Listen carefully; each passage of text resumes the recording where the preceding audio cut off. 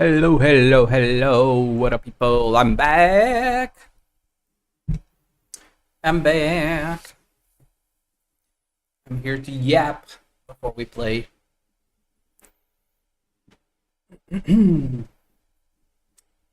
How's everybody doing today? Dun,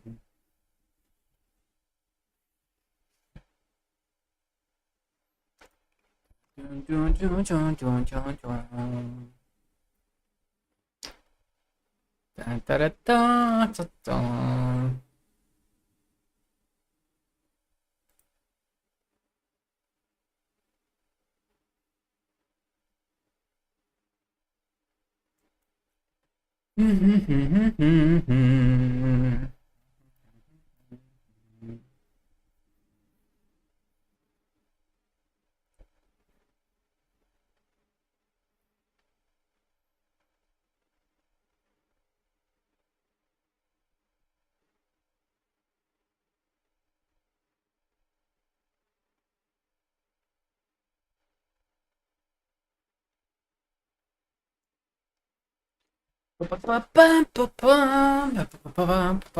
Yeah, people are chatting.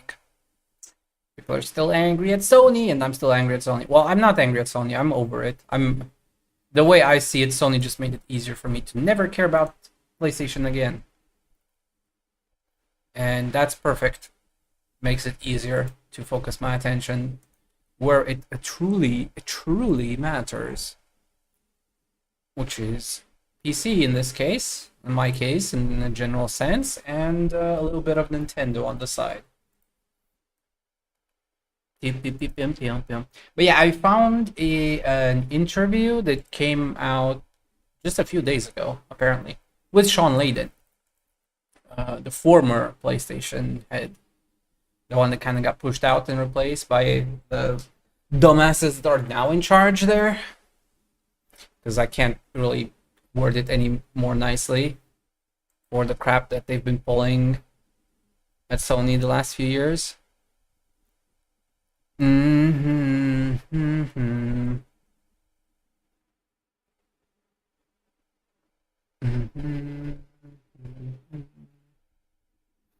But anyway, this is it's an English interview, but it's an interview with some kind of a French podcast or something. I only checked the start just to get a feel for, like, if I can watch it, react to it, blah blah blah, or not. That's all.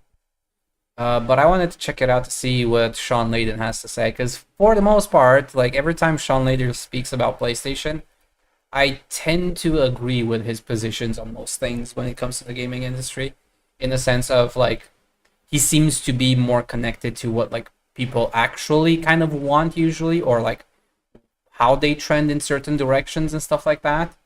And it's like not really just a money person that's devoid of, like, understanding the artistic merits and the like entertainment side of the business instead of just the business, which is currently happening in a lot of these big companies, where it feels like the people in charge don't actually want to be in entertainment for all intents and purposes. They just so happen to be in entertainment, and like they have no real understanding as to how and why things work the way they do in this space. Like, they don't really seem to be people that, as the joke goes, like, it's people that would really be fun to have around at parties, very sarcastically speaking, because these people don't fit at any kind of party, by the sound of it. Whenever they make these decisions, the only parties they fit in is the parties with people just like them, where they actually think they're the heart of the party, and everybody thinks they're the heart of the party, but really nobody likes nobody. And everybody just smiles nicely because they have to. Like, that's the vibe I'm getting with some of these executives and, financial officers and what have you in these spaces.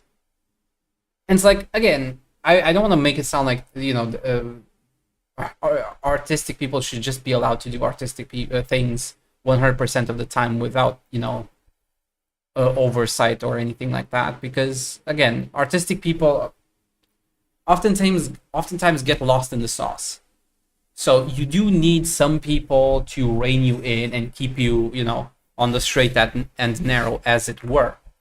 But the idea is that you want somebody that's good at leadership so that they can lead you in the right direction and can focus your creative juices in the right direction, And it feels like a lot of these executives that we have now, and a lot of the leadership we have in a lot of these AAA companies, especially in the West, they're not very good at leading. Like, they're not good leaders if they even have any leadership skills to begin with. It feels like they're just financial officers and people that just think about the money without understanding anything about leading, actually. It's just giving orders and people have to follow them, kind of thing, not understanding why or how that impacts anything. And they just expect things to kind of work because they say so, not because it actually makes sense. So, yeah, we're in a weird space. Like, there's only like 2 people. Actually, there was one more video that I wanted to check. Laura.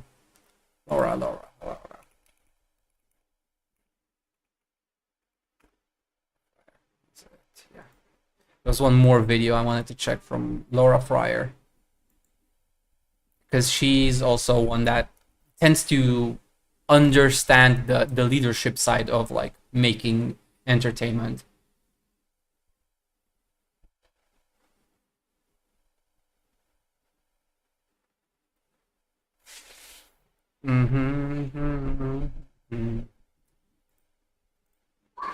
So yeah, anyway, there's 2 videos basically that I want to watch and react to today before we jump into gaming and stuff.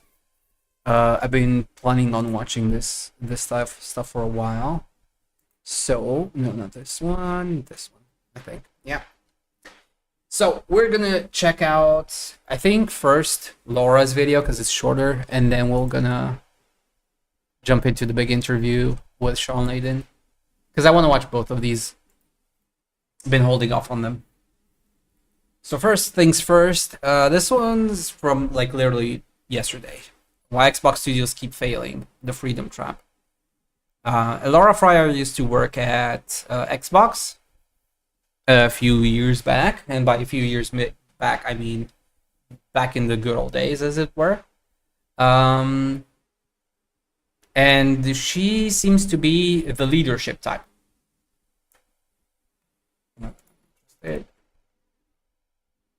Some of those recommendations are just drama, and I don't care about drama per se. Like, I'm interested in news and like interesting takes. I'm not interested in drama.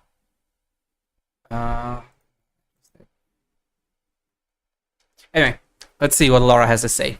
Give creative studios total freedom and they will make magic. No, not total freedom. That dream has turned into a very expensive nightmare. This is what I call the freedom trap. Creative freedom is incredible. It's completely okay to explore niche ideas, tell personal stories, or even include messages the publisher wants to see in your game. Yeah. That's your choice as a creator. The issue isn't what you make. The issue is when you explore higher risk or niche topics, but still build the team, the budget, and the timeline as if it were a mainstream blockbuster. Yeah, exactly. You don't test those ideas early with real players. 670,000 copies break even, and they sold 20K for whatever this game was. Yeah. To see if there's actually a market before making a blind commitment. Yeah, exactly. You could see that Keeper was a short, surreal, artistic, niche game. Yeah, it's nice, whatever. Have a conversation about realistic expectations and scoping the project accordingly. You know, he's just like, what's the most unpitchable idea that I could present to Microsoft, who's stuck with us, and see if they approve it? And it did. And so we're just like, okay. You have to scope the project and the team size to match the commercial risk. Yeah, exactly. Otherwise, you're not being brave. You're being reckless with other people's careers. Yeah, that's the thing. A lot of it is, yes, post-pandemic growth, you know, these companies making bad decisions, growing back. But that's the thing that kind of bothers me. These are some of the biggest companies in the world, you know, circulating some of the highest amounts of money in the world. And the people are dumber than the average person in some cases. Like, I don't mean dumb in the sense of like they're stupid, but dumb in the sense of like for their position, for where they are, for what they represent, and what they're supposed to be dealing with, you'd expect them to be a lot better at what they're doing than the average person. Yet somehow, some of these people are keep failing upwards, keep making the mistakes, repeating mistakes, making different types of mistakes, and everybody can tell you are gonna, not pan out. And it's just like she said, like at some point, this is not taking risks. This is just recklessness and gambling, essentially. But at the same time, there's enough people with enough influence that can protect each other to fail upward in this case, while everybody else suffers because of these people's recklessness. Imagine you're a parent watching your kid play near a busy street. You want them to explore, be creative, take risks, learn. You don't want to be a helicopter parent who controls every move. But if you're too hands-off, that kid can run straight into traffic. Yeah. Good leadership, whether you're a parent or running a huge gaming division. That is a very good analogy, right? In the general sense. Like, yeah, you don't want to be somebody that's overly protective or overly breathing in on people's necks. Because yes, that results in projects that fail badly. But at the same time, you have to set the boundaries early on. Because obviously, if you go hands off and then all of a sudden when something goes wrong, you just swoop in and take over everything. Well, it's the same thing at the end of the day. You're not being hands off. You're just putting out fires when you could have avoided them in the first place. Difficult balancing act. You give autonomy, but you also set clear boundaries and step in before things go off a cliff. Yep, pretty much. Clear boundaries. Strict rule about not sticking my nose into game design. I am here to tell you, and I will say, that our goal is to change as absolutely little about this studio as possible. That's why these jobs are so tough. Too much control kills creativity. Too little control wastes hundreds of millions of dollars and ends careers. Yeah, pretty much. And that's exactly what went wrong here. Yeah, they went way too hands off. Microsoft started buying up studios and doubling down on Game Pass. The message to a lot of teams. And the other thing is, like, even when they're making these decisions, it seems like they're taking feedback, or at least like pursuing feedback from sources that don't actually align with like actual trends in gaming. Like, who's playing what, why are they playing that, like who's the audience for, like I think back to World of Warcraft, because that's one of those games that I can't let go, because it's been such a big part of my life and my like early years of gaming and stuff. It's not the only one. Like, there was before that Nintendo and stuff. I grew up with Mario and whatnot. But like World of Warcraft was like the point where like my life changed in terms of like how I viewed games, from not just being something I did, to pass the time, to relax or whatever, to something that made me appreciate the artistry, the art, the community that it can build. Like the all of these, like not necessarily specifically artistic aspects of it, or the specifically like product aspects of it, but everything around it, like how it builds community, how it brings people together, how it makes people cooperate.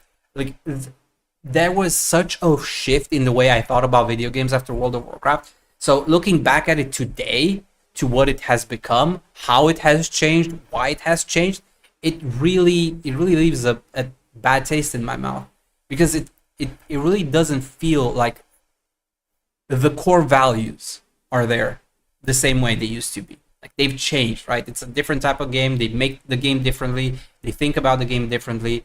They aspire for different things. And that's fine and dandy. Like, I'm not going to sit here and say, like, my way of doing things is the right way and every other way is the wrong way. But there is a degree to which you can look at a quote-unquote opinion and realize that, hey, your opinion is just not an opinion. It's just a wrong fact. Like, you got something wrong, right? There's a degree to which you say, hey, I like doing things like this. I like doing things like that. And there's a degree to which you say, if you do things this way, you are failing objectively by the metrics because you're doing it in a way that doesn't, math out, for instance, right? So like, there's a point where subjectivity meets reality. And at that point, you kind of have to, get with the times, or like, wake up to the reality of what it is you're doing and why it is you're doing it. And I agree, I understand, like, broadly speaking, I'm not, games were back then great and games today are bad. There's plenty of games today that I absolutely love. You know, like we were talking just the past week, like how excited I am for Ragnarok. I can't wait for this game to come out. I'm counting down the days. It's not really an old versus new. It's really more about like understanding which aspects of the industry or player habits have changed and how you can accommodate that, because again, it's an entertainment medium. It's not a necessity. Like, in the general sense, hobbies are a necessity because it helps us ground ourselves, pace ourselves, relax, all of that kind of stuff. But gaming is not entertainment as a whole. If I don't like a game, I can go read a book. If I don't like a book, I can go watch a movie. If I don't like a movie, I can go listen to music. If I don't like any of that, I can go ride a bike. If I don't like riding a bike, I can go fishing, you know? Like, I need a hobby to ground myself and relax myself, but it doesn't have to be gaming. And even if it is gaming, it doesn't have to be AAA. And that's the one thing that a lot of these companies don't understand. They need to accommodate us to an extent. But again, it is a balance. So, you know, there's a push and pull there. You don't want to just do what people say, because sometimes people don't know what they want. And more often than not, they don't know what they want, or they word it in a way that doesn't make sense. So I get that there's a difficult aspect to it. But there are also some decisions, like I said, there's a certain point where you go like, yeah, I can kind of see how they made this decision, even though it's a bad one, you know, in hindsight. And then there's decisions where you go like, I do not understand who told you this was going to be a good idea. Because I'm pretty sure if you ask 10 people, all 10 would tell you this is a bad idea. You know what I mean? Like, there's a difference in variance there between a mistake that you go, oops, I misunderstood that, and a mistake where you go like, dude, anybody could have told you this was a bad idea. Jumping off a bridge is not a good idea.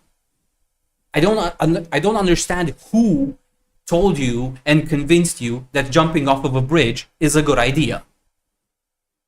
Like, you know what I mean? Like, there's a difference there. There's a variance. There's degrees to which something is a 50-50 kind of thing, and maybe it works, maybe it doesn't, and things that go like, this is never gonna work. Why are you doing it again?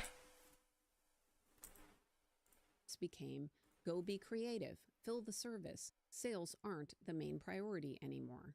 And then leadership stepped back too far. Yeah, Many that's so studios true. heard that and ran with it. They were growing their teams, they were extending their timelines, they were chasing ambitious niche ideas. They were doing what they were encouraged to do. Yeah. And that's the part of what I'm saying. Like, I can't really blame the artists, broadly speaking, or the developers, or, like, you know, the programmers or anything for what they're making, because at the end of the day, the buck stops with the leadership. If the leadership says, you know, like, imagine you're like a teacher in a kindergarten and you're telling the kids, do whatever you want, I'll be back in 2 hours. That's not teaching, right? You're not the teacher, you're not the supervisor, you're not an observer, you're not taking care of those kids. You're just saying, do whatever the fuck you want, I'll be back in 3 hours. As long as the place isn't burned down, we're good, right? Like, that's not your role. That's not what you're supposed to be doing. You're supposed to be nurturing and taking care of these kids, making sure you pay attention to what they're doing, you know, and steering them in the right direction, because they don't, quote unquote, know better. If you just let creatives be creatives, hands off entirely, well, creatives are going to do what creatives do. They come up with a new idea, and a new idea, and a new idea, and a new idea. And next thing you know, a whole week passed, and they've actually not created anything, because they've been just jumping from one idea to another, because the act of creating is fun and engaging and interesting to them, and, you know, it helps them develop new, you know, their creative side. But, like, you're still making a product. You still need to be hands-on to an extent and fuel that creativity and that energy in the right direction so that things actually get done, right? So you do want to be you want to be a little bit hands-on, but like more like a teacher type of sense, where you're observing and you're course correcting little by little. You're not punishing, you're not blaming, you're not trying to really stop them from doing what they're doing. You're instead trying to direct them in the right direction so that they can focus their energies in the right place. How much were we expending? What was the goal? Little by little, we added more people, and it was like a train that we couldn't stop. But when the rules changed and the focus shifted back toward profitability, A lot of those projects couldn't stand on their own, and this is where we are today. Yeah. I've been through many acquisitions, and I've watched many fail. When it comes And this is the main reason why I keep blaming leadership and not the people working on these projects. They did what any regular person would do. They apply for a job because they need a job. They got hired. They did what they were told to do, for better and for worse in some cases. company gets acquired, they often forget how to run a business. Yeah. They listen to the siren song of their new masters, and they lose what made them great in the first place. That's it. Rad, you know, I very much developed Rad around the idea of making a roguelike, because I knew how much money we had to get for it. I knew no one was going to give us that much money unless it was attached to an understandable genre that was making money at a small scale. I like roguelikes. It wasn't like I made something I didn't want to. Look at Double Fine in San Francisco as a clear case. Mm-hmm. Microsoft acquired them in 2019 when they were still a smaller, more nimble indie studio. Yeah, pretty much. Joining Xbox, the team grew from around 40 to 60 people to roughly 100 employees in one of the most expensive cities in the world. It's a new Double Fine. We remodeled. This is our new space. This is Suite 208. We have a multi-purpose board game area and yoga space. I mean, cool, but Ship Psychonauts yeah. 2, Keeper, and Kiln. Both Keeper and Kiln peaked at only around 190 concurrent players on Steam.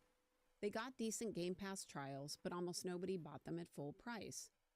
Keeper did pick up some awards and nominations for its art direction, its visuals, and accessibility, but this is where the industry bubble comes in. Games can get reviewed well and even win awards while having very little commercial success. Yeah, We saw this pretty with much. Mixtape. It's already getting early awards buzz, despite modest sales and plenty of debate about Nobody whether actually cares about it. even feels like a traditional game. Remember when Phil Spencer talked about Redfall's pre-release mock reviews? Mm-hmm. He mentioned they were internally expecting high 80s, but the game landed much lower. That's a classic bubble problem. Yeah. On the score, yeah, we do mock reviews for every game that we launch, and this is like double digits lower than we thought we would be. But here's where it gets complicated. It's easy to look at numbers and blame corporate greed, and sure, there's some of that. Leadership. This exact situation. Leadership. You need good At leadership. one point, I was running a bunch of studios, and we had just acquired 2, and they couldn't be more different. One was focused and successful, and the other one was a cash fire with a very ambitious project.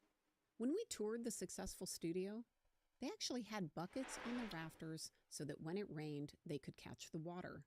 The other studio had just moved into one of the biggest, most expensive waterfront offices available. We immediately got to work fixing both, upgrading the leaky office and getting the other studio out of their expensive lease and into a more reasonable location. Yeah, obviously. Yeah. Was it easy to tell the failing studio they had to move? No, it sucked, okay? But somebody has to do it. People were really upset. It was not fun. But I knew it was the right thing to do for the long-term viability of the studio. I wanted to keep as many talented developers as I could. So this isn't a new pattern, and it has shared accountability. Yeah. Double Fine could have stayed leaner. They could have moved to a lower-cost location. Microsoft could have stepped in with clearer boundaries sooner. But that didn't happen. The guys who are in charge. I mean, leadership in this case applies to both the Double Fine leadership and the Microsoft leadership. Dude, look, Matt, Booty, and Phil Spencer, top-notch dudes. Super respect those guys. They're great. They're gonna come in, smile, point. You guys, keep on, do what you do. Woo! We're gonna be like, yeah. 2 days later, Steve from accounting and Bill from marketing shows up. Then we have problems. We saw some of the same issues with Yeah. Redfall and Perfect Dark. Massive talent exodus, morale problems, slow progress, teams that even hoped Microsoft would cancel or reboot the projects. The red flags were everywhere, yet action wasn't taken soon enough. This is the freedom trap in action. Creative freedom is incredible, but it has to be managed. What Microsoft did was hand out broad freedom across the entire portfolio. Yeah. They scaled up studios for Game Pass volume. They burned away money without even thinking what they're doing with the money. Provided real oversight and course correction. For today, we're double that size. Actually, that was a good word to highlight in this entire video right now. Discipline. That is one thing that I feel like we're missing in a lot of the gaming industry right now. And not just, I feel like it's in tech as a whole. There is very little discipline. As in, the ability to evaluate on the spot, think about the situation and, hold yourself back rather than just going on instinct or just going about by what others said. Like, discipline is missing almost entirely from a lot of these spaces. Are greater. Self-discipline in particular. Party organization. We're part of one of the largest content producing organizations in the world now, and well on our way to making State of Decay 3 with a much greater level of ambition and support behind us. You can't lock in massive scope, long schedules, and big teams while expecting every game to work, especially when Game Pass makes it much harder to judge real commercial demand. Nobody, not Satya, not Phil, not Sarah, not the studio leaders, nobody put on the brakes when the warning signs were obvious. Yeah. Right now, under Asha Sharma's leadership, Xbox is in the middle of a major reset. Xbox will keep investing, but we've got work to do. You shared the numbers. We're not in a healthy spot. And so, next 100 days is going to be about resetting the business. There are strong rumors that several studios, including Double Fine, are in serious negotiations and could be on the chopping block. This is the And that's the part where I'm kind of like, in the middle, on the fence. Like, I always try to be reasonable about these things. I don't, quote unquote, hate Asha or whatever, right? She is right now, quote unquote, the devil that kind of thing. She's the necessary evil that is required to, course correct and put Xbox back in the right direction. What's frustrating isn't so much the decisions she's making right now, per se. Like, we can, look at individual decisions and argue this is right or wrong or good or bad or whatever. But fundamentally, like, we're kind of at that point, where like something's festering and you kind of need to take a saw to the bone. You can't just pretend like everything's fine. Like, you have to make some really, really drastic changes at this point. So, like, whether I like Asha's decisions or not, whether on an individual basis or as a whole, she is in the unenviable situation where she has to look at things very pragmatically, very cynically, and start, making some really hard decisions, because that's how bad things have gotten, right? Like, if things had been handled at the right time, we wouldn't be here in the first place, right? So it's easy to kind of like, use Asha Sharma as the scapegoat of the situation. But we kind of also have to accept like everything else that came before. Every leadership person at every single one of these studios that were either in charge of those studios or sold those studios to Microsoft. You have to look at every person in charge at Microsoft, at Xbox. It's not the failure of a single person. It's a failure of management across the board. People that don't have the tough discussions, the difficult discussions. One of the things that I really dislike and have disliked a lot in recent years in tech in general, it's not just my job, it's other companies as well. You see it all over the place. It's the discomfort to have the real conversation. People are afraid to say anything that would, quote unquote, put them in danger, or put them in a troublesome situation. And it's understandable to an extent, right? Especially lower down the totem pole. People will get fired for the stupidest reasons nowadays. But on the other hand, you have people that can get away with near murder and nobody seems to bat an eye. So it's complicated on that front for sure. But like as a whole, right, as a culture, office culture to an extent, people are no longer willing, able, or even conditioned to push back against bad ideas. If leadership says something, it goes. If somebody pushes back, leadership goes, yeah, I hear what you're saying, but we're doing it anyway. It doesn't matter what the numbers say. Like there isn't real accountability at the top in the first place. And because there's no accountability at the top, nobody listens. And everybody that tries to push back against that is basically seen as a contrarian, as somebody that doesn't understand the vision. etc.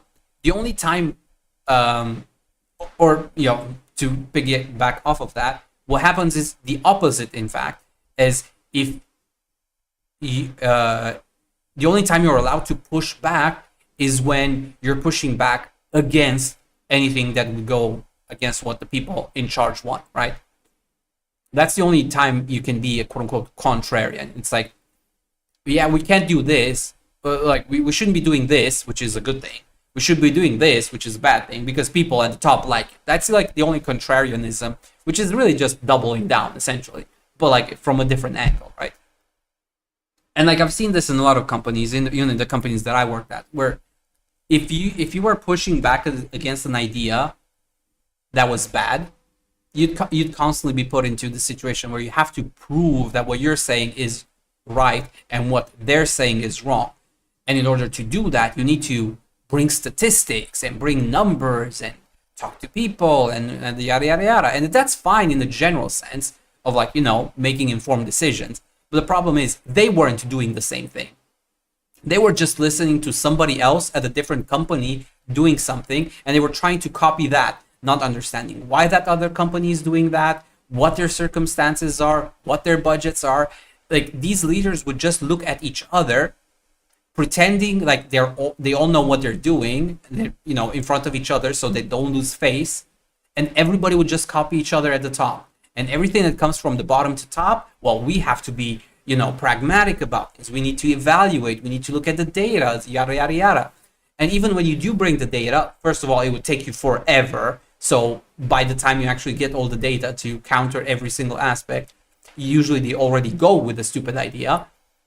But by the time you bring the data, either they ignore it because, hey, we're already doing this, so we're going to continue on this trajectory, or they will just dismiss it. They'll say like, yeah, I see the data, I understand it, but this is not the vision, or, this is not it doesn't align with our current objectives, or some bullshit like that. And they just throw every kind of sensible take or data or position out the window, because again, they need to save face against, across all, against each other. The CEOs have to save face against each other, and they all have to like each other, and they have to fit in that bubble.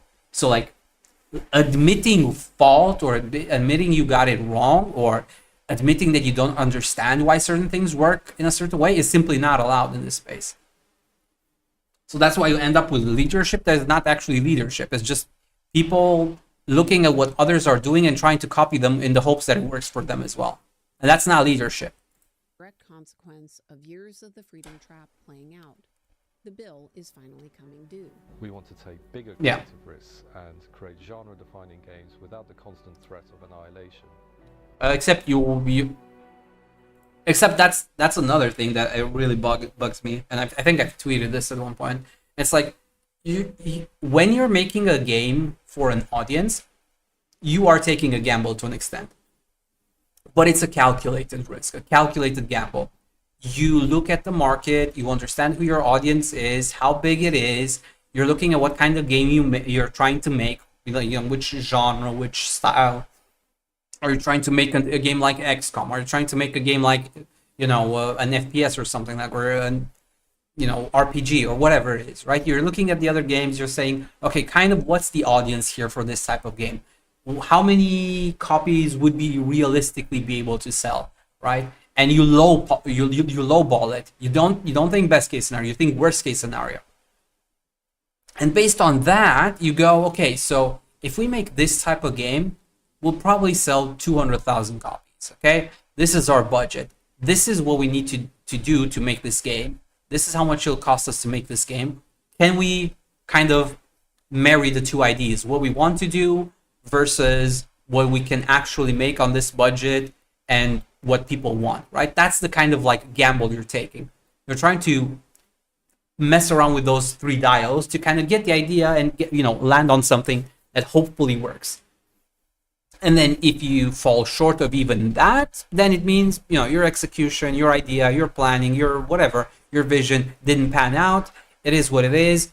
You move on to the next project. But by lowballing it, it means that you're making a project that you can actually sustain yourself off of if things go even moderately well, right?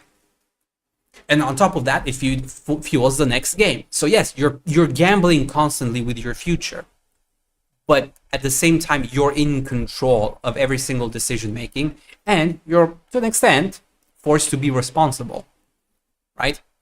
Whereas in these situations, what you're doing is basically you're just giving away your autonomy, giving away your quote unquote gamble right now for an undisclosed end period in the future. Because whenever we start talking about selling to a bigger company, especially, you know, publicly traded companies, right?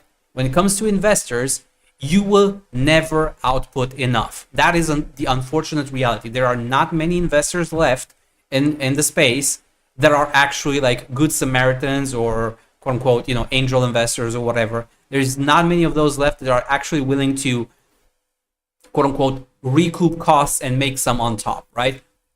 With the advent of AI and all of this other bullshit, everybody's looking at where can I invest my money and make the most of it. And that's really where the question stops for most of them. Very few of them think beyond that.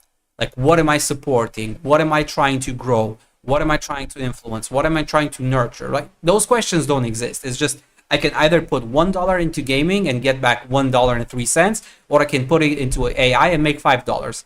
Easy question. Don't even need to think about it. Doesn't matter what the impact is. Doesn't matter what the negative outcome of AI is. I'm putting $1 into AI. I'm getting $5 back. Problem solved. And worst case scenario, you lose the dollar. But if you lose the dollar here, you lose a dollar. If you lose a dollar in gaming, you lose a dollar in gaming. You lose the same amount, but the gains are significantly higher, right? You're winning $4 instead of 3 cents, like the way Microsoft is right now, at least in terms of their finances, right? So you're in this weird space where you're giving away your freedom right now for an undisclosed period of harmony, quote unquote, but you know, eventually comes back. You know, it comes back around, and it's just like delayed layoffs, essentially. You know, like you're on a timer, you just don't know when that timer is going to ring. So it's, in a lot of ways, it's even worse, because before, yes, you could go under at any given point, but for all intents and purposes, you were responsible for your decisions and you were in control of what was done and why it was done. Now, you don't have control, you don't have responsibility, but you're still held responsible. Let's just be clear about that. You don't have responsibility, but you are held responsible, right? You just have to listen to what somebody above you says, and you're still going to lose your job. It's just that now you have no idea when it's coming. That's really the only difference. We want to make our own games our own way and not be told what to make and how to make it. This reset is painful and it's incredibly frustrating. But necessary, yeah. People who poured years of their lives into these games are going to lose their jobs and see their teams broken up. It sucks. Yeah. And it's okay to say that. But the correction was overdue. It was. Always going to happen. The real frustrating part isn't that it's happening. If I'm being perfectly honest, like as somebody that has worked in gaming and wanted to continue working in gaming and just realized it's not worth it, it's the thing that's the most painful isn't that this is happening, because most people, including the people laid off, saw this coming and kind of expected it. The worst thing is, again, that the people in charge that should be held responsible for all the decisions throughout the years are always getting away scot-free with like golden parachutes and whatnot. The people that are responsible for all of the damage and for all of the hurt for everybody else are the ones that are sitting nicely cushy in their own houses and, you know, driving cars and yachts and other bullshit. Obviously, I'm exaggerating. That's just like the top of the layer. But my point is, most of the people at closer to the top or at the top, or the ones that make the decisions, tend to benefit off of these bad decisions. And when everybody else suffers, they just leave and usually go somewhere else where they ruin something else as well. Pain deferred is pain multiplied. Hellblade was created with a small team of just 20 people. And you should have stayed 20 people. Imagine what we can can now achieve with our whole team of 100 people, backed by Microsoft, focused purely on Ninja Theory's vision. By avoiding the hard calls for years, they turned a manageable correction into something far more severe. Leadership is ultimate. And there's another side effect of this that really doesn't get discussed as much. And it's kind of one thing we've taken for granted, in a general sense, like day to day, without even thinking about it. But what this led to was an arms race for performance, size, scope, all of these kind of things. And setting aside the economic side of things, or like whether it makes sense or not, whether it's financially viable or not, one thing that has happened as a result of this is people's expectations have been like thrown off, right? What people expect of a quote unquote small game nowadays is unfortunately absurd. It's not because their expectations are wrong per se, but because the maths enabling that expectation have been hidden, well, not necessarily hidden, but like have not been taken into account.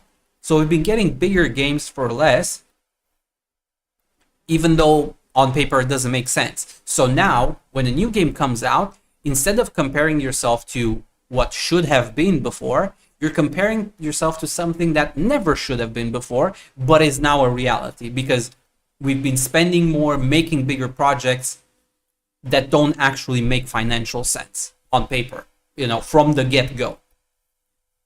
So now people, when they see a game that, costs $50 but takes 8 hours to complete, well, guess what? That is way too much. It's not because people are unfair or because they're asking too much. Their expectations are in line with the expectations set by some of these companies. They are the ones that created this paradigm in which your expectations are as high as they are. So now, whenever you make a new game, you have to consider who you're comparing yourself to, both in terms of game size and scope, both in terms of like design of the game, but also in terms of price. So you need to make bigger games that cost more money, that take more time to consume, that ultimately don't make sense on paper. We need a reset. It's just not sustainable to keep making games bigger and more time consuming and more everything when the math behind it never made sense. Ultimately, a trust but verified business. And they forgot the verify part. Yeah. They also seemingly forgot that games is still a business, and this party was always going to end. My hope is that new leadership under Asha Sharma takes a hard look at what went wrong, that they have real postmortems, real changes to how they manage money and people, creative freedom, accountability. And if Xbox can do that, they can come back stronger. They can have healthier studios. Yeah, but that's one of my main issues at this point. Because of these past, I would say about 10 years, give or take. Maybe it's a little bit more than that, maybe a little bit less than that, whatever. Give or take the last decade. We've seen so many bad decisions after bad decision after bad decision after bad leadership after bad leadership after bad leadership. Saying if Asha Sharma and her team can do this almost sounds like an oxymoron, because for the past 10 years or so, that's what we've been saying over and over again. If, but it doesn't. If, but it doesn't get better. If, but it doesn't get better. Right? It starts feeling like cope at this point. It's not cynicism, it's not pragmatism, it's not optimism, it's just delusion at this point, almost. And it technically isn't. Like, again, you have to give people, a fair shake, a fair shot. Maybe Asha Sharma will be different compared to everybody else before her. But at the same time, she's coming from the same general group of people that made all these mistakes for so long. So is she really going to learn something? Is she really going to make a change for the better in Xbox? My money's on no, not because she's incompetent as a person, not because she doesn't know what she's doing necessarily, but because the environment and the people just don't understand the space. They have not understood it for the past decade or so, maybe even more than that. So expecting somebody to fix something that has been broken for so long, and even like the learning process in the space is broken as a result, and you're learning the wrong lessons across the board, like I'm a little bit worried that it's just impossible at this point for some of these companies to even birth the right kind of leadership necessary for these companies to, course correct, so to speak. It almost feels like a generational divide or something, where like the new way of doing business or the new way of how these CEOs and leadership thinks and operates is completely different and devoid from the actual business side of things. And because of that, it's impossible effectively to create leadership that can actually fix these problems. The only way you can potentially fix this is to bring older-ish, people inside, so to speak, or very, very new people that have not yet been influenced, and give them a shot, I guess. But realistically, if they're new people, they probably don't understand how the business works all that well. So you're kind of forced to go back to the old leadership, but there's already this kind of weird stigma on social media and just in general in society, where like the old guy, the boomer, doesn't know what they're doing, or they're the ones that ruined everything. And it's like, it's not about the individual at this point. It's just about almost generational differences. So I don't really know how you fix, at this point, Microsoft, Xbox, any of these companies. Because the people that are in charge have been groomed in like the literal, more like definition of like growing up, and building them into what they are today, to be these types of like quote unquote flawed leaders. So you can't really fix that. You have to rip it all apart. And like the more I like see the decisions, and we'll even go back to PlayStation in a moment, the more I'm starting to think like, as painful as just saying it out loud is, the AAA space in particular needs to get burned to the ground. It just needs to disappear, because it's already infected with all of this mindset, and it's not able to actually fix itself. It's just going to be a managed decline until we reach the bottom. And only once it's quote unquote dead, or like completely obliterated, only then can we hope to hopefully relearn lessons, essentially, that have been forgotten. But I honestly, it's not that I don't trust Asha, I just don't trust the environment in which she and everybody else operates. It doesn't even matter who's in charge at this point. Like they, even like, we were talking, I was looking at this, right, and we were going to go to this interview. We have Sean Layden here, right? We have Laura Fry here. Even if these people that already know what they're doing and understand the problems were to go back to some of these companies, I still don't think they would be able to fix the problems, because the problems are so large and systemic. The only way some of these people would be able to make a change is literally to take a sledgehammer to the wall and break it all down themselves. And nobody is going to let you do that per se. I mean, they'll let you in some areas, like layoffs. That's always an easy solution. Just lay people off, make number go up and line go up, and therefore we fix the problem. But that's not really what I'm talking about. I'm talking about like actual problems in this space that have not disappeared, that have only gotten worse over these past, 10, 12 years, whatever. So it's like, even if a person like Laura Fryer or, Sean Layden or so many other people, Doug Bowser and whatever, were to go back in some of these companies that presumably, have a better understanding and the pulse for, the entertainment side of things, especially in gaming, I still don't think they would be able to fix these problems. And it's not because I think they're incompetent. It's just the space itself has gotten so toxic, for lack of better words, so like toxic in the sense of like, literally, if you think Fallout, right? Toxic sludge. The air you breathe is toxic, right?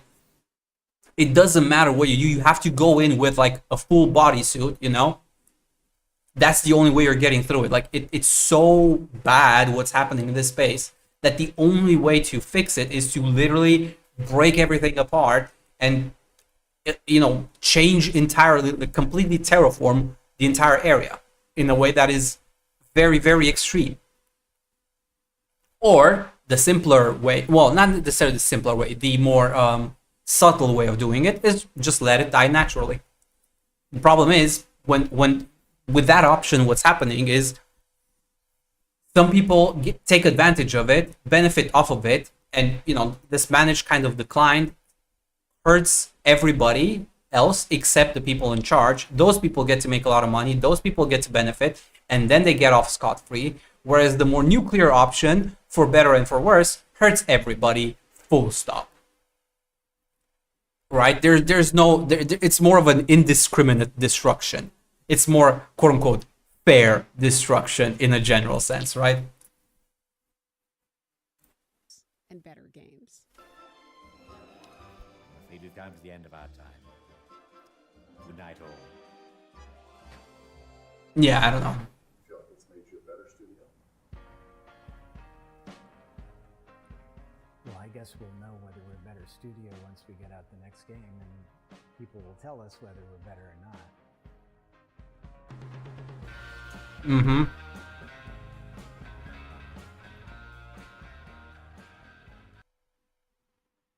Yeah, that is what it comes down to at the end.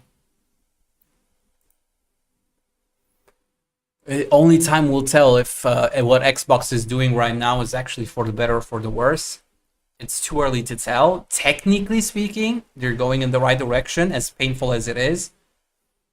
Question is, are they going far enough? But more importantly, if they actually learned the right lessons from this. That is ultimately what it comes down to. And I'll be honest, when it comes to the AAA space, especially the Western side of things, not exclusively, again, just predominantly, I don't have the confidence that they actually learned the right lessons. And at this point, I have lost faith in the AAA space to actually course correct. It's like I'm just waiting for everything to basically blow over, because I just don't think the space as it operates right now makes any kind of sense. I just don't think there's anything to really save at this point in its current state. I think it's just better to let it just go its merry way, as it were.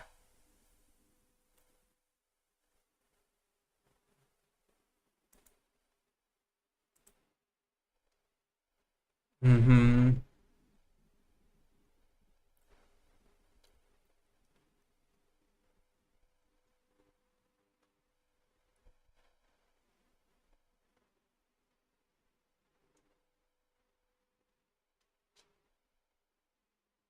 Mm-hmm.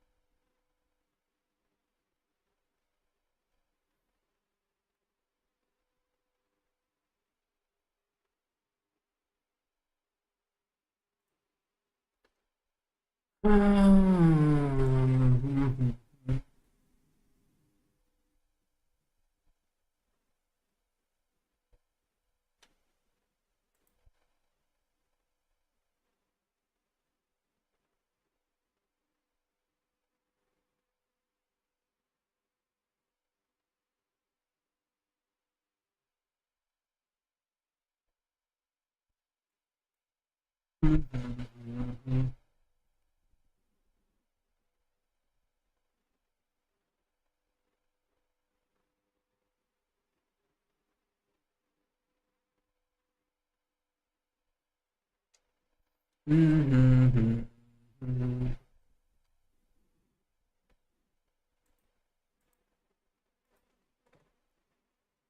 Okay.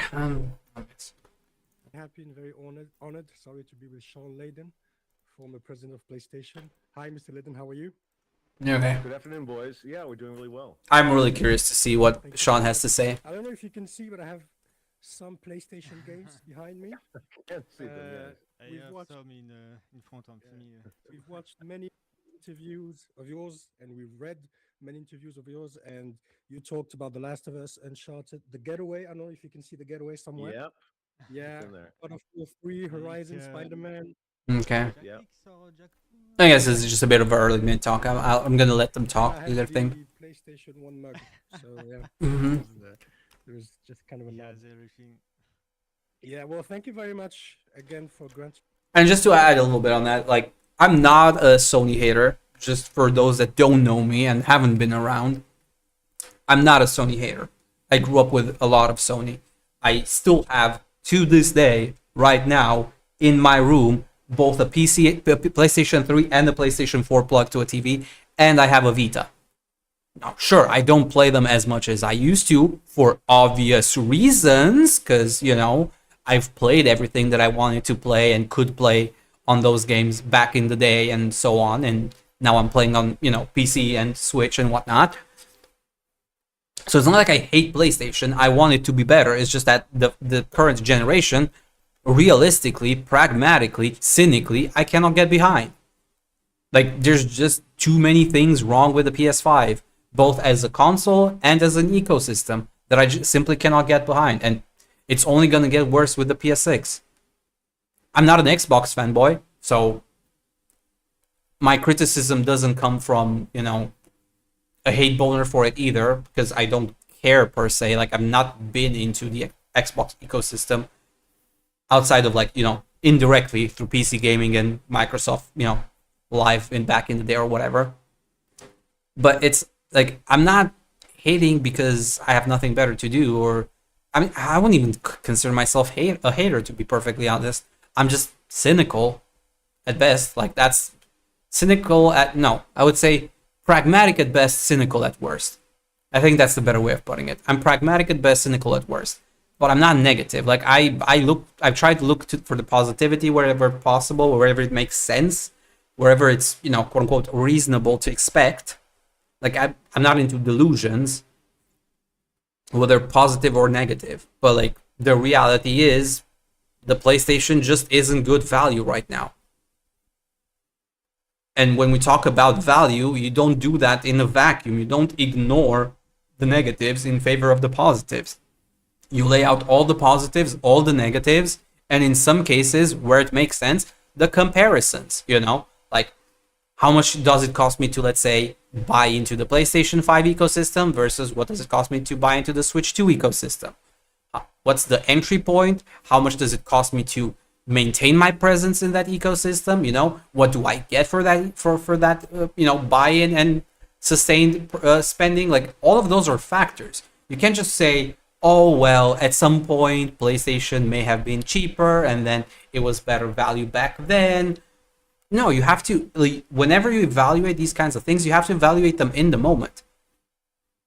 PlayStation 5 may have been cheaper at one point, but it also wasn't a very, very good value back then for a lot of people, because there weren't the games, for instance, or the environment had problem, you know, the ecosystem itself, or there was the drama around, you know, the data leakage, because that happens with Sony almost every couple of years. Like, what, how many data breaches did Sony have? How many data breaches did Sony have? I think we're at least 3 by now. Sorry, Sony has experienced more than 20 distinct data breaches and cyber incidents. But I guess some big ones are the 2011 one, the 2014, and the 2023 incident. So there's at least 3 big, huge, major ones, right? So it's like, what are we talking about? You know, like, yeah, sure, the game might have been cheaper in 2023. Yeah, and also they had a big vulnerability breach and people were not, you know, ready and willing and comfortable and confident in buying into the ecosystem for one reason or another. So it's just like, we have to be, you know, fair about these things, both in the positives and in the negatives. We're not going to talk exclusively negative things about certain things, you know, about a certain topic, but we're also not doing exclusively positive things. And sometimes we have to say things that we don't like. Like, there are a lot of things that I discuss, like even before with the Xbox, that I don't like, and that I don't like admitting. But that is the reality in some cases, right? I'm not happy that Xbox is laying off people. I'm not okay with the current situation. I'm not okay that it came to this point. But the reality is, this is the correct action at this point in time. It's almost a, you know, that, you know, broken clock is right twice a day kind of thing. It's like, I don't have to like the fact that the clock is broken. It doesn't mean I have to listen to the clock when I know it's broken. But it is undoubtedly true that even a broken clock, by its very nature of being static, will be right twice a day. You know, and it just so happens, sometimes I agree with the broken clock by nature of time and circumstance. granting us this interview. Let's dive right in. Okay. We've decided to give this interview somewhat of a title. The title is "Fuck Around and Find Out," because, because that's the state of mind we think the video games industry is in right now. Yeah. With everything that's going on, price increases, layoffs, generative AI, in which we'll go in detail in our other questions. We just wanted to ask you a general question first. Are you really optimistic about the future of the industry, as you stated in other interviews? Well, you have to be, right? Yeah, I mean- think so, yeah. Yeah, but there's a I am. difference between you have to be and you are. That's the question we Well, wanted to ask I have you. to be, so I am. It's like Yeah, what my okay. my grandfather used to say: when you have no choice, you have no problem. Oh. Okay. And I mean- no problem. I'm optimistic for the game industry. I think it's going through transitional phase, as everything does. But it's not disappearing. It's not going away. It's not turning into the hula hoop business, which was big until it wasn't, or the Guitar Hero business, which was big until it wasn't.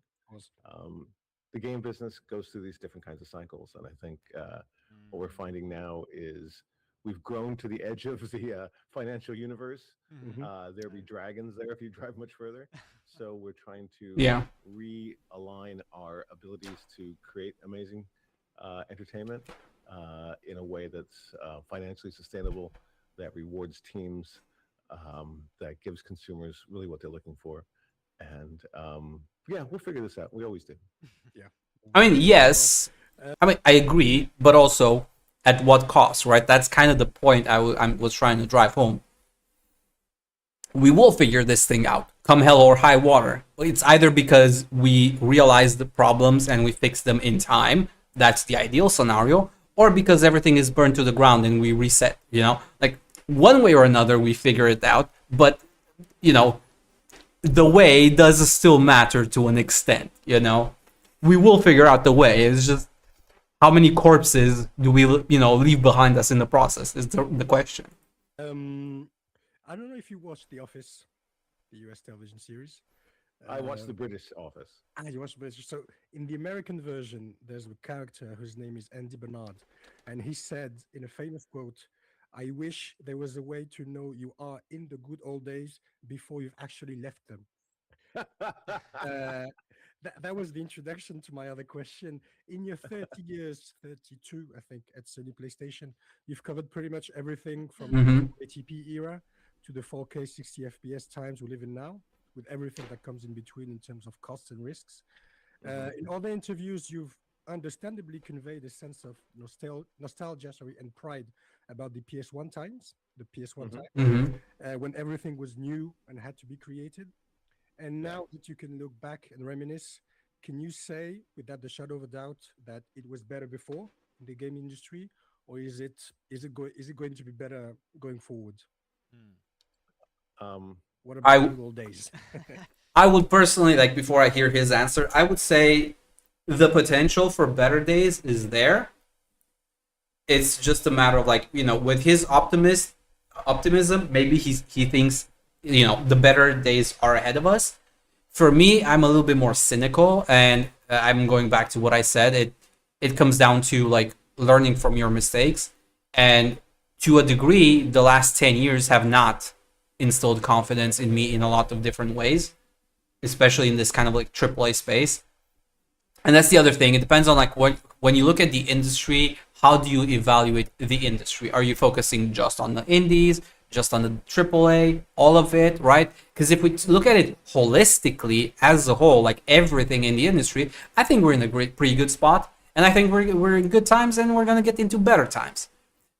But at the same time, there's one huge part of the industry that when it does bad, it affects everybody else negatively. So when the AAA space, has a growing, cancer on it, the whole body suffers, right? It's not just one part that, you go like, oh, well, it is what it is. It's the whole thing, right? So I'm kind of like, I wouldn't say it was better back then than it is today in a lot of ways, especially if we're looking at the full picture with indie, with AA. I wouldn't say it's better, but it's also, like, I'm still leaning towards it was better just by comparison, because the bad side is very, very bad right now, right? And sometimes, a period of stability, or like, well, at least, an average state of being, sometimes it's better than having very, very high happiness with very, very high pain. You know what I mean?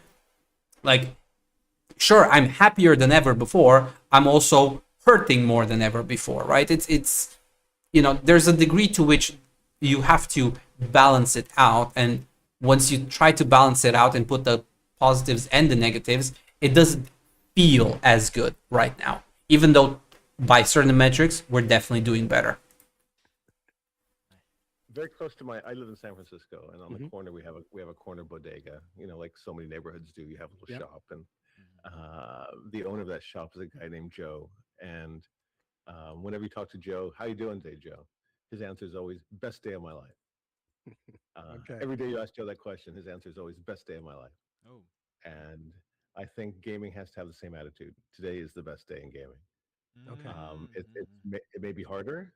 Yeah. There may be more challenges than ever before, but every day as you go forward is the best day. I had great times with PlayStation 1. I think we all did. The wild, turbulent world. And just to be clear, I think there's going to be a lot of like quote unquote safe PR answers from Sean. I'm not gonna start nitpicking everything he says, or the framing, or how he words certain things. He's a smart guy. He's, as with most of the people, we've even the ones that we don't like, at Xbox and stuff, we understand, especially at least I do, like I understand how the PR game is played. I understand how the space operates. I'm not gonna start disseminating his, positivity or framing as fake or bullshit or stuff like that.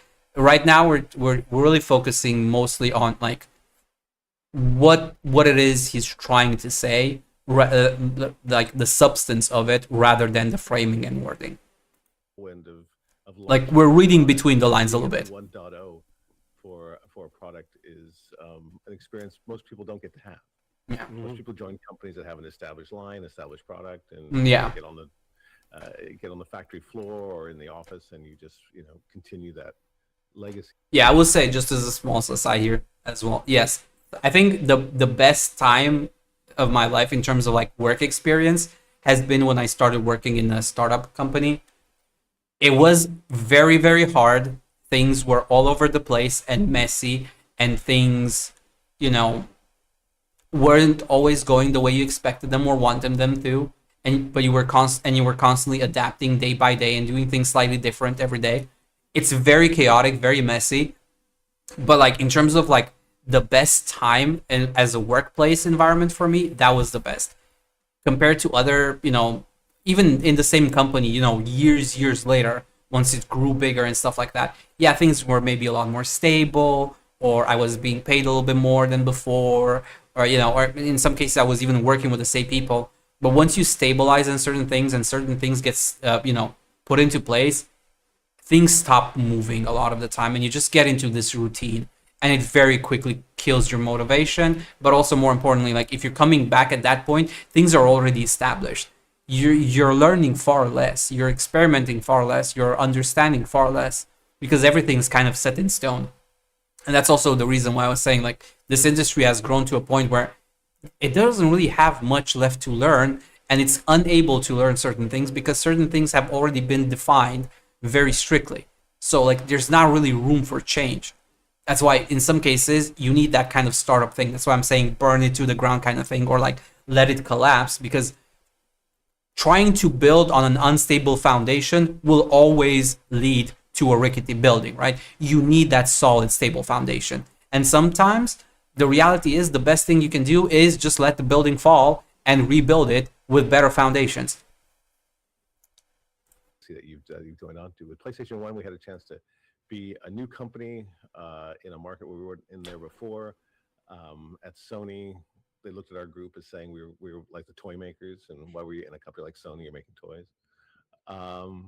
And then we grew it, and we took on Nintendo and Sega and did pretty well in that competition, I think. And we managed to succeed where others had failed before, having two consoles be the leading consoles 2 generations in a row, which was unusual in the business. So, Yeah. And today is harder. Today we're seeing studio closures. We're seeing lots of layoffs. We don't have to go into that metric because everyone knows it. Everyone's seen it. But this Yeah. is, I think, in so many ways, the snake shedding its skin. It's time for renewal.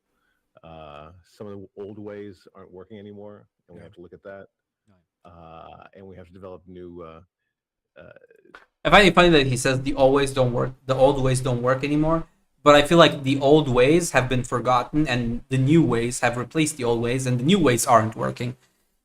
So it's like, are we really going? I mean, we need to change it, but it's not really the old ways that aren't working. It feels like we've forgotten the old ways and replaced them with the new ways, and now the new ways forgot what it actually means to be old. You know, it's kind of that whole meme on the internet when somebody says, "Oh, that game came out 9 years ago. Oh my god, I'm so old." It's been 9 years, okay? It's not the end of the world. It's, in most people's lives, a sixth or a seventh or an eighth of your entire life. It's not that deep, okay? You're not that old.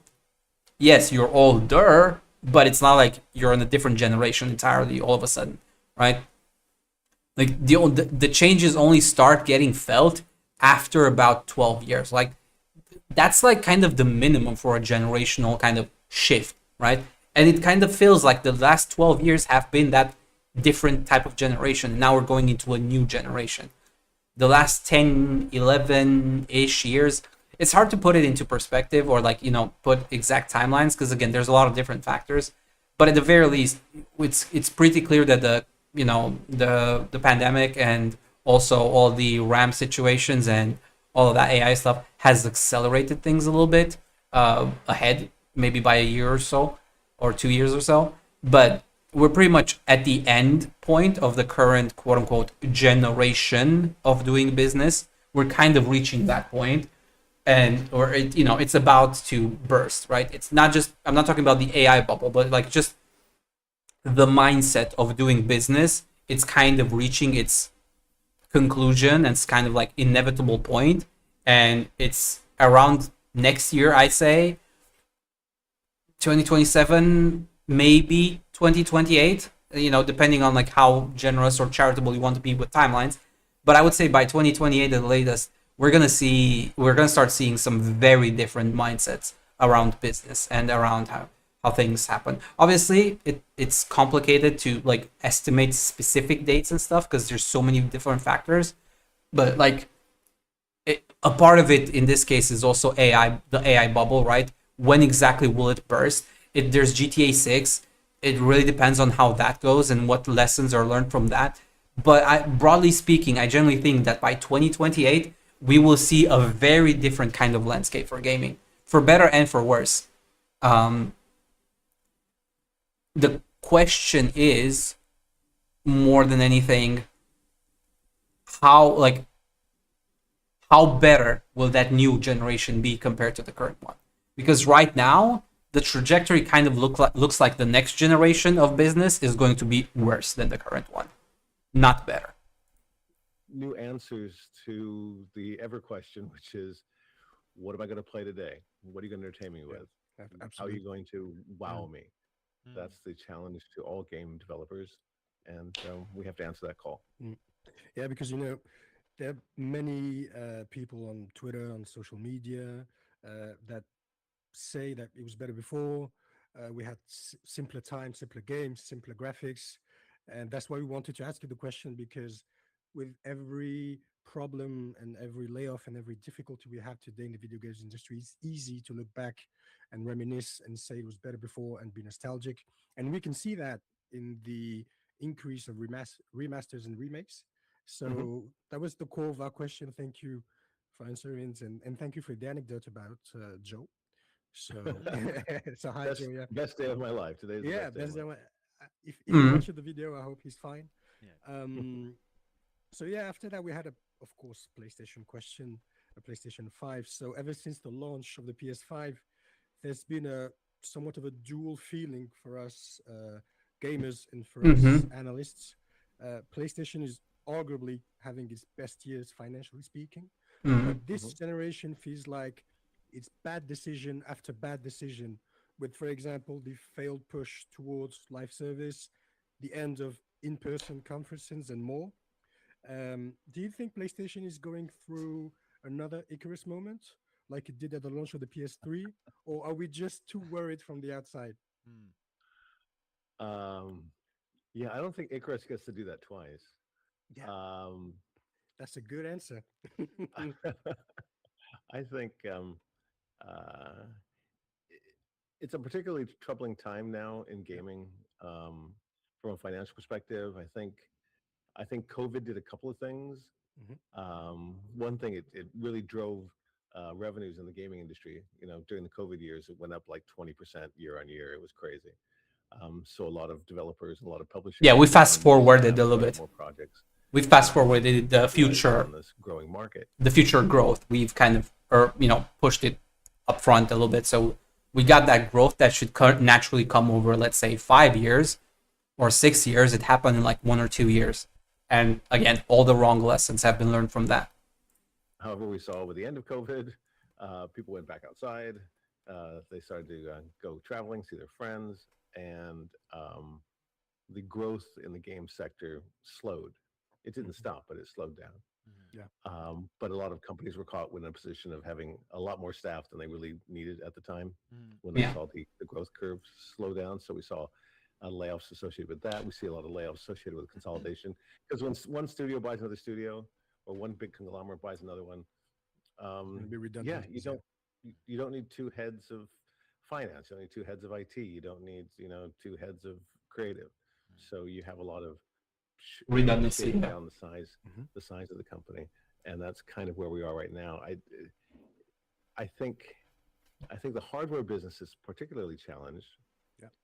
Yeah, that is We true. used to build the business on launch at $399, and then over time get it that down was to a social $199. construct. Yeah, we started 400 and we ended 200, and now we started at, what is it, 500, and we ended at 1,000. Like, yeah. Yeah, and Or close that to. pattern hasn't played out in this generation of hardware. Now, I retired right before the launch of PS5, so I've got no insider information on why that's true. Of course.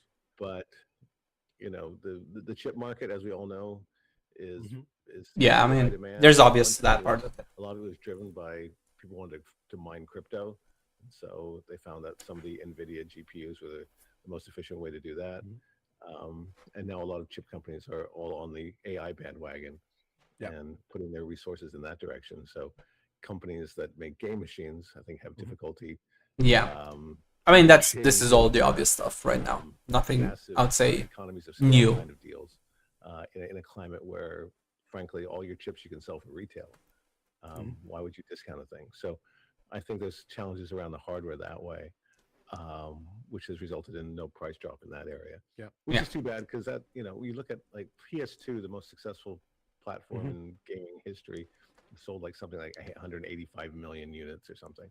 But if you look at the sales curve, like a huge proportion of those units were sold once it got below 199. Exactly.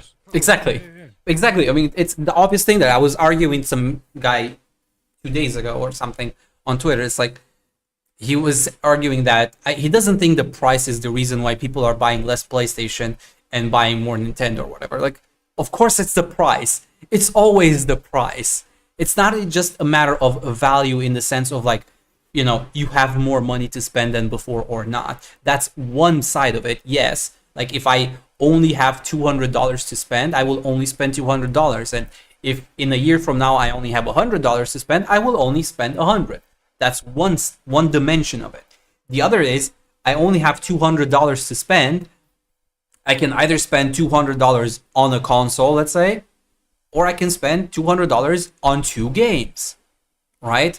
But if I want to play a game that's exclusive to a console, well, now I have the buy-in price of $200 plus the game.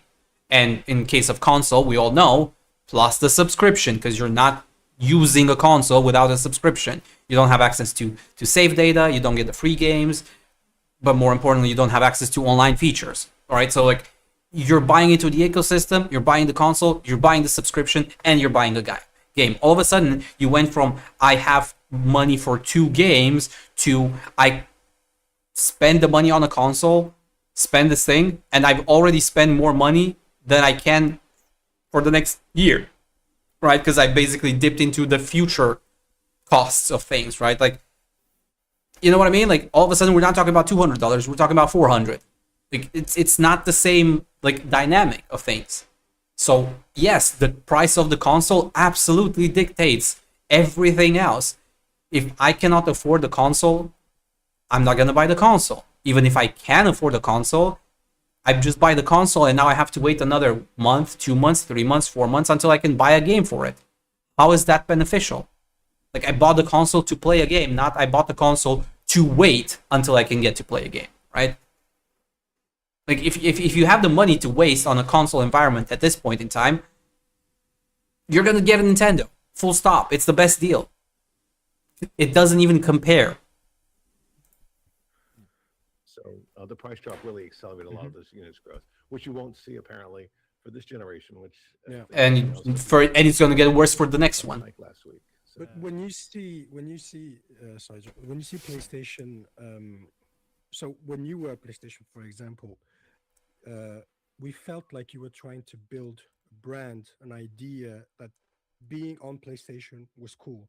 Now, for example, one thing we missed very dearly is the in-person conferences, whether it was E3 or PlayStation Experience, and now we have hardware, which is a very important thing to announce, that is announced through a blog post, for example, PlayStation Portal and the PSVR 2. And we have state of plays that have no human people on the screen to explain, to talk to us, and to talk to us about their games. And this is something we miss about the PlayStation brand. And that was it's getting less and less for sure. The core of our question. Yeah, it's that community sense, right? For all intents and purposes. Like, again, we're not talking about, fanboys, but just in this general sense, buying, and that's the other thing. Like, it was, we were talking about the price a moment ago, and the other thing is just this, the sense of the community, right? And not just community in, like, a very broad sense, but in the idea of, like, you connecting with other people or friends or whatever, right? I, for my part, have a bunch of friends. None of them have a PlayStation. None of them can afford it.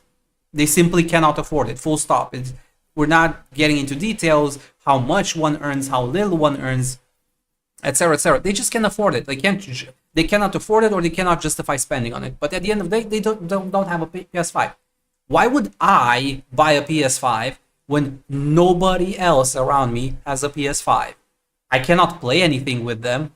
Like, the price to get it into it is exorbitant. Again, I can buy a Switch 2 and a bunch of games just for the price of getting into the PS5 ecosystem, and it's going to get even worse during the PS6 era. Not that the Switch is cheap, by the way, just to be clear. The Switch 2 is also not cheap. It's also expensive, and it's also getting more expensive. I'm just saying comparatively, right? If I have to, because I absolutely, like, I feel it in my bones that I have to spend money on video games, because that's the thing that drives me, and I have, $500 laying about to quote-unquote waste, I'm gonna quote-unquote waste it on a Switch 2, not on a PlayStation, because the value is that much better. I can get more mileage out of it, right? Why would I buy a PS5 when none of my friends have a PS5? None of them can afford, play the games on those consoles. Everybody's on PC. And just accepted that we're not going to play the games that are coming to PlayStation because we cannot afford the PS5, right? Like, why would I buy one? Just because I can afford it? No thanks. Like, the idea of consoles and gaming as prestige is one that, broadly speaking, doesn't work. Like, it works for some people, obviously, because that's the whole idea of prestige. But, like, if we're talking about, like, the business and the brand and what Sony has been for the last 20 years, like, yes, it's the premium gaming experience to an extent. Like, yeah, that was the idea. Like, you're buying a PlayStation. That's the cool kids kind of console. But at the end of the day, it had to be affordable enough for the cool kids to actually buy it, right? If it's too expensive and the cool kids cannot afford it, or they can't show it off to their friends, or, they can't play with their friends in any capacity, then even the people that can afford it won't actually buy it because they don't have anybody to play it with. Because part of the appeal of consoles is the ecosystem itself, the community, the friendships, the people you play with. And like, sure, there's more people than ever playing video games, and there's more people playing online video games, but it's not the same thing playing with some random person on the other side of the world that you don't actually talk to, because also a lot of these more modern, multiplayer games don't even allow you to talk to people. You can only like emote and stickers and things like that. You can't actually chat with people. You're not building the social environments for it. It's like, yeah, okay, I'm playing, whatever game that comes out, and I can wave my hand and give them a thumbs up. It's like, cool. I don't know who that person is, nor do I care who it is. I just happen to be playing with somebody. But when you're playing with friends, that's different. And that's something we have lost. Do you feel PlayStation is going the wrong way in that sense, or is the PlayStation brand already built and they only have to live on it? It's difficult to say. For example, the collapse of E3. Sony pulled out. I pulled out in after 2018. We didn't participate in 2019. Yeah. When I was still there, and then laterally they continued not to participate, and then the show just disintegrated. That is really an example of something that didn't evolve with time. I mean, E3 began in 1995. That's before the internet. That's before online anything. That was when you went to E3 to show your secret project, which no one knew about, and make announcements about hardware pricing or hardware production. Fair. The focus of the industry was on that event. We had magazines, they came out once a month. They were in paper. You won't Yeah. believe this is true. We still have some. We'll still have some of We have those. very few left, yes. Of course. Yeah. And so you tried to get magazine covers for your game, and the timelines around introducing your product were so different 30 years ago.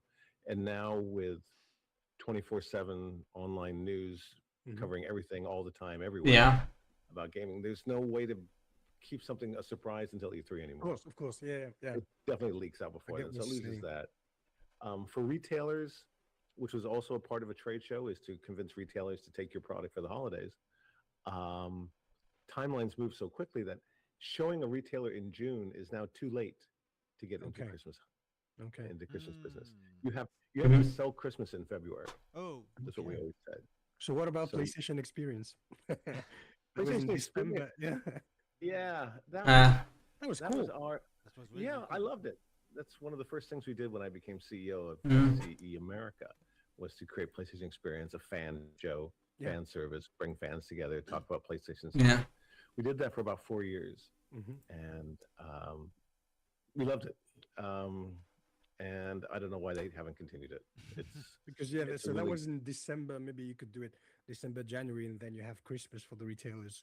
There was well, actually, the retailers, we had a special event that no one had heard about called Destination PlayStation, where the retailers would come to an event we held in Arizona every year, and in February, which was just retailer focused.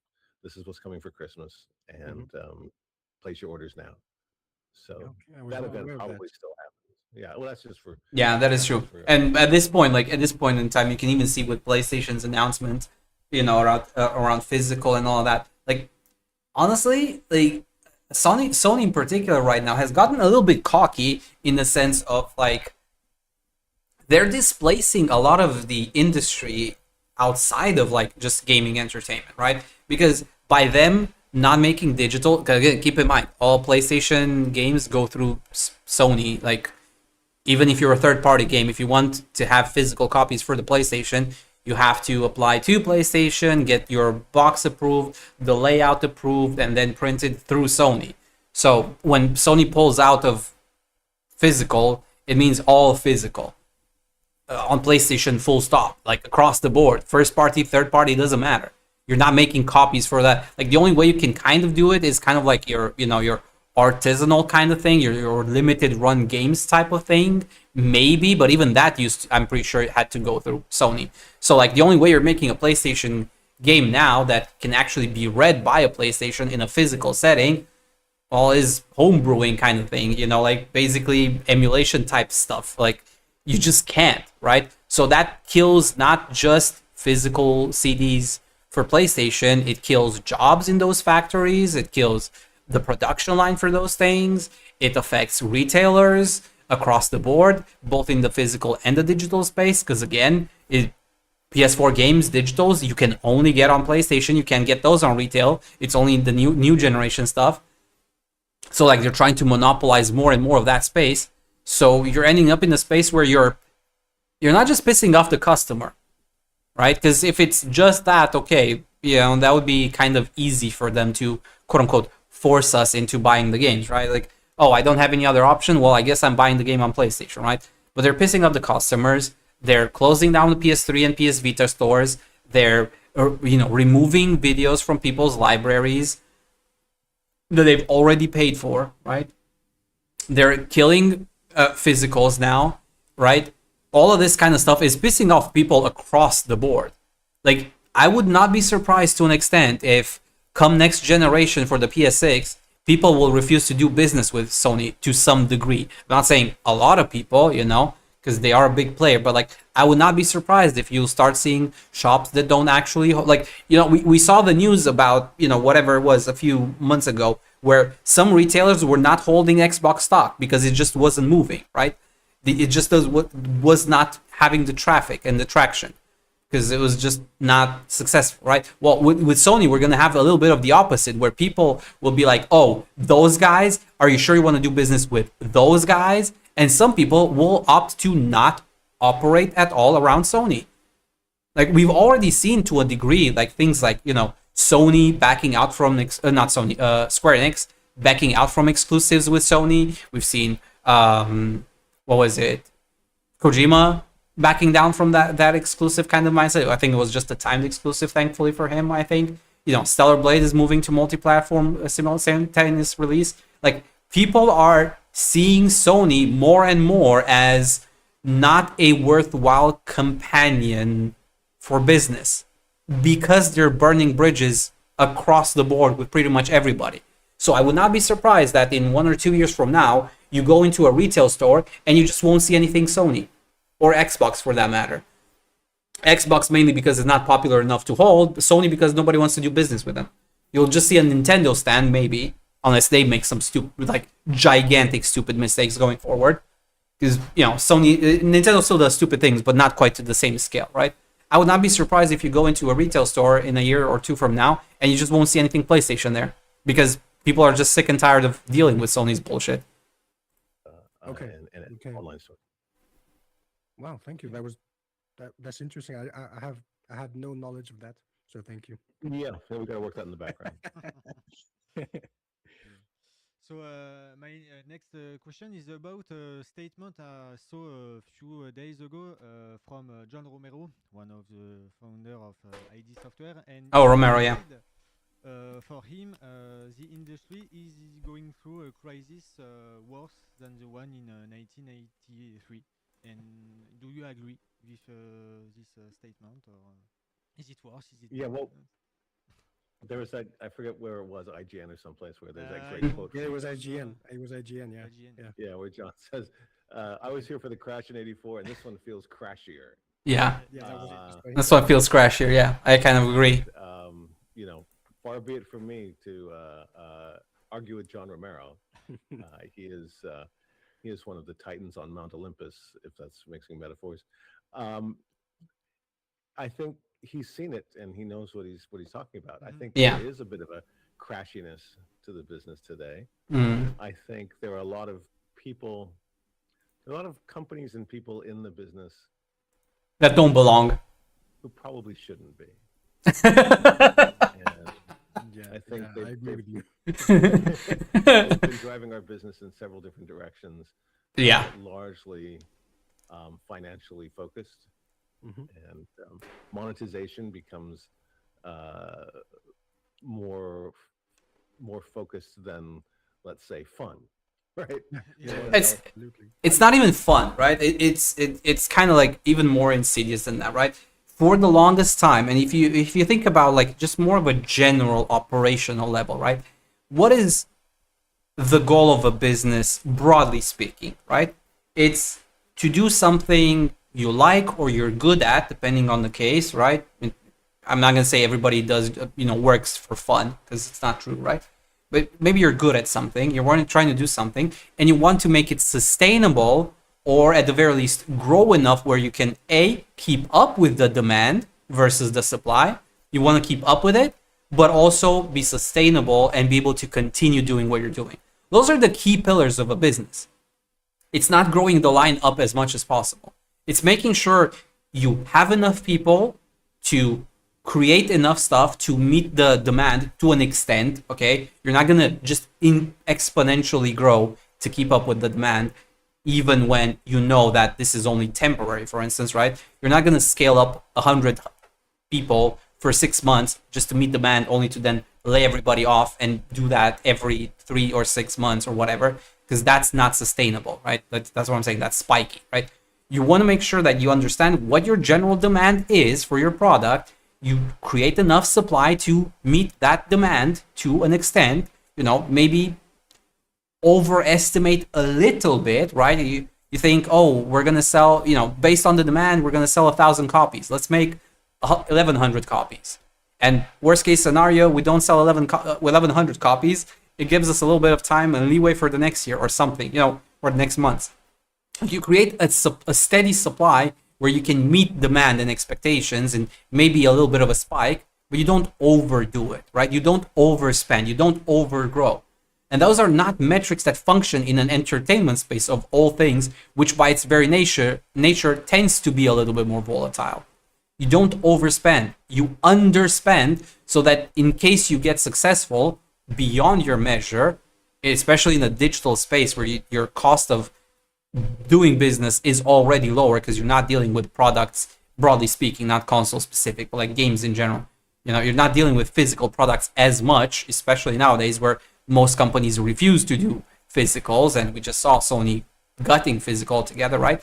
You're operating a digital space. Why the fuck will you overspend on a digital product? You don't know the supply. You're estimating numbers that don't make sense instead of actually looking at the supply and the demand over time. You're just thinking about how to make the line go up a little bit higher, instead of making sure like the line is constant enough and going up enough to justify what you're already doing. You plan to monetize your user, not what kind of fun thing you're going to make them experience. Mhm. So I think some of those interests need to, go back and chase the crypto dollar and get out of gaming. Yeah. That's a very diplomatic way of saying. Well, speaking about good gaming, this year the inevitable talk of the street has been Resident Evil Requiem. I don't know if you say it in English. Yep. Requiem, yeah. Thank you. Yeah. We've seen data from, I think he's your friend, Matt Piscatella, that showed that over 60% of purchase intenders are aged 35 and over. So we wanted to ask you, do you think the business model of AAA gaming, solo gaming, is sustainable when the next generation seems to have little to no interest in it? I think you're. I think this one's a difficult question, honestly, because realistically, like, straight out, you don't force culture. You cannot force culture.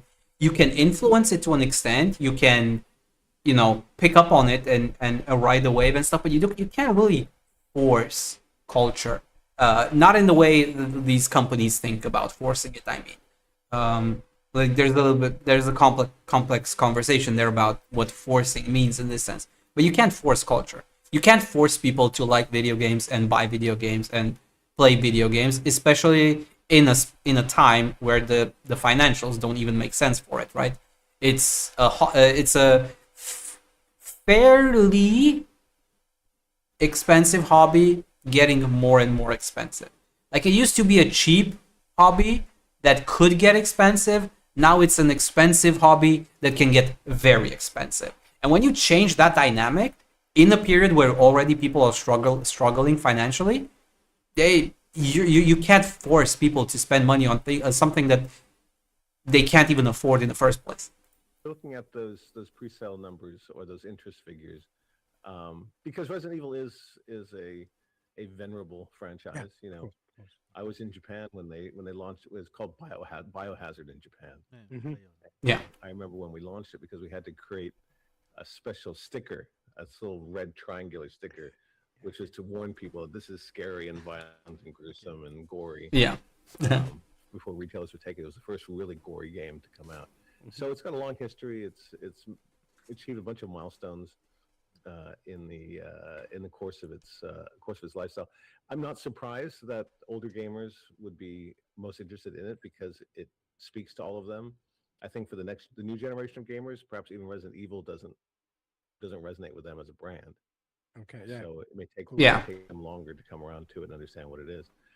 But I firmly believe that single player narrative driven gaming is here to stay. It's how we built this business. It's what sustains it. It's the one. It's a genre. It's the part of the business that makes sense. It's the one, broadly speaking, right? It's the one that functions based on like the quote unquote basic pillars of business that I talked about earlier, right? Where it's the stuff that you make understandably on a budget. You try to make it in a way that it's sustainable, that it can recoup its cost, and then over time you build a catalog and stuff, and you start, you can get trickle down money from these things on basically no extra effort and cost, right? Because you're just sustaining at this point in time, especially in the digital age, a CD key, right?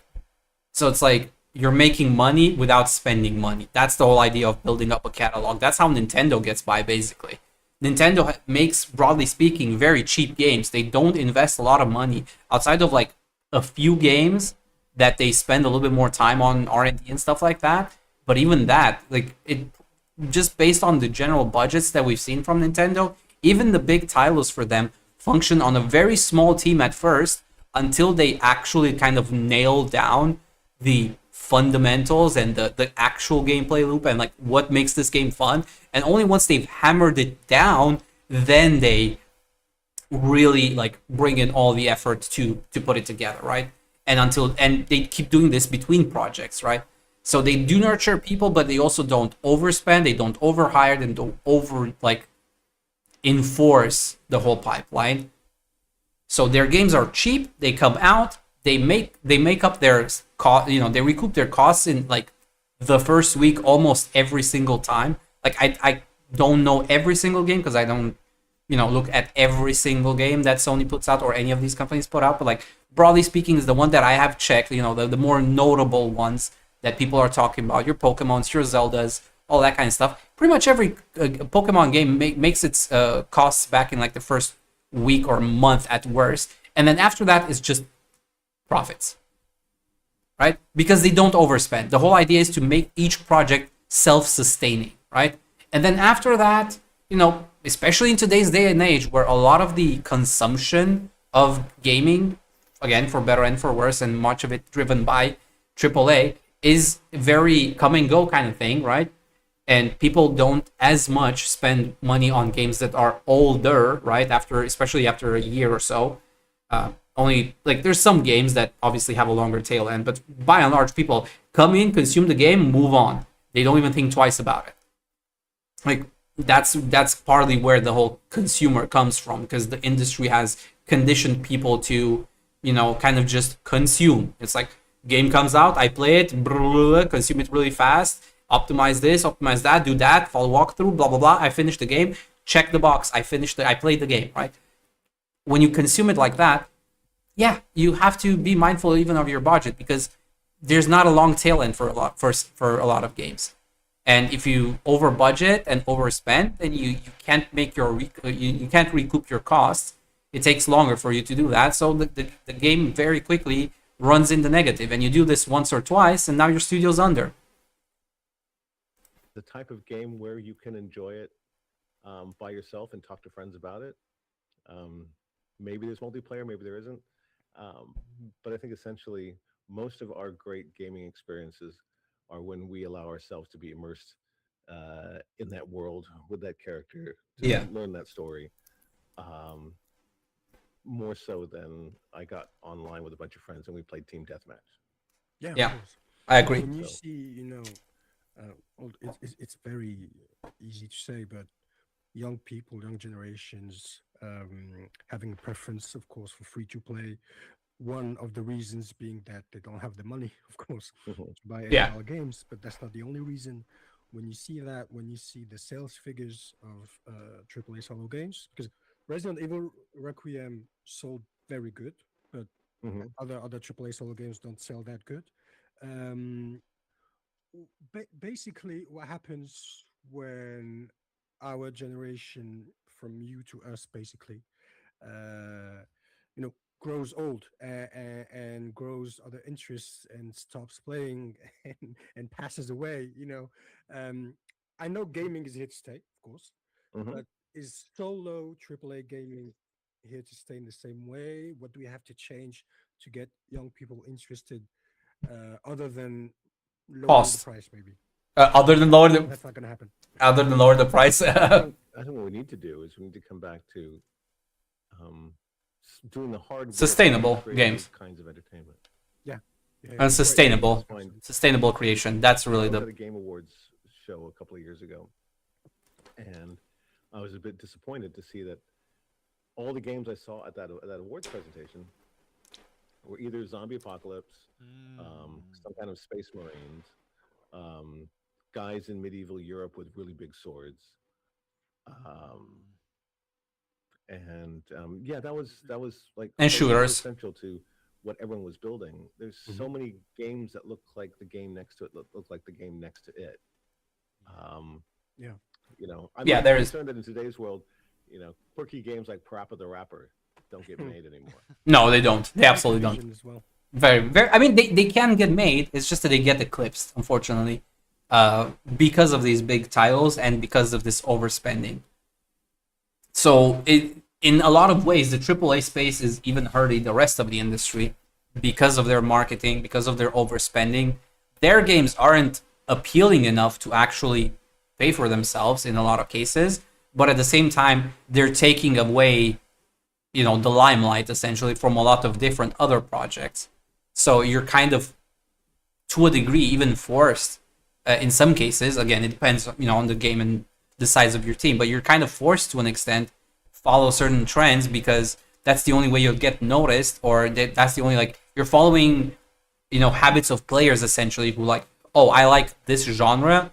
I have to make a game in this genre that this people would recognize and resonate with so that they can recommend it in their own space, because otherwise we don't get the visibility. So to a degree, people end up pigeonholing themselves into certain ideas or into certain frameworks that they think will be successful because they feel like that's the only way they can be successful. And part of it is because of AAA overshadowing everything and setting up wrong expectations. Oh, there you go, Fireworks Simulator. Yeah.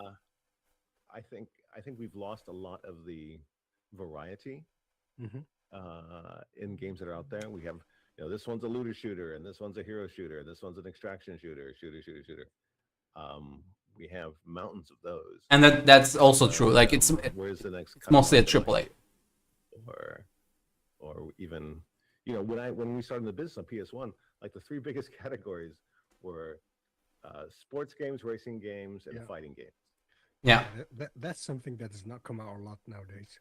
No, sports games have just sort of ended up with... Sports games are just recycled bullshit at this point. Those are not interesting and not innovative or fun in most cases. Again, they appeal to a certain audience, don't get me wrong, but those are in their own kind of space that have not really changed all that much. Racing games are mostly dead nowadays. That's a genre that barely exists anymore for the most part. The only kind of space that even exists in racing games nowadays in the AAA is just simulation, more or less, or as close to simulation as possible. The compromise is usually a bit of simcade, right? But even that is just simulation with a coat of arcade on top to, make it a little bit more palatable. Not much variation there. And fighting games nowadays are also very stagnant. Almost every fighting game looks the same as the fighting game next to it. Very few variation. I mean, I'm not saying there isn't variation, right? It's just when we're talking about these big brands with big audiences, AAA, right, which to an extent does require higher sales numbers than your random one dude making a game, putting it on Steam, and selling 20,000 copies and being set for life, right? We're not talking about those kind of stories, right? We're talking about big business, big companies, right? And you may have to make them sustainable. All of these fighting games kind of feel like just the same thing. You learn one, you learn them all to an extent. Yeah, you have to adapt and adjust to from one to the other, but like it's the same principle, it's the same rule book. Very, very, very little changes. You've got your drive gauge or whatever your power gauge is. You've maybe have a character specific gauge on top of it on rare occasion, and then you've got your same combination of buttons that more or less do the same thing on every character in every game. And they also, most of them, pretty much all of the popular ones by and large nowadays are the 2D side-scrolling, side-scrolling type. Even the ones that are 3D play more like 2D more often than not. Like, you don't have Soul Calibur around anymore, right? Just as an example of an outlier, right? Everything is side-scroll. Like, everything's like Mortal Kombat, like Killer Instinct, like Tekken, like Street Fighter, like Guilty Gear. Like, the art style is different between them. Yes, visually they look different, but they all play the same. We don't really have the same innovation and evolution. We did have a little bit, to be fair, a little bit of evolution with like Guilty Gear in the space when it went with a kind of 2D, 3D, 2.5D weird kind of like, transition stuff that felt more 3D than anything. But at the same time, 3D has gone backwards in that sense and it feels more 2D than before. So it's a weird space. Like all of these three genres that he just mentioned, they're either not popular nowadays or they're very, very stagnant. Either you've got FIFA, Madden, the show for baseball, and maybe there's a hockey game out there somewhere. Racing games are just now Formula One, NASCAR, and Gran Turismo, and Forza Horizon. Yeah. And that's about it. Yeah. And fighting games, Christ, it's just Mortal Kombat and Tekken and Street Fighter. Yeah. I mean, there's Guilty Gear and other things, but they also feel the same. Really rich categories. We had games like Toshinden, which I love that fighting game on PS1. Yeah. But the biggest category now is action adventure or shooter. And I think we've, unless we broaden our offerings in the kind of games that we bring. And that's the thing, like, I'm not even mad or angry or whatever that, trends change, right? Okay, fighting games aren't popular anymore, right? The same way, like, RTS was popular when I was growing up, it's not really popular nowadays. It's whatever, trends change, people's preferences change, whatever. Fighting games aren't popular anymore. It is what it is. Action games are popular. But even then, like, a lot of the games become stagnant and it starts feeling the same. It's like, especially with the focus on hyper-realism in a lot of cases, that also makes it look more and more the same. Because you don't have those strong contrasts and those, big variances in color palettes and everything. Everything is a lot more toned down, more realistic, more grounded, more whatever. So you end up with a lot of characters and settings and everything that just looks samey. To the marketplace? I think we lose the opportunity to attract new users. But maybe with the rising cost of video games, the studio tries to play it safe. It's too risky to do a new thing. I don't agree with that logic. That's what I wanted to do. That's what I wanted to talk about. You've touched on our next question because with $650 PS5s, $80 games, everything you talked about, we're getting really close to gaming becoming a gentrified a luxury. Beside that risk of excluding a whole socioeconomic part of the population, do you think we're also at risk of video games losing any artistic ambition and variety, as you said? Because with more expensive gaming comes risk-averse products, and risk aversion only brings uniformity. One example of that is Marvel. So there were Mavericks in the early days. Their films had some kind of artistic ambition, at least. And then it became some kind of risk-averse juggernaut, and the films are more akin to fan service than art. So besides the risk of... It's fan service than art isn't even true in some cases, because fan service usually means broadly speaking, like we're not gonna go into like Twitter definitions, but like fan service means something in service of the fans. It's about having those, moments that the fans, can go like over, right? It's the things that get you riled up. And in order for you to do those things, you as a creative, first and foremost, need to understand what those moments are and what makes them good. If you're just gonna go like, oh, hey, the last movie did this, we should do it again, that's not fan service. That's placating. There's a difference. You're doing it because, yeah, here you go. You don't understand. Like, I know, people like to meme about it, especially in today's day and age. But like things like panty shots in anime, like that's an overused trope, absolutely. But almost every single time it was done, it was as quote unquote fan service, as in service of the fans. People that were making those things were making them for their audience because they understood that, hey, this thing is, a moment in whatever setting it is that, gets people exciting for when it happens, why it happens, whatever, it gets them, shy or, timid or whatever. But like nowadays, it's like a lot of people are either risk averse in the sense of like, oh, we can't do fan service because fan service is a bad word, or we do fan service as a kind of like, oh, but we have to do it, without understanding why and how it's, it actually becomes fan service. So it becomes a placating of the player base. So like, oh, you like your Marvel? Here's your Marvel shot. It's just like, it's not fun when you do it because you have to, or because you're just throwing us a bone kind of thing, You know what I mean? Like the gesture, the intent behind it, right? The difference between me, using the bone analogy, right? The version of me throwing you a bone and say, go here, take your bone, fuck off, right? And me going like, who wants a bone? Who wants a bone? And you edge the dog a little bit before you give him the bone, and he's super happy, right? Like there's a difference in that kind of like setup and expectation. It's not just the idea of having the bone, right? You're getting me excited for the bone. So now it feels like a reward versus when you just throw it in my face and slap me, hit me in the head with it. Yeah, I might even, end up disliking the bone because you've hit me in the face.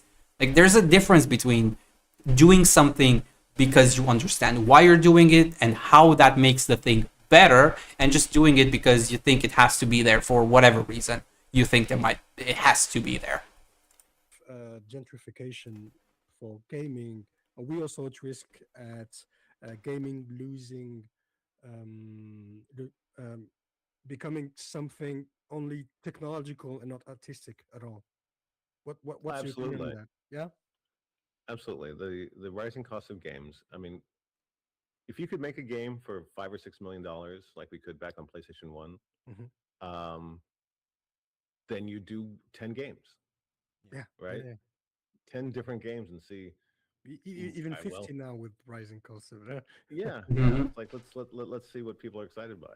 Yeah, there's so many crazy games on PS1 because the cost risk was manageable. You could literally throw away $6 or $7 million on a project that didn't work, but go, well, at least we learned something. Now, if every throw of the dice is triple-digit millions, then risk tolerance goes to about 0. Yeah. And people are talking about, okay, well, is it a sequel? It's an established IP. What's it like? It's like Fortnite meets Call of Duty in Zombieland. You have to come up with these stories like that to get people to finance them. But you're right. No one wants to take a risk on unicorn ballet in space. No one's going to give you any money to make that game, even if it's really super exciting. So yeah, the high cost is driving risk tolerance to 0. I think as long as we judge games solely on revenue projections, then again, your risk tolerance goes to 0. Because our main worry is that gaming becomes once again not an art as it was maybe in the early days when it was only technology. I don't think gaming was ever art. That's one thing I will push back on. I don't think gaming was ever art. Gaming was always the combination of art, entertainment, and technology. All those 3 pillars were a part of gaming. You had people that created things that they loved creating, but they also did it for entertainment, for people to enjoy and experience using technology. It was three pillars. It wasn't one or the other.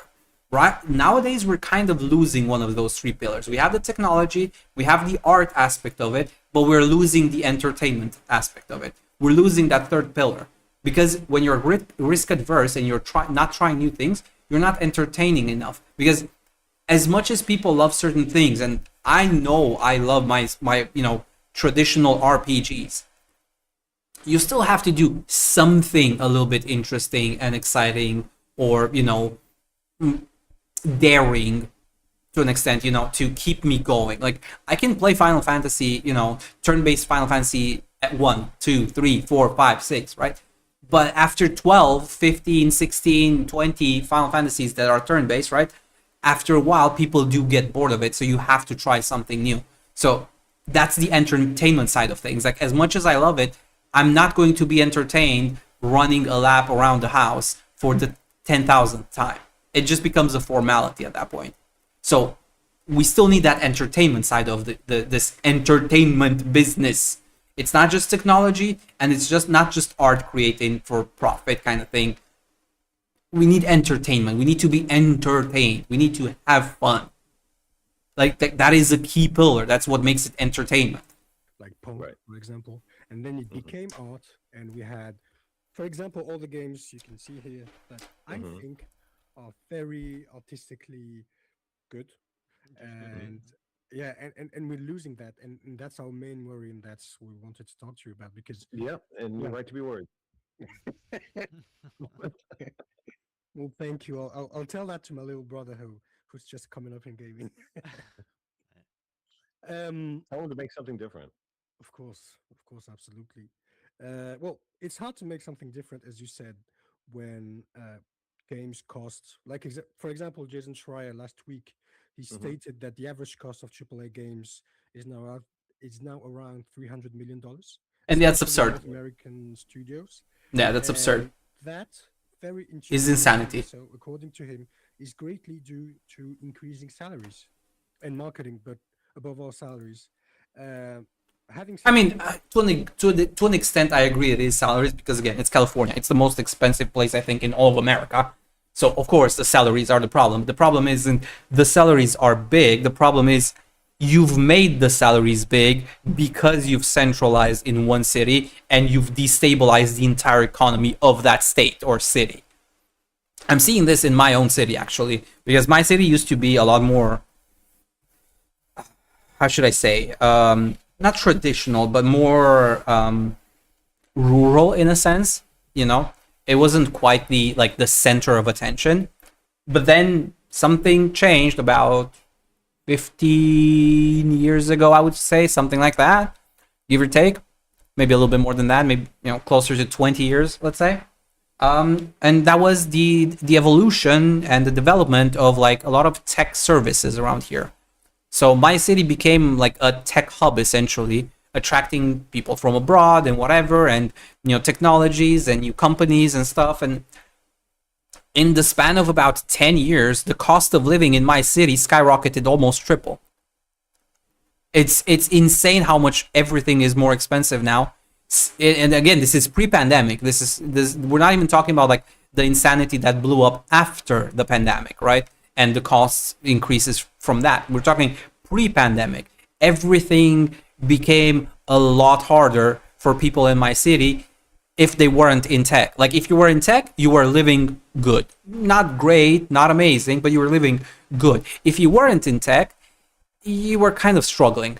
Like almost everything else was struggling. Maybe construction was kind of okay, I guess, because that one's also a different kind of space. But like we're talking about your average person, working in a restaurant or working in a bar or a club or a shop or whatever, your quote unquote average lifestyle, right? It became worse for everybody else. Like it was still somewhat manageable. That's what I'm saying. My city isn't quite as bad as California. Like, I don't think many places anywhere in the world are as bad as California in terms of like just that general kind of actual city of living. I'm not talking about tourist cities or whatever, like Dubai or some other insane thing. Like talking like actual places to live in. There's very few places that are probably as bad as California in the world, where things have gotten so out of hand because of these industries kind of setting up shop and destabilizing the whole environment for their own needs. That, and keeping in mind all the risk that come with the 300 million project, as you said. So like, sure, you move all the people away from California, but at the end of the day, you're gonna just move them somewhere else, and you're gonna repeat the whole process and destabilize another county or city. So that's not really the solution. It's about being more smart about these things, but yeah. Is the future of AAA gaming in relocating studios outside of America? To an extent, but not really. Because again, yeah, it's already happening, and again, you're just doing the same thing but somewhere else, right? Because again, what you're doing is you're focusing your attention on specific markets based on quality of talent or whatever it is, right? Like that's what happened to my city. A lot of people here in my city are very tech literate. We're very tech advanced compared to the rest of the country and stuff like that. They're like, there's maybe one other city, two other cities, depending on how you look at it, that are quite as tech advanced as, my place. But that's also because, again, it kind of, reinforced itself because people started coming here, So like in my city now, everybody's very tech advanced, but like, guess what happens? Now everybody's looking here. Now everybody's competing for jobs here. Now everybody's putting all their money in the same kind of basket, and you're just destabilizing another city. Because you're not just building a studio, you're building an economy around an industry in a city. I'm talking about big studios. Do we have to relocate them in France, Europe, China, South Korea, Japan, India? Do we have to take Naughty Dog out of LA? It's provocative, but you see what I'm trying to ask. I think it's almost impossible to move a studio. Yeah. Uprooting 150 people and getting them to move to Venezuela or something. It's just not practical. I mean, you can open a studio in Venezuela. That's a different story. But moving studios, I think, is almost impossible. I mean, and let's be honest, Hollywood's in Hollywood for a reason. Of course, right? The music industry is in New York for a reason. And by the same token, the center of gravity for video gaming is the West Coast of America.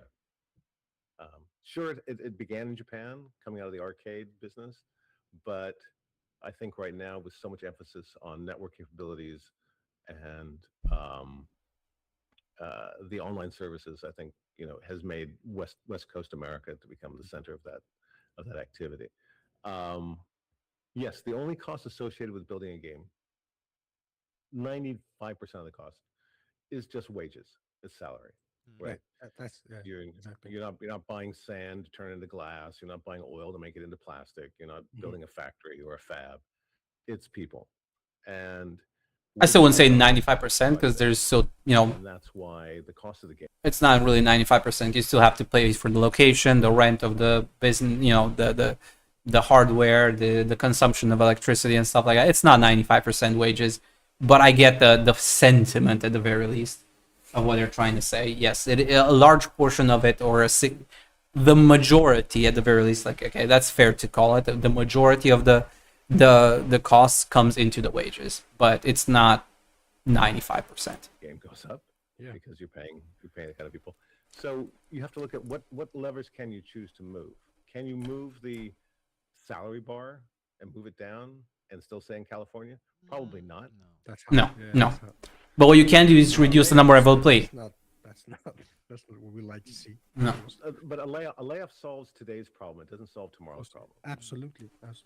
And so do you establish in Warsaw and in Dubrovnik, and do you go to Eastern Europe or Southeast Asia? Yeah, you can, and people are doing that. And a lot of outsourcing. I mean, the percentage of money spent on outsourcing now goes up every year. If you look at some games and you finally get to the credits, you can see, well, thanks to all of the video artists in Kuala Lumpur and the animators in Bogota, Colombia, and so it's already happening. You're already seeing a lot of that being pushed out. I think the one thing that we have control over is the number of people it takes to make a game, and that too. Yeah, how much time it takes, the scope. 7, 8 year development cycle. You got to pay people for 6, 7, 8 years. It's going to cost a lot of money. Yeah, exactly. That is to doing 4-year dev cycles. Yeah. If we can go back to, how tight of a team can we do this? Yeah, reducing the scope of the game. Expedition 33 have shown that it can be done. Yeah. It was made in 4 years. 4 years and 33 people. They were only 35 people. Yeah. They weren't 250, 500 people. Yeah, exactly. Right, so something, yeah. Reduce the scope and size. Yeah, discipline. It's just what I said earlier. Discipline. That is the word that the industry. Get back to. We need to stop fetishizing about the length of games. It's like, oh, well, it's not 100 hours of gameplay. I'm not interested. Crimson Desert. Yeah, like Crimson Desert, absolutely. I mean, we can still have those games, but again, not every game has to be that. Or certainly at my age, and I'm sure it's the same for you guys. When we were younger, we were time rich and money poor. Yeah. So we wanted games that lasted forever. We wanted 117 hours of Zelda because that's the only game I could afford this year. As we got older, maybe we didn't get money rich, but we certainly got time poor. Absolutely. Yeah, fair. I was gonna say it. I was waiting to see if he was gonna flip it on us because he said, we were time rich, money poor. I was just waiting for him to say like, oh, we're now money. No, we're not money rich. We're still not money rich. We're time poor, but we're still not money rich. I think it's hard for any of us to sit down and say, I've got 89 hours to spend on Red Dead Redemption 2. Yeah, that's the problem. That's why I haven't finished the game. Actually, exactly. I didn't start the game. So, and that's the other thing. Like, as much as I play video games, and you've seen me, like I have 200 hours in just reeling from last time, right? And we're counting up on those 200 hours, and I have 200 hours in Rise, and 100 hours in Wilds, and 300 hours in World across consoles, and 700 hours in Destiny. But at the same time, for every hour that I spend in these games, there's another game that I don't spend time in. And that's fine to a degree, because again, I'm saving up money, quote unquote, right? But it also means I don't have time for a different experience. So if this game that I like lasts 100 hours, that's great. But if this other game that lasts 100 hours I don't like, well, I'm not even going to give it a shot now anymore. 1, because it's expensive. 2, because it's too big and therefore partially also more expensive. And 3, because I'm not going to dedicate this much time. Like especially if we're talking things that are a little bit more experimental and a little bit more bold, right? And trying to reset the whole space in the AAA space. You want games that you can kind of finish in a day, And I mean a day broadly, right? Like an actual day, like 20 hours of game time, maybe, that something like that. If you're somebody super hardcore, you're gonna finish it in a week, right? Well, I say super hardcore, dude. I finished 20-hour games in 2 days. But again, that's beside the point. Okay, I'm the exception. I'm a lunatic. Okay, I get it. I'm not saying follow my advice where you play a game for 10 hours. Okay, I'm dumb like that. I get into the zone and I just keep, grinding and finishing everything. Okay, I'm the exception, right? I spent literally, 60 hours in Tales of Horizon 6 days. Okay, I'm crazy, but for the average person, that 60-hour game that lasts them 2 weeks, 3 weeks, a month, right? So whenever you make a 100-hour game, you're telling them, well, I'm gonna buy this game and I'm not buying any other game for the next 2 months. 1, because it's super expensive, and if I'm gonna spend $100 on this game, I better get my money was worth, yes. But 2, it takes me 100 fucking hours, so I need to, get my money's worth. Like, that dichotomy needs to change. Like, AAA really needs to stop thinking about their prices as a premium for quality. Just because a game is AAA does not mean it has to start at $70. A AAA game can very well be starting at $20 or, okay, maybe not $20, but like $40, right? Where the AA space kind of is nowadays, right? You can absolutely have a AAA title at $40 if you keep your team leaner, you practice discipline, and you scope your project and you limit, the scope creep of your game to something that is more manageable and more achievable. And you can absolutely make a killing off of $40 games.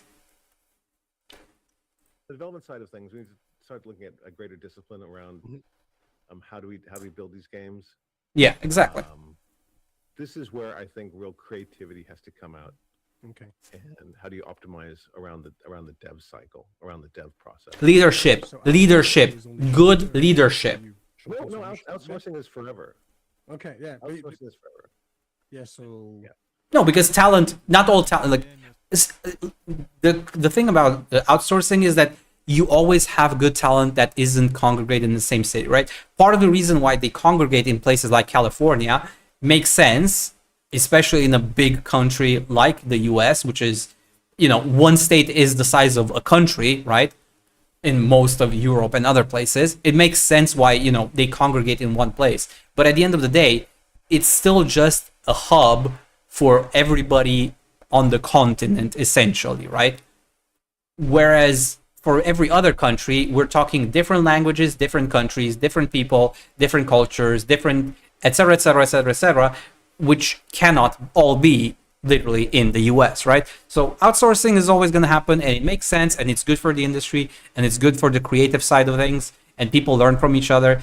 That's not really the problem. It's just managing expectations, scope, and budget size, and basically dev time.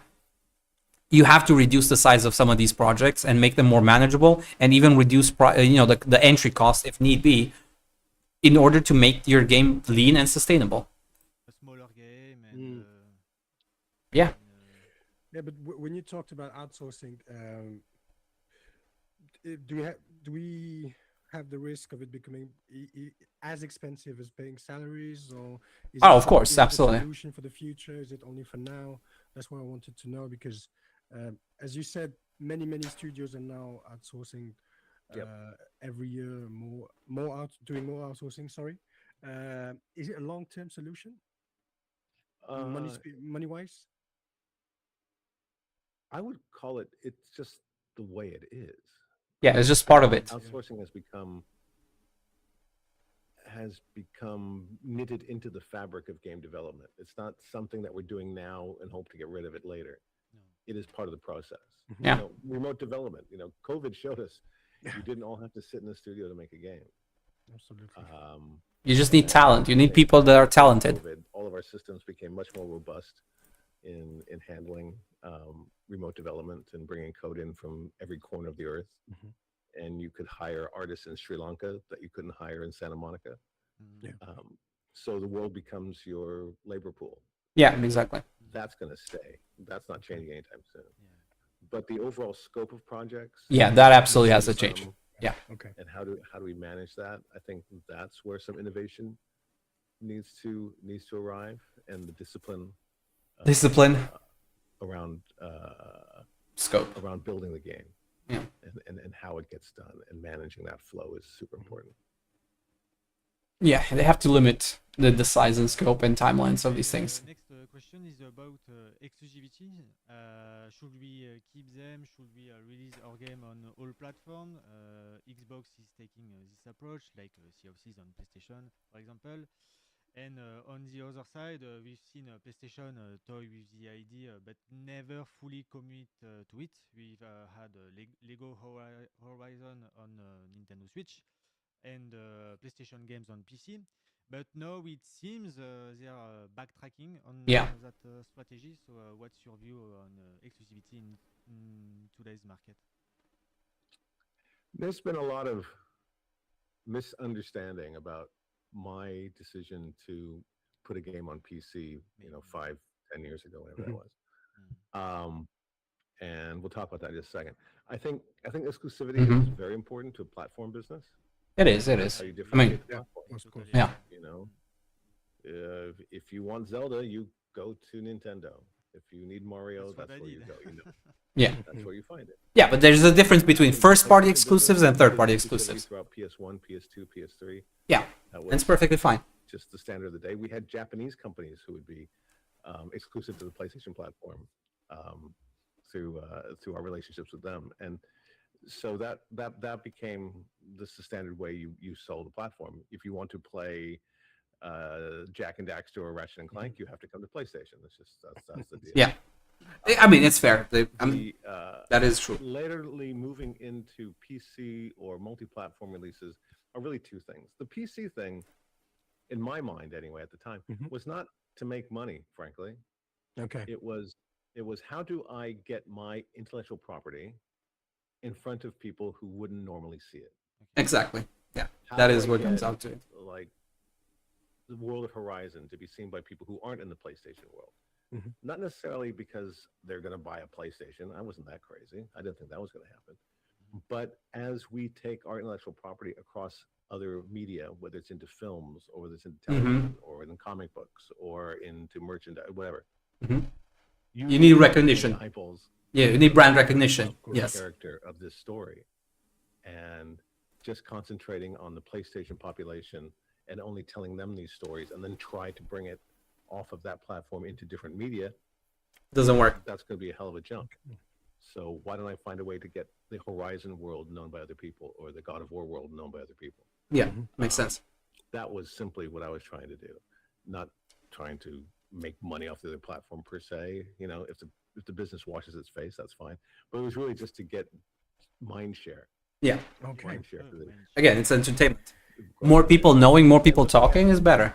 Other titles, if you have a massively multiplayer online game or live service game, yeah, sure, that obviously makes sense. To play game, then you have to be multi-platform because the economics don't work. Of course, yeah. On one platform, it's all about, as we say in the business, the size of the funnel. Because you put all these people through the funnel in a free-to-play game, and if you get 3% of those people to actually spend money on a thing, that's your conversion rate. And then you say, yay, we made money. But if the funnel is too small, 3% of 50 million, not 3% of 5 million. Of course. So that's what happens with those kind of games. That's why they go multi-platform. Yeah. But why do you think? I think we have the explanation, but why do you think that PlayStation seems to be now backtracking on games on PC? The information that has somewhat leaked on the internet is that they feel that it's devaluing their IPs. So on the contrary to what you said before, what do you think about that? Are they right to backtrack now? I disagree personally. Opening PlayStation actually the future? Because I agree with you, but I can also understand the other point of view when they say it's devaluing the property and people are not buying PlayStations anymore because they can have our IPs on PC. So why would they buy a PS5? That's I think there's half and half. Games don't go on PC for like a year. Of course, yeah, 18 and a half, 18 months at least. Or Yeah. whatever it is, you know. Yeah, a year and a half. It's not day and date. And if they think that a game coming out 18 months after its launch, if it comes out on another platform, that somehow stopped a sale from happening 18 months ago in the hardware business, normally I like to see how they can prove that thesis. Yeah. And you know, you can feel that is true. I don't happen to feel that's true. I don't think so. If someone's waiting 18 months for somebody to come on PC, we didn't lose a sale to them. They weren't going to buy the hardware anyway. So from a revenue perspective, it's just gains. Just to, you know, cover costs, or, you know, the burden of making a port, there's some money attached to that. Maybe they have Nixes, or the distraction or whatever. Yeah. I don't know what they're thinking. Okay, no problem. Yes, because you can have as many explanations as long as they don't say it outright. But it's very interesting to see how the strategy can change with the people in charge. And we saw how PlayStation changed with you, with Jim Ryan, and with Herman Holst. So it's very two of the worst periods of this PlayStation I think one ecosystem. way actually to solve the problem, I mean, the question of the exclusives is to make the industry compete on content going forward, or at least get behind only one type of hardware like DVDs. Here's the thing. Okay, so now that segment is done. The thing about exclusivity is that exclusivity only works insofar that the games are good. That's the hard pill to swallow for this industry. You don't sell consoles, and you definitely don't retain players with bad games or average games or middling exclusives. So if you're gonna do exclusives, You basically have to give people a reason to make an exception to the idea that I cannot play this game somewhere else, and also have them think that I have to play this game. The problem with a lot of Sony's games, as opposed to, let's say, Nintendo for that matter, is that none of their games invoke the same kind of reaction when it comes to the player of, I need to play this game. Like, sure, everybody has their own taste. Maybe you can argue that, hey, this game makes it worth it to, get into the ecosystem or have anything else. But when you're asking that question, you're not asking, is this game good enough or worth playing? You're asking, is this game worth $800, $700, $600 to get you into the ecosystem? That is the actual question you're asking yourself. And again, people are already arguing whether $80 is enough for a game or $50 is too little or too much or whatever, right? When we're talking about like whether or not, hey, is $80 too much for a game? If that question is hard to swallow, the answer to that question is hard to swallow, then how do you think asking somebody to spend $600 to get into that game sounds by comparison? Because that's really what you're saying. You're not asking me whether or not I'm willing to, let's say, spend $80 on Horizon Zero Dawn, right? You're asking me to spend $300 or $400 on the console. You're asking me to spend almost $100 on the PS Plus, and then you're asking me to spend $80 on the game, right? Like, that game alone is not going to convince me. And on top of that, basically, for me to get into the ecosystem as a broad thing, like the average person, right? You have to make it as painless as possible for me to get to the game. And again, the game has to be really good to even justify me considering the option, right? If your game is just and you spend a crap ton of money to make, so your economics don't make sense anyway in the first place, right? You're making a middling game that I've already probably played. Like, I'll be honest, I have no interest in playing Spider-Man 2. Like, zero. I have not seen anything in Spider-Man 2 that made me think I need to play this game. I played Spider-Man 1. Spider-Man 2 looked like, quote-unquote, more of the same, but not in a good sense. It was more of the same of what I've already played, and the stuff that was new was not interesting to me. So, Spider-Man 2 for me is not a system seller. It might be for somebody else, but the point is, that's one game that is now off the list for me to consider buying into a PlayStation ecosystem. Obviously, PS4 versus PS5, right? But like, again, if I look at PS5, I not only need to justify the price of the console, I need to justify the price of every individual game, and holistically need to justify spending money on 3, 4, 5 games at full price, right? And once we do that math, we're looking at, $500 for the console, $600 at the console, because that's kind of where the price is. You add another $100 for your yearly subscription. Now we're up at $600-700. You add 4 or 5 games. Now we're close to $1,000 to play 4 games?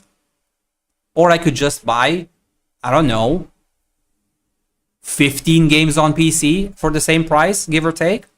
Or if we're talking PC and sales, 30 games, 40 games, 50 games. That is kind of like the value proposition that people actually think about when they think about it. Like, again, when you break it down to like the individual aspects of it. And that's not even accounting for things like the upfront costs, right? If I want to play whatever game is coming on PlayStation, I need to upfront spend $600, not $80 today, $50 tomorrow. Upfront, $800. Now, sure, you can do, rates and whatnot.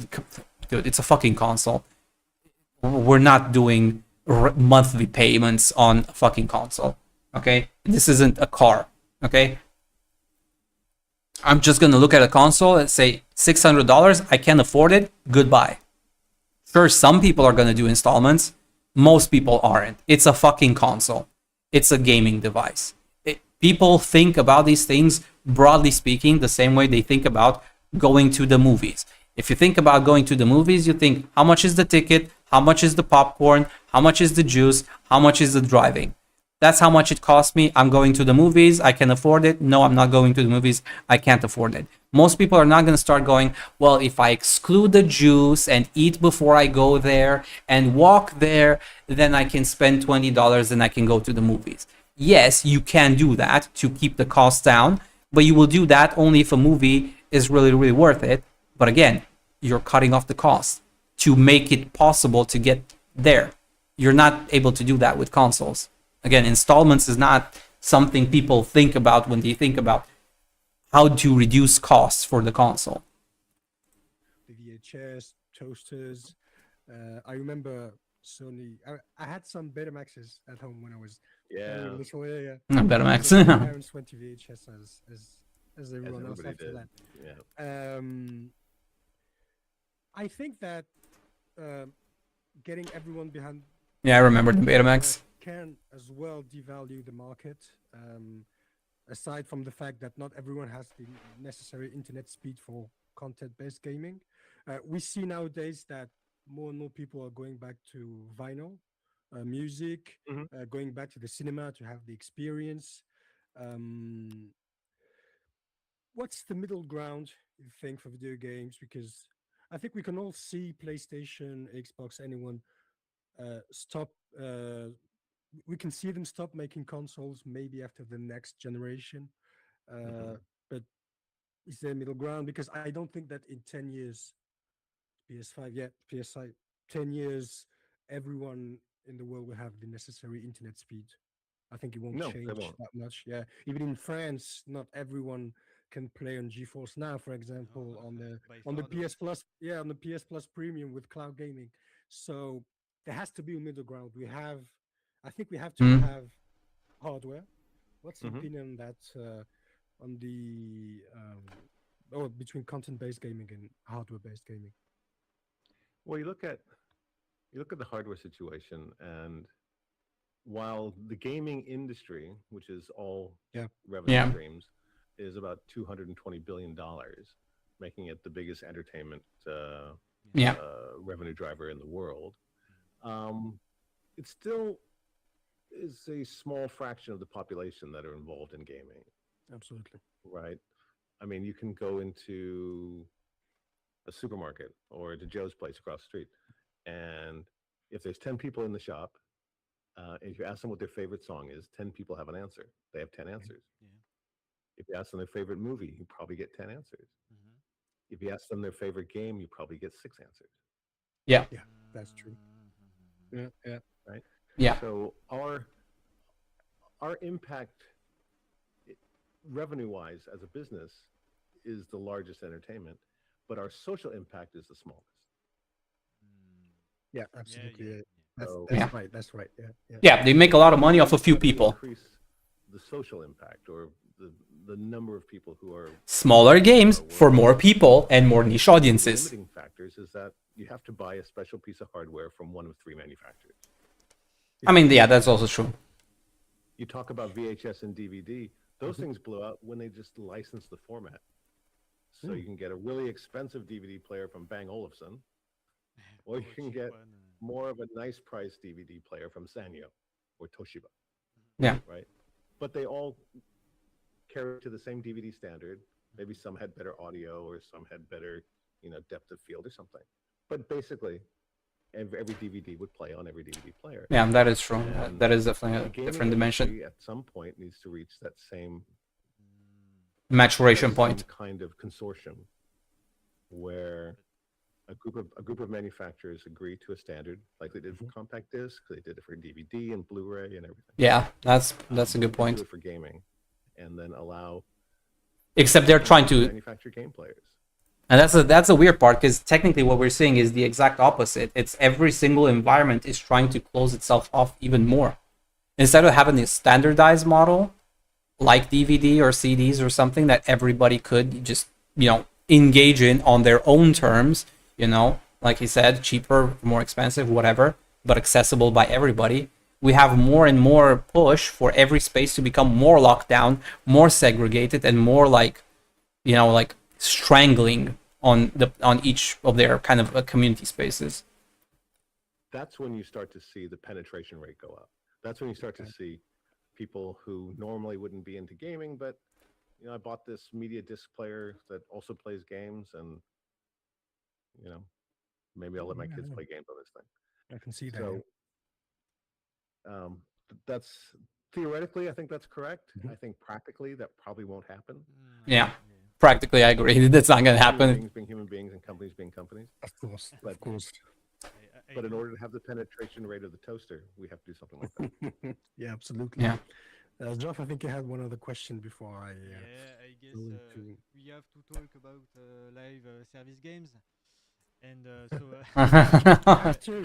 Nobody wants to talk about live service games. All right. Let's go. So you stated in the past that Oh, boy. it was part of the reason why you left PlayStation in 2019, the growing of live service games, and we saw today that a lot of studios are closing because of many attempts to do successful live service games. And I want to talk about Bluepoint Games. Oh yeah, yeah, those guys. Yeah, those guys. For me, it's I'm really sad about the end of this. Yeah, but there's also the Japan Studio Japan and other things. Like Sony just has been on a downhill trend. Think about Sony's decision to make them a God of War live service game, and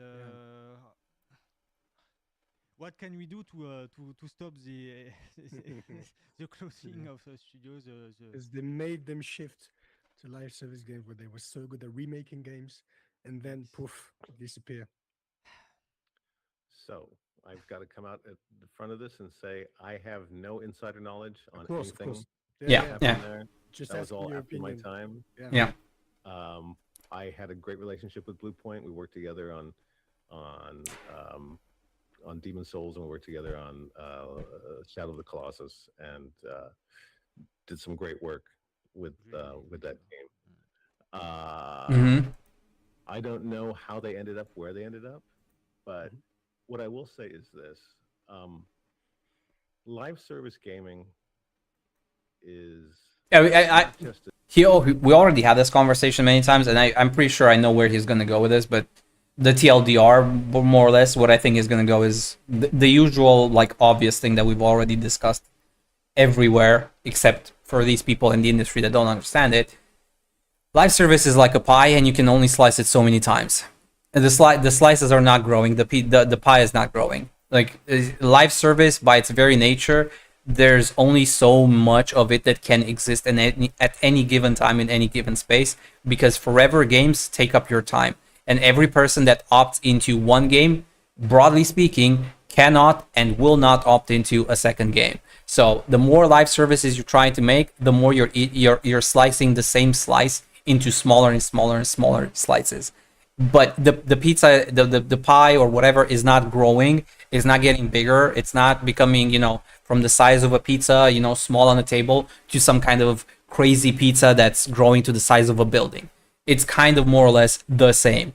And all you're doing is moving people from one game to the other. It's cannibalizing itself by its very nature. Single player games, by contrast, while they do that, yes, an abstract, just by the amount of people and the amount of games, and by the fact that each game is finite, right? You beat a game, and relative to time investment and time duration of thing, you beat a game, you can move on to the next. You may or may not buy a second game this month, but by and large, you can and you will if you can afford it and want to. And now you have the time available to dedicate to another game. With live service game, if you're in on Overwatch, you're in on Overwatch. And you're not in on Marvel Rivals until you're, quote unquote, done with Overwatch.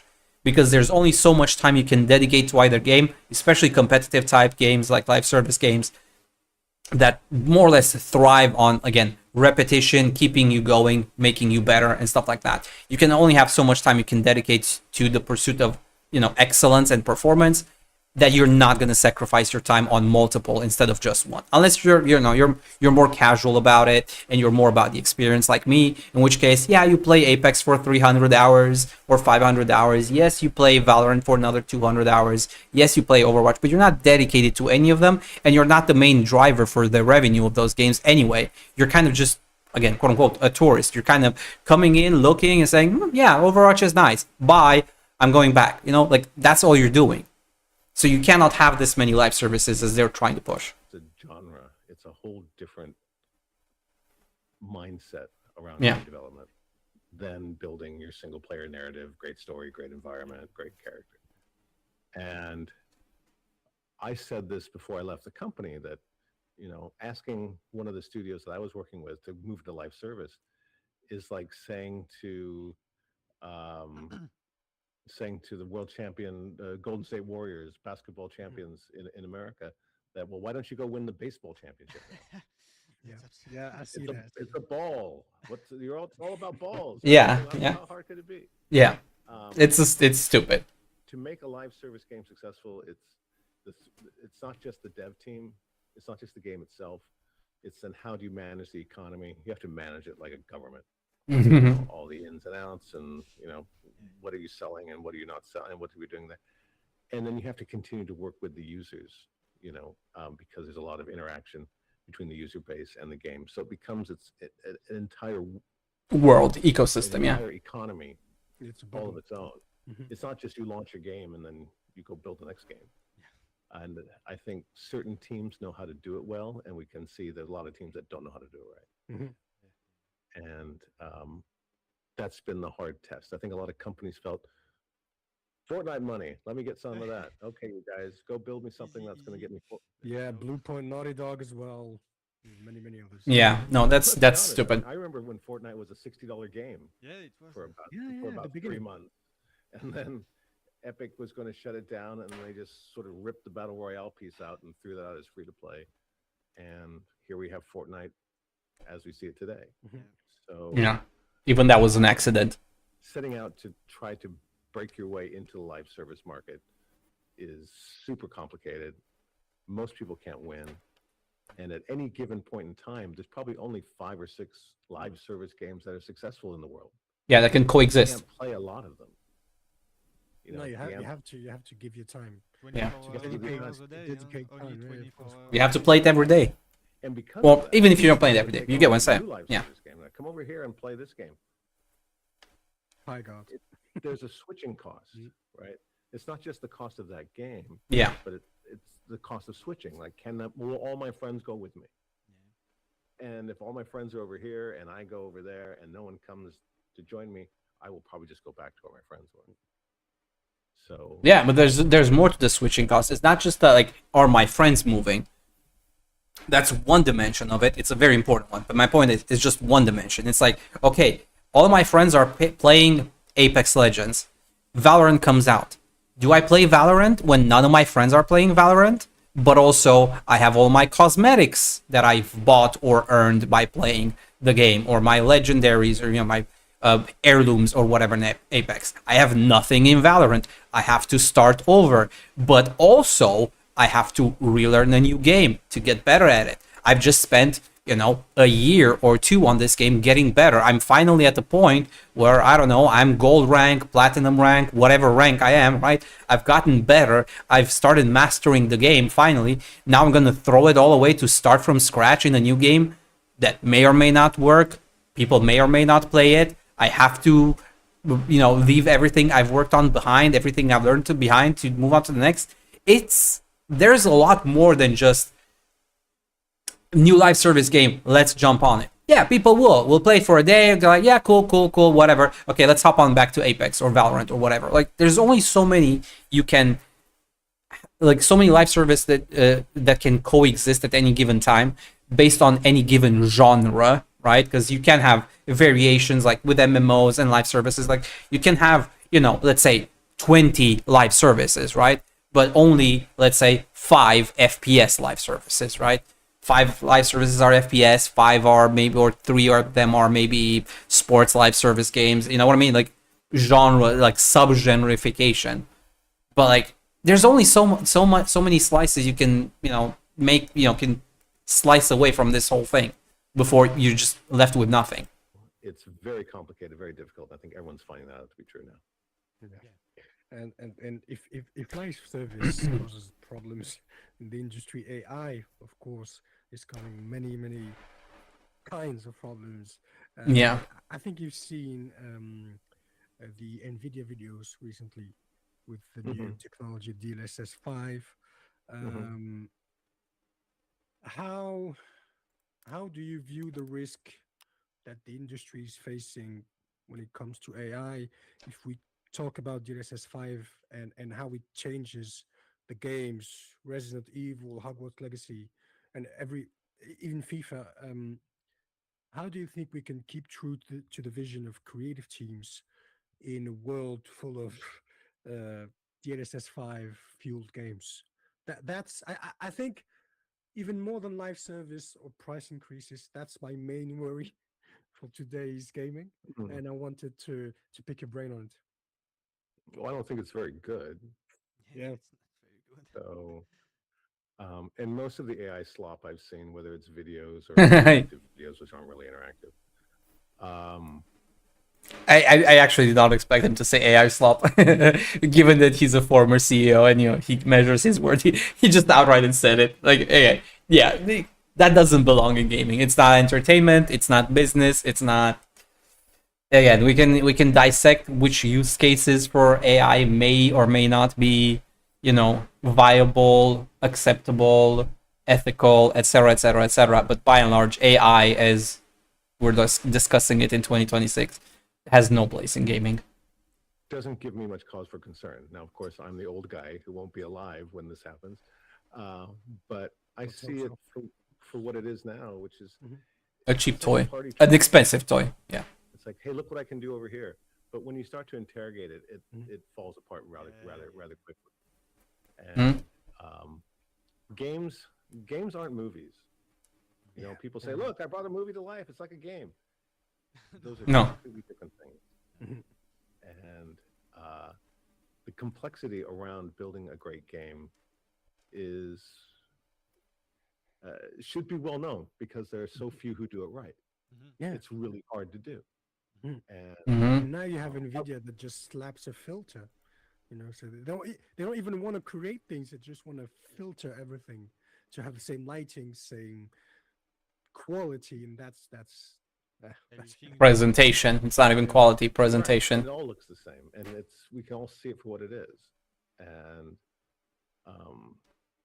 there was a time, not to make a comparison, but there was a time when Criterion released the renderware engine, and so everyone started licensing renderware, and you could tell a game was renderware just by the way it looked. They all look the same. They all look like Burnout. But with the NVIDIA technology and some of the stuff that Google's doing with what they claim to be an interactive platform, it doesn't hold up to scrutiny. It makes interesting 3-minute videos, and yeah, pretty much. Probably not much more than that. I think the people getting behind it are getting behind it for the wrong reasons. So I think I agree. The chance of the outcome to be artistically positive. I think sadly it'll burn up a lot of money. Yeah, a lot of energy, a lot of water. Yeah, money that could have gone to just building a good game is going into these technologies, which sadly I think is just setting dollar bills on fire. Agreed.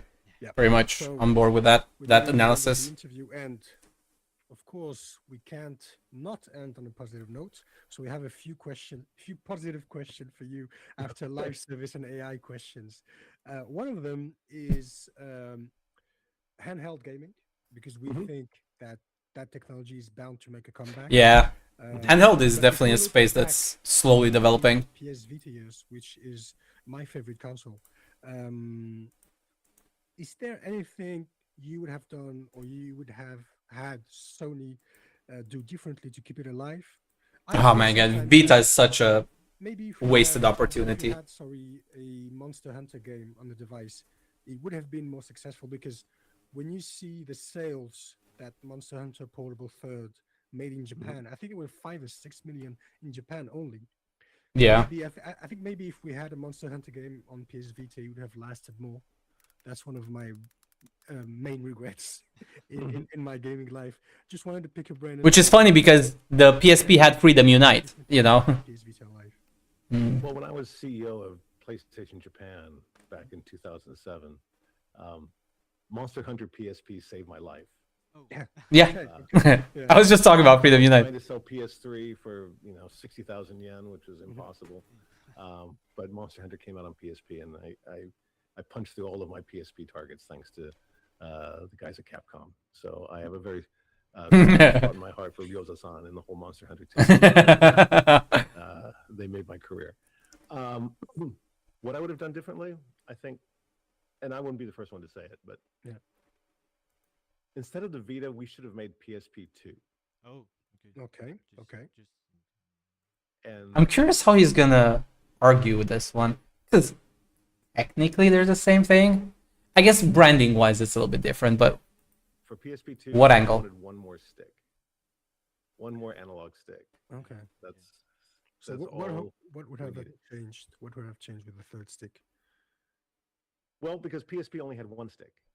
Okay, of course, Sorry. Yeah. Right. Mm. And so for the next generation, we wanted 2 sticks, and so we got the Vita, which indeed was 2 sticks. Mm-hmm. Yay! It was Better OLED. sticks. OLED as well. Good. OLED, which is very at expensive. At that size, yeah. I don't know if it's made a difference, frankly. Just cost. Yeah. Just the cost went up. Back touch was a weird thing, which that was not necessary, I guess. Around. And if you were bringing a game from Game Boy, let's say, onto Vita, all of that back touch input was meaningless. So I don't know why that was true. Probably, and that added cost. Yeah, okay.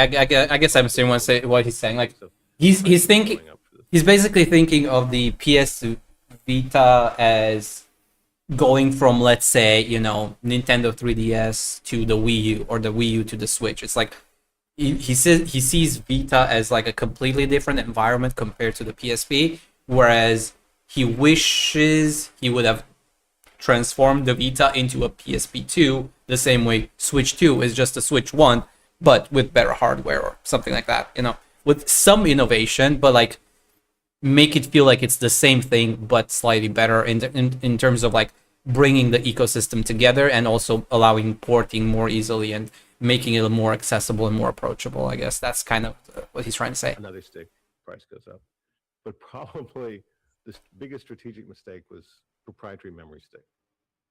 Okay. Oh yeah, for sure. Having to get a Vita memory stick. Yeah. Of course, I understand. Yeah. Back on PlayStation 2, when you had to buy the 8 megabits for PlayStation 2 memory card, which is a huge revenue and profit earner for the company.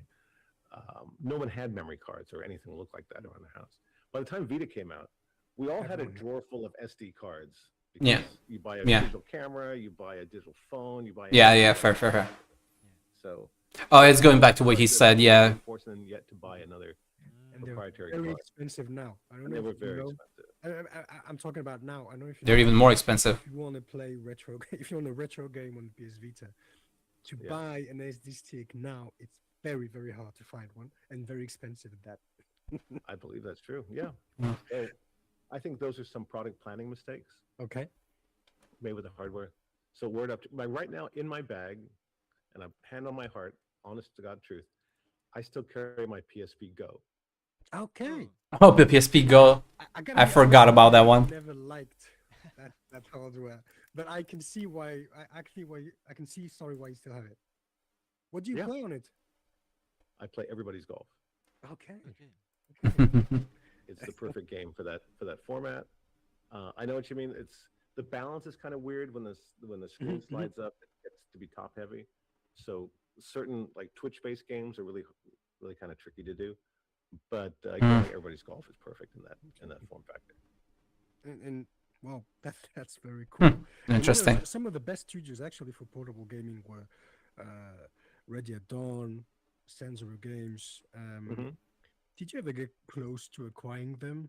And more broadly, are there any studios you wished you could have acquired when you were at PlayStation, the head of PlayStation? Yeah. I mean, that's difficult. For me, studio acquisition was always about teams that we worked with for a long time that we know pretty well. I mean, we worked with Naughty Dog before we bought them. We worked with Insomniac for 20 years Yeah. before I finally got Mhm. to put a ring on it. Yeah. Yeah. Same with Sucker Punch. And so during my time there, the studios that we acquired were studios that we worked a lot with. Yeah. That we'd had 1, 2, or 3 projects in the past. We know who they are. They know who we are. We understand how they work and stuff. Yeah, that makes sense. A lot of studio offers came across my desk all the time. But by and large, there were teams I hadn't worked with before. So sometimes we'd say, well, let's do an external deal with them on something. Project, see how it works. Yeah. Before we get married.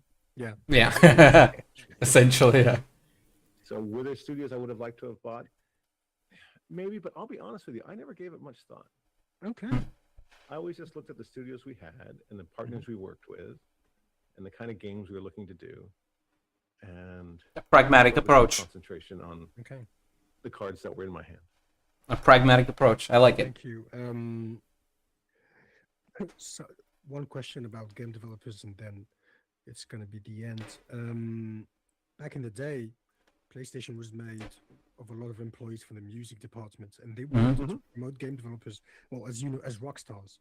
And EA even marketed their games in the 80s with album covers. Besides Hideo Kojima, do you think there are any rockstar developers today in the industry? Well, I don't think there's any left. Dan Houser is still, you know, the Western version of a rock star. I think Japan really has a creator focus in the game business. We know a lot of Japanese creators. Ono-san with Street Fighter, Mikami-san. Oh yeah, okay, yeah, with I get it. With Kazunori with Gran Turismo. Yeah, you have that producer-oriented mindset. Yeah, that culture. But even that is shifting slightly. Deifies the creator and puts them forward, and people know who they are. In the West, it's more difficult to know. You have to really be a gamer geek to know who are the people behind the games, which sometimes is a problem, sometimes it isn't. I think every great team is like a rock band, and they are stronger together than they are separately. Yeah, fair. Because we've seen a lot of people have broken off from the teams they worked on. I won't say any names because some of them will be listening, but they've broken off from the teams that made their reputation, go start their own studio, and then work out stuff. Yeah. And most of them are not successful. Yeah, because it comes down to what I even said earlier. I mean, leadership can be a very powerful tool because it keeps people focused and on track.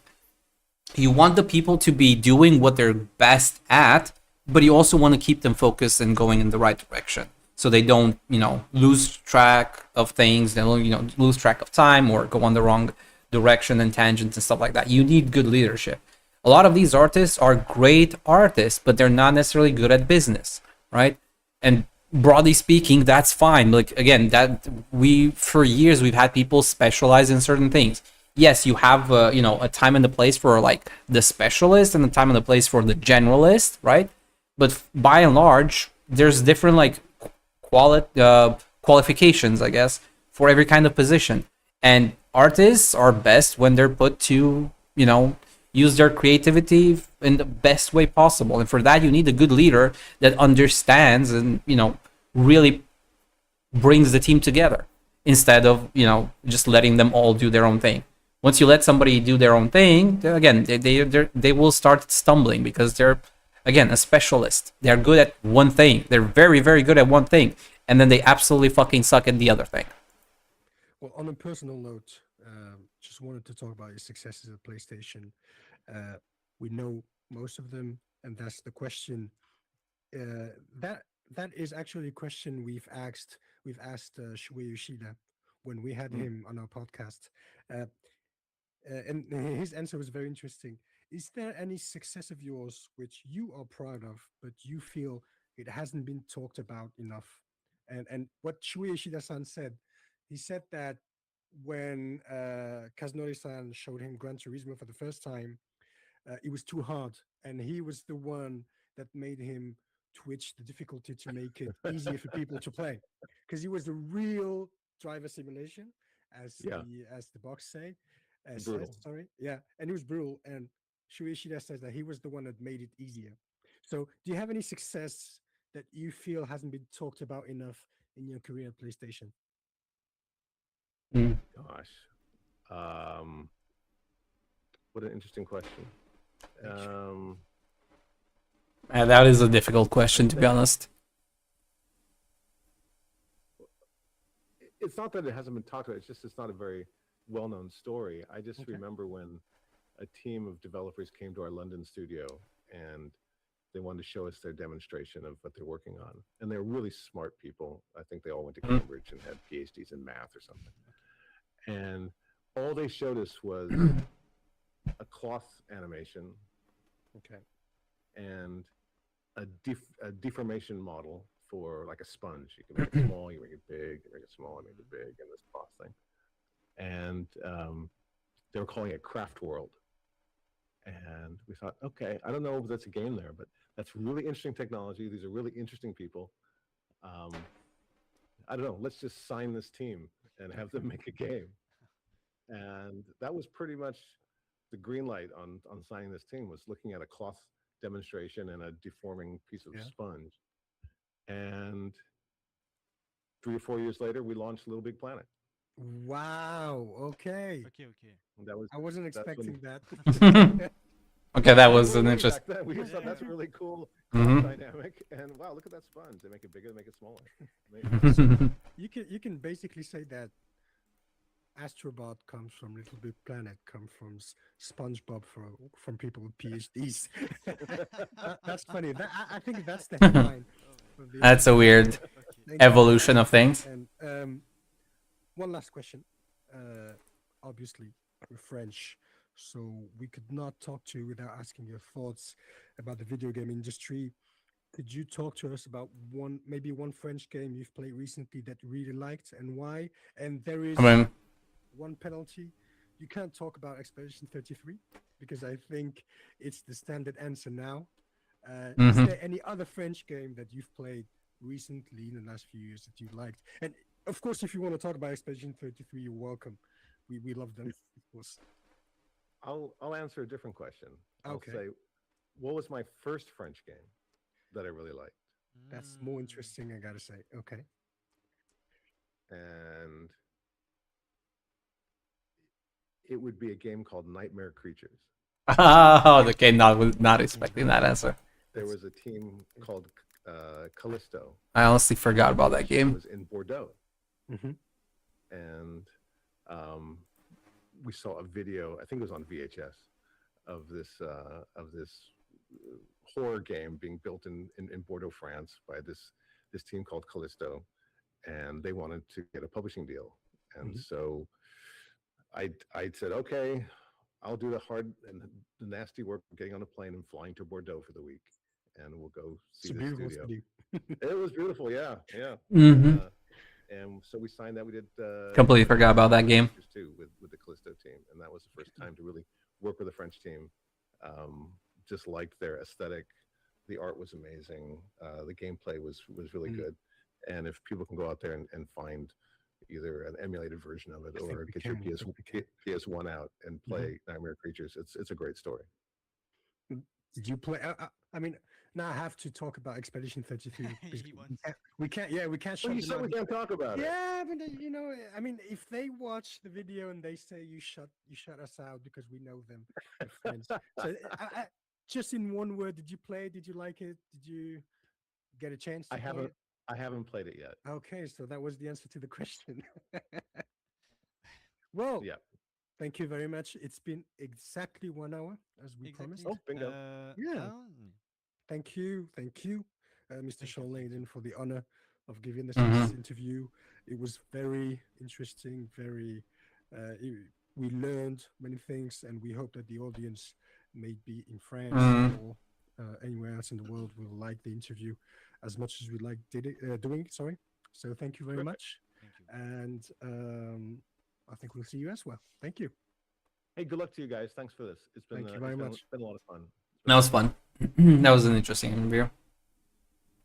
I mean, a lot of it is stuff that I expected. A lot of it is stuff that I knew. Much of it is just things that you can generally infer if you understand the industry even a little bit. It's just surprisingly, there's a lot of people in the industry that don't actually understand the industry. Mm-hmm. Because, you know, Sean Layden, again, for all his own faults, you know, nobody's perfect. He made, you know, bad decisions as well. Like, not gonna pretend like, you know, any person is perfect. But what I'm more interested isn't just the successes and the failures. It's understanding the reasoning behind them, like why you're going in a certain direction or not. You know, the motivations, the incentives, things like that. And yeah, you have some people like that. You no, that one. Screen. You know, you have some people that understand the industry for what it is as an industry and what it entails and what about it needs to grow in order to be bigger, better, you know, more successful, more interesting, whatever. And then you have some people that just look at the lines on a spreadsheet and say, hey, this one is not going up as fast as we want it to, and do something about it. And those people oftentimes, you know, ruin things, especially in gaming and entertainment in general, because they do not understand why or how the line goes up. And they also don't seem to understand the volatility of entertainment, partly because these people oftentimes aren't very fun people to be around. You don't understand the concept of fun in the first place because you're too busy doing other things that are not fun by, you know, the general population standards. So they just come in and try to change the industry into something that they don't really understand. It is unfortunate. So yeah, in that sense, like I do think that the AAA space in particular is gonna have to have a downfall period, so to speak, because it's really not sustainable the way where the industry is right now, especially the AAA space. Like the layoffs as the layoffs goes, that's one thing, but it's the ramification it has both in the industry and outside after all the layoffs. Who stays in charge, who isn't, what lessons are learned, what mistakes are repeated. All of those kinds of things are going to determine which way things go. But as it stands right now, I personally don't have a lot of confidence for the AAA space, especially the Western AAA space, like the America/Canada side of things. Those in particular need to more or less, again, get reset. And the unfortunate truth is that a lot of that space also influences a lot of the AAA spaces everywhere else, whether it's, you know, France, whether it's the UK, whether it's the rest of Europe, Asia, whatever. Even if they don't follow suit one for one, there is still a ripple effect and an influence because of the way the industry works, especially at the AAA level, with all these investors and all of this corporate behind it and all of that kind of stuff. And yeah, I kind of want. I'm at the point where I don't just think it's inevitable. I'm looking forward to the reset at this point. I'm just waiting for it to happen because, as it stands, it's not getting any better, right? So, interesting interview. For me personally, again, not much new, but again, that comes with the territory when you've spent enough time in this space, in this industry. You know, it's not really surprising. Mm-hmm.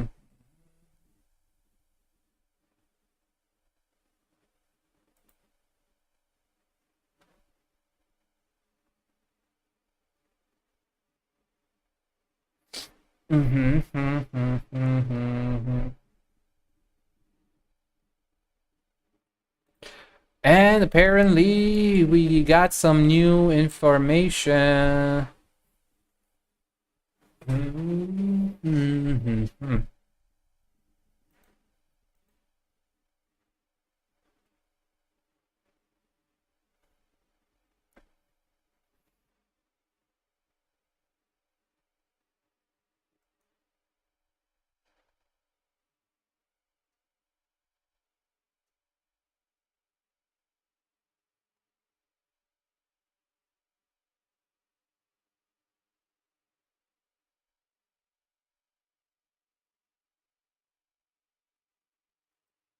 What's this? What's this? Okay, there's a channel here that's covering some panel from the expo.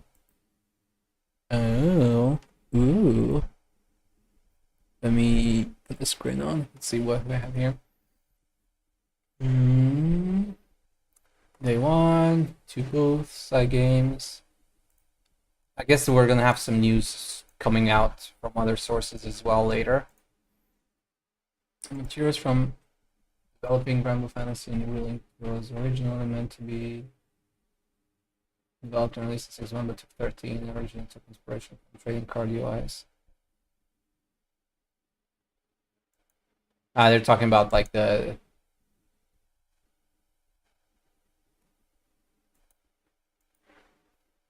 tips from developing GranBlue Fantasy and Relink. Maybe it was originally meant to be developed. I want to see how this relates to Relink per se.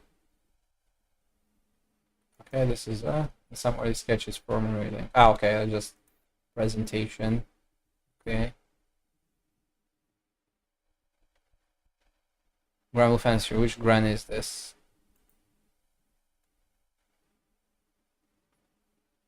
GranBlue Fantasy versus Rising Relink. I mean, I'll be honest, I don't know them that well. Fantasy versus Rising Relink. Okay. Arrange these characters by height. I mean, I don't know all of these characters. Versusi, I don't know. I think Gandagozo is taller than Galanza. No? No, Galanza is the tallest. Galanza is the tallest.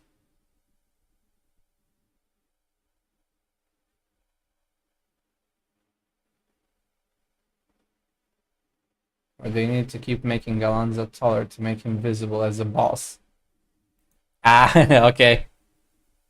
So Gandagozo is smaller, surprisingly, than Galanza. GranBlue Fantasy QA with FKHR. The first question, Fukuhara, I guess. First question asked about the new story design. Oh, this is for the base GranBlue Fantasy, I'm guessing. Because this character isn't in Relink. The next question.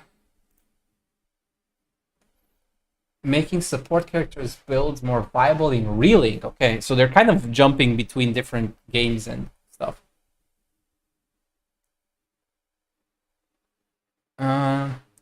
Smoother character progression, lower the rupee cost for weapon upgrades, raised XP granted by treasure for weapon upgrades, lowered treasure requirements for certain sigil upgrades and weapon awakenings. Okay.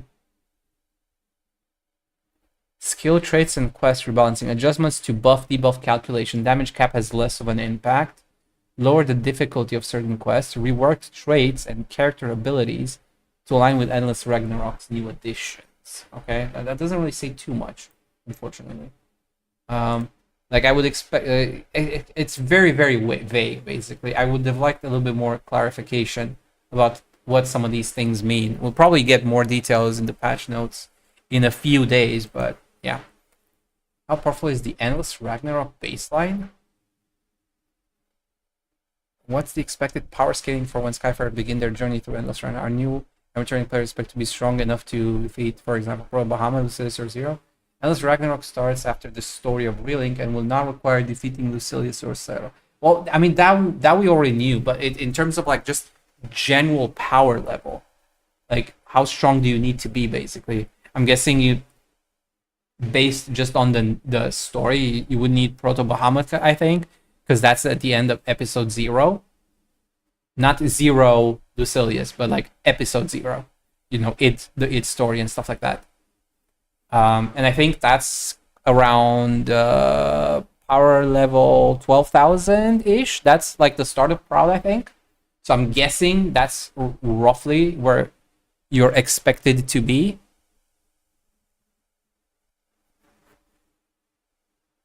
Okay, at the end of Story of Relink, I'm guessing it includes episode 0. The conflicts also lets you power up your support cast well, so Pro Bahamut should not be a challenge when Endless Ragnarok content starts. Yeah. Question from the crowd. Will there be more characters with multiple weapon specialization mid-combat? Also, please, GranBlue. No one changes weapons in Relink, but Frau does have 2 styles between hand-to-hand or using the devil. What goes into picking characters for side games? Bringing characters with styles that fit the game genre are prioritized, and we try to find the best fit for that game. The mobile game has so many releases, it's hard for a console game to keep up. Yeah, makes sense.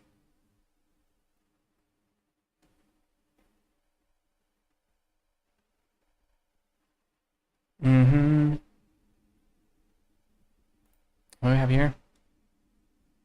Inspiration for the id, Galans, and Magli illustration. They thought that the Church of Avia's top 3 would look great in a North American diner. Galans especially will love the American portions on burgers. That's kind of cute. All of them in a diner. Okay, what do we have here? Endless Ragnarok features the Chaos tier of quests, new master traits, balance adjustment, and more. Master traits and summons will freshen up the gameplay for veteran players, and balance changes will make all characters feel new. Coming in Endless Ragnarok, more story content, we knew that. New playable characters, yes. Expanded combat with summons, yes. Chaos tier quests, yes. Expanded character progression, master traits, yes. The conflicts on all new solo game mode, basically catch-up grinding. Revamped UI plus quality of life adjustments. Okay, I'm interested in what that means. The only like real change that I know, that I remember from the beta, off the top of my head, because I admittedly didn't pay too much attention to like specific details. It was more about like getting a feel for how the game feels and stuff like that plays. For the most part, it kind of looks the same. Obviously, changes to the UI because now you have new elements like the summons, category in the menu and stuff like that. But one thing that I did notice for quality of life adjustments and stuff is the fact that you can now change SBA priority for your AI by pressing the down button where your revive is, But basically, that's disabled when you're alive because you can't revive when you're, alive. So when you press down on the D-pad, now you can basically change the AI priority to like hold their SBA until you use it, or SBA at will kind of thing. So that's an interesting thing because now you can basically change your options on the fly. And I think that would also be very cool for something like, let's say, Lucilius is a good example of that.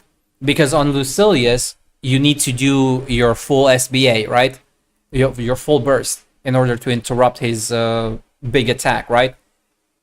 But you kind of have to go through the menu and change the settings because you want to disable it in case, you get too close to SBA early for whatever reason, or one of your NPCs does, right? So he doesn't actually accidentally trigger your full burst early, right? But then when you need it, maybe you aren't full burst, you don't have 100%, right? And you need one of your AIs to actually trigger it in order to do the full burst, right? So to get that refill. So this is actually one change that I saw in the beta that is actually really nice. I'll be honest. As long as you're aware of it and start making use of it, that should come in real handy. Balance adjustments across the original game, we knew that. New scenes and events, we knew that. Crossplay support, we knew that, yeah. And then we have all the characters, we already knew all the characters.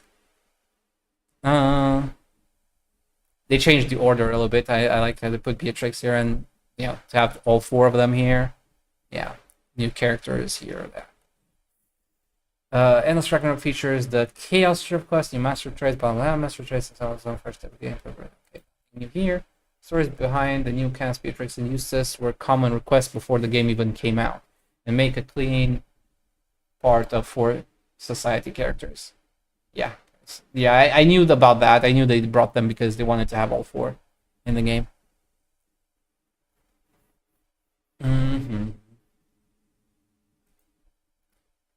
Fukuhara teases the Endless Ragnarok boss after Beelzebub and the world. The boss will be very familiar to veteran GranBlue fantasy players. I have no idea what that means. Somebody's saying Avatar Belial or Hexa versus, yeah. I don't know. I don't know any about that. This is my first game.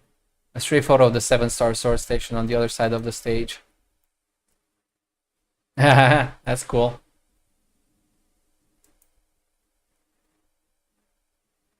Mm-hmm.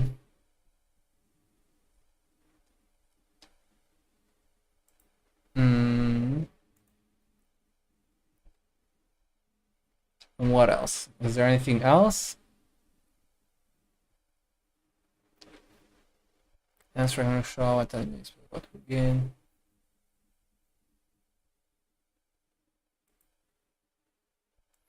Cosplay, nice. Okay, that's about it. There's nothing else in particular. Obviously, cosplays and all that kind of stuff. I'm just interested in the news. It's a full wizard. I'm guessing this is for the base game and stuff.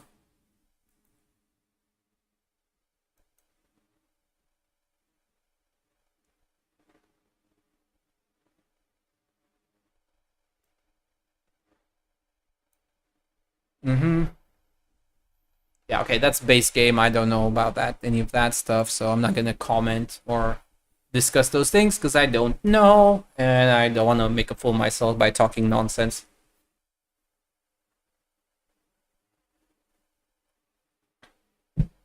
Anywho, I'm gonna take a 5 to 10 minute break now because I need something to drink to get because I run out of drink. And then once I come back, we can jump into the game. I'm gonna boot it up in the meantime. Just we're gonna get into the game afterwards, but I do need something to drink because I ran out. My coffee is over. So we're gonna boot up the game now and get ready. Mm-hmm. Mm-hmm. Also, I need to change the audio there. Sound settings.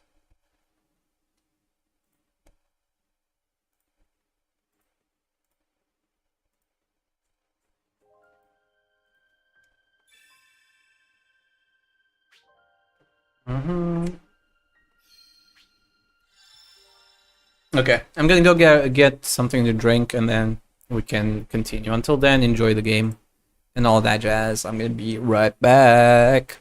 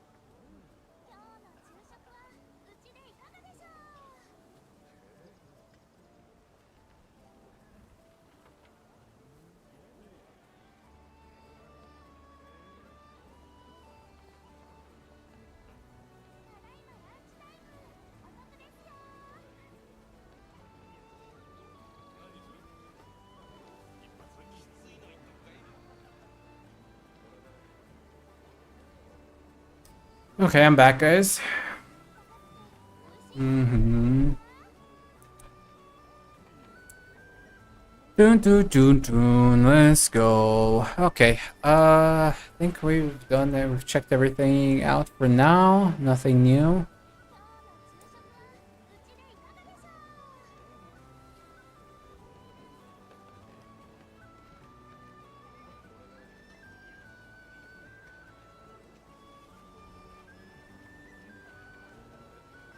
Yeah, okay. Doesn't look like there's anything else at the moment.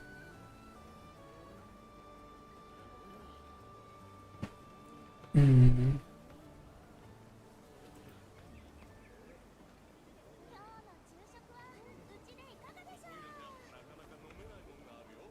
Mm.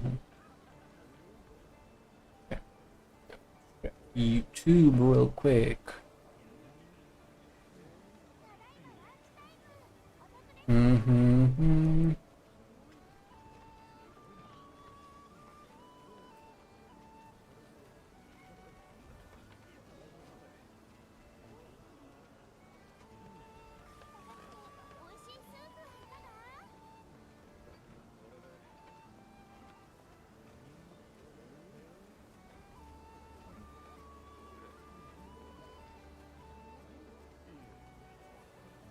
Okay. Mm-hmm. Mm-hmm.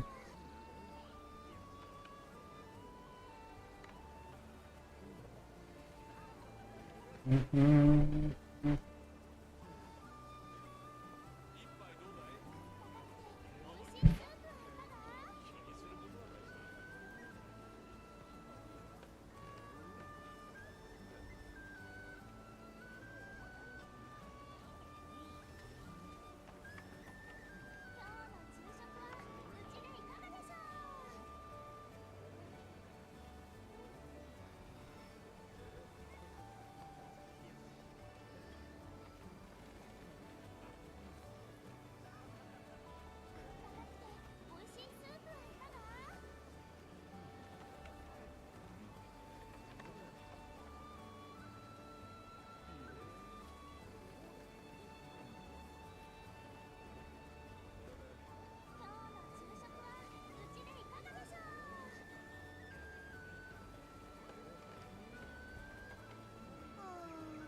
Mm-hmm.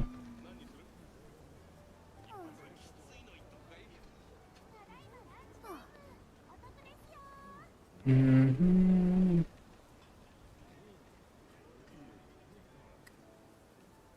Okay. Ba-ba-ba-ba. Okay, we're good. We're good. We're good. We're ready. Time to grind real quick. Yeah, so let me double check just real quick. What was my priorities were basically just mastery points and fortitude crystals for the most part.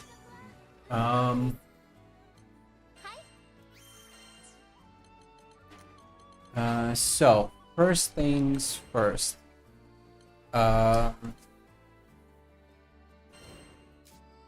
Slime Pete, I think.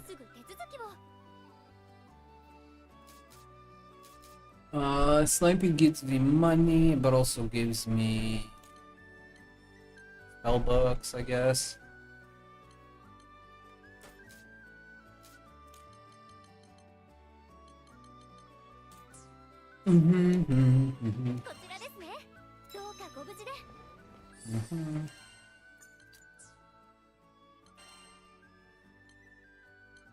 Also, I just realized I technically don't need crit chance as much anymore going forward. In terms of like sigil, maybe. Depending on how they do it. Because I remember from the beta, some of the summons actually had crit chance on them. So that should alleviate a little bit of the stat building, potentially, if I wanted to. It's not quite as detrimental. And crit chance is also a good stat to have on whatchamacallit, on the summons, I think. If they function the way I understand them from the beta, because something like crit chance, for instance, and some of the stats, I mean most stats, like they apply across the board. So if you bring 4 summons with crit chance, and I think on the beta it was like 6%, That's 24% crit chance just for your entire party, right? Like everybody. So like in this case, Eugen, for instance, would be pretty much like 99% crit chance, right? Just from those. Rackham would be 95%, you know? So like I could drop crit chance from these two characters, from EO and Lancelot, and bring them online. It also make over mastery a little bit easier to choose from, right? Because for instance, if I get crit chance, like it was Eugen, right? He has stun power, attack power, normal attack up damage. That one's already pretty much perfect. Chain burst damage up is also nice.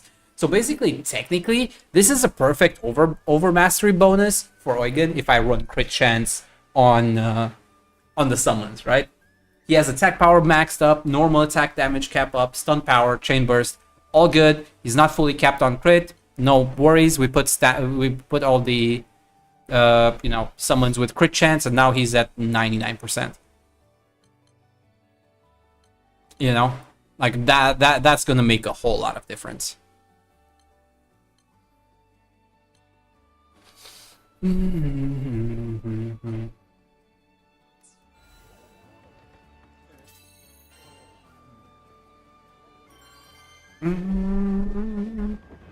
And honestly, I think I'm probably gonna end up doing that as well on the EO. I'm gonna fish for like better masteries that don't contain crit chance towards the end of this.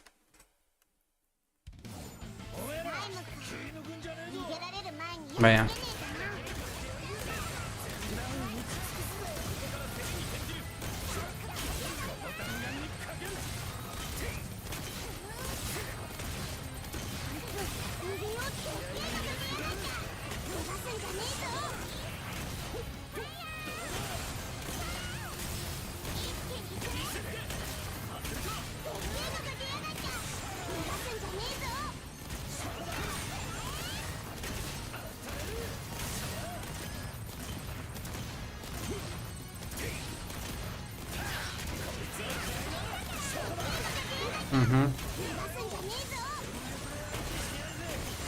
Farmin.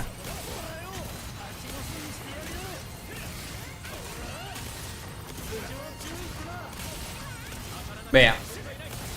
The audio down a little bit. I think it should be good now. I don't think it's too loud, right?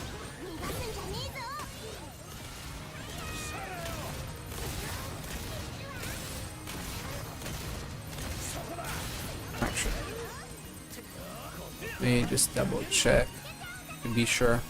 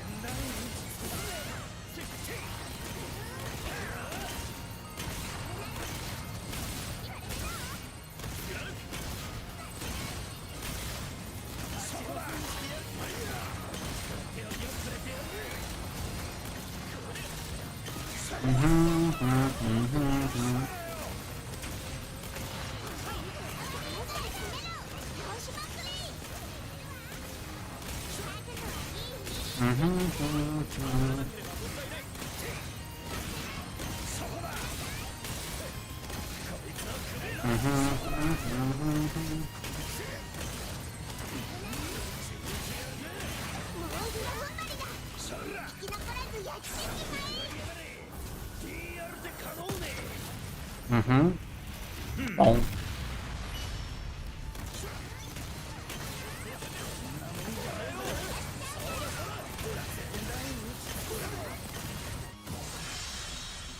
Well, 44, not too bad. Or we also even skipped a few seconds there while checking the audio and everything.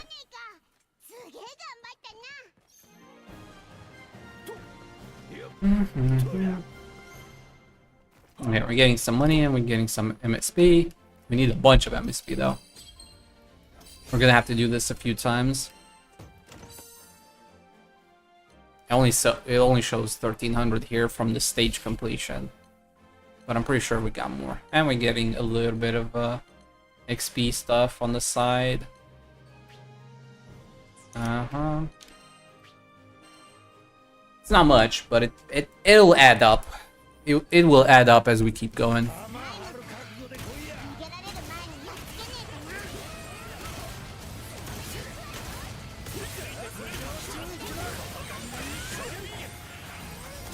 Mm-hmm. Mm-hmm. Mm-hmm.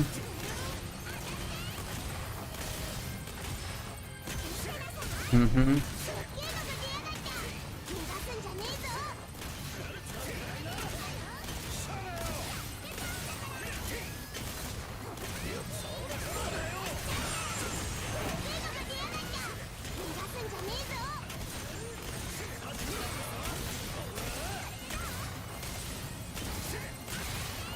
Mm-hmm.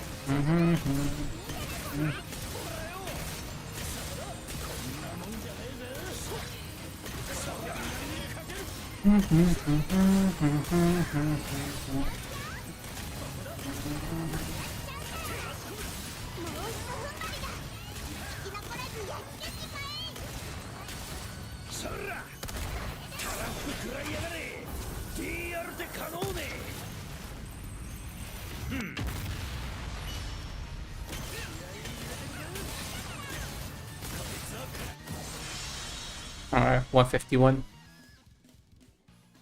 Not too shabby for a solo.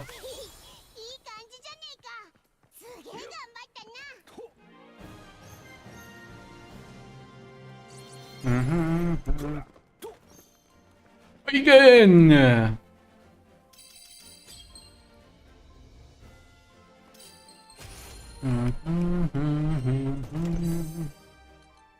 Okay, another experience book, another curio. And we're making some money on the side as well. It's all good. We're stocking up on everything. Money, mastery, XP.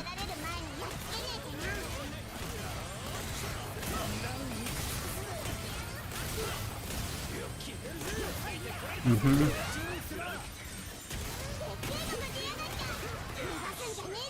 Mm-hmm.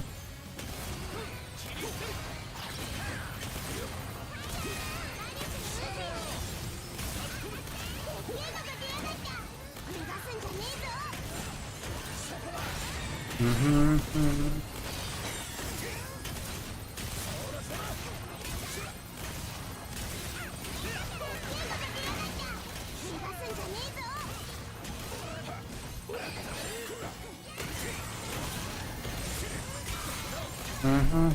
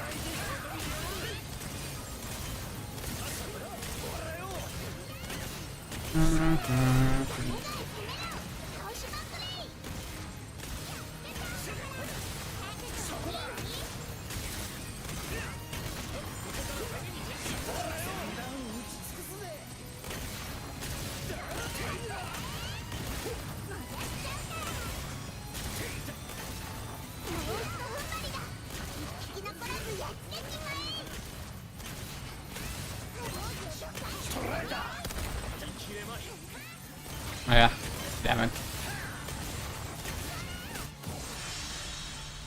156 is still good.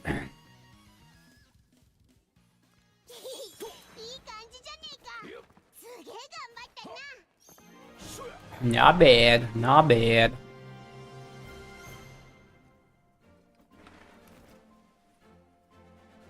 Money, masteries, XP. Somehow Io got MVP out of that. I guess she was stunned. I don't think I think I removed stun from her. Ooh, a silver book, nice, and double copper books. You'll love to see that. You'll love to see it. We'll need quite a few of these actually. I don't even know where the best place would be to farm these. I'll just add it there for now, but I don't even know if there's any place to farm gold slimes. Yeah. I mean, slimes is a very old kind of recurring theme in a lot of JRPGs, actually. As like a starting mob type thing, or like a grinding mob. It's in GranBlue, it's been in like Ragnarok Online, it's been in... you had the slimes in Dragon Quest. Like, slimes is often a very recurring punching bag in JRPGs. The West usually has things like, you know, more fantasy-like things with like wolves or boars as a starting enemy, or like the thing to farm early on and stuff. JRPGs have slimes. Slimes or drops or whatever they're called, depending on the game.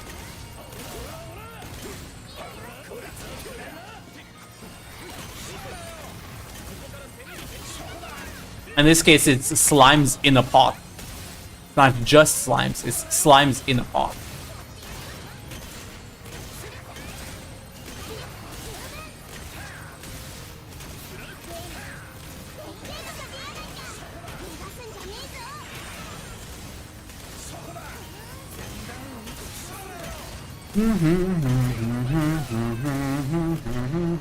But yeah, we got 7 more days, 6 more days, give or take, until the expansion. Counting down the days. Putting armor on, the revolution is coming soon. Yeah, pretty much. These guys are So it was like, you know, you used to have like the slimes and the drops, which were too weak. And then you had Dragon Quest, where the slimes literally started eating silver and gold to become, you know, metal-like. So they're tougher to beat. And now, not even that is enough. Now they're starting to put armor on. They're silver and gold and have armor on. it keeps going one step further. Next thing you know, we see slimes controlling like a mech or something. Or a robot, you know. They will start controlling something. That's the next evolution of the slime.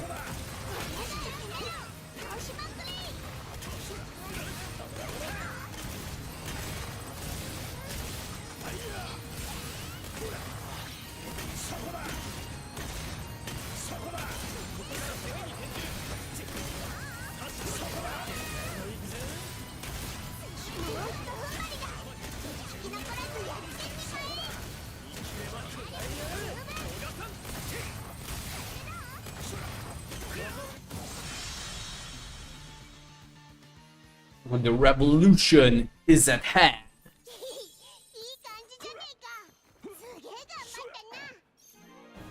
But yeah, we gotta grind. We need to prep that XP. We need to prep that mastery. We need to level some of those weapons as well. We gotta get that ball rolling before the expansion hits, so that once the expansion hits, we can do it all over again, but in the new mode for the new characters. Yeah.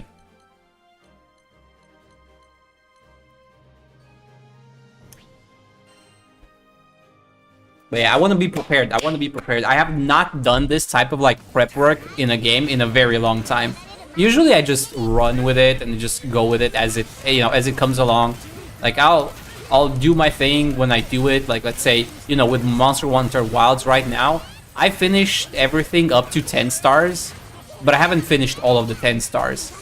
And frankly, I don't really feel the need to go back and fight all the 10 stars in preparation for Master Rank. At least now, right now. You know? I've done everything up until 10 stars, and I even done some of the 10 stars, just not all of the 10 stars. And I obviously have to do, you know, Omega. And Gugmazios, I think it is. So, like, I do have stuff to do, but I don't feel the need like I have to prep for Wilds in that sense. Like, I will go back to Wilds, before, you know, before the expansion, again, to de-rust, just like now. But I don't think I'm going to be farming and grinding all that crazy, honestly.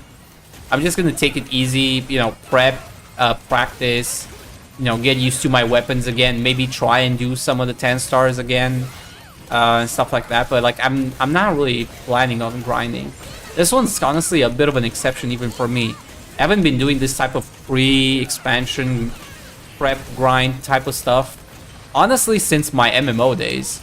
Since I used to raid in WoW and early on in Final Fantasy XIV, like A Realm Reborn and Heavensward. That was like the last time I did this type of like prep. You know, where I'm grinding all my materials up in preparation. Like, I really haven't done this in a while. But I'm just so excited for the expansion. I just want to continue playing.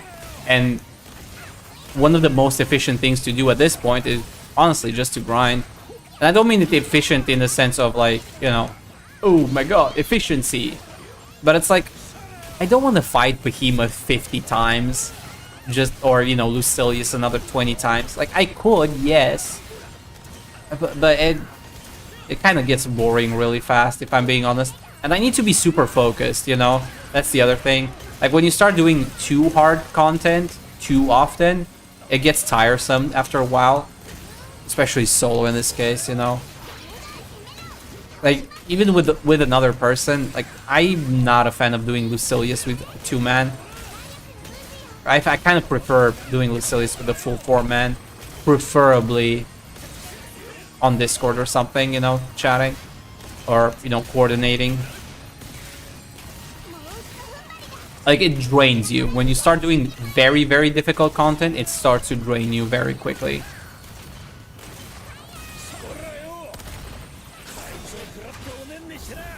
Spending behemoths today, 3 Lucius, like 10 pro Bahamut.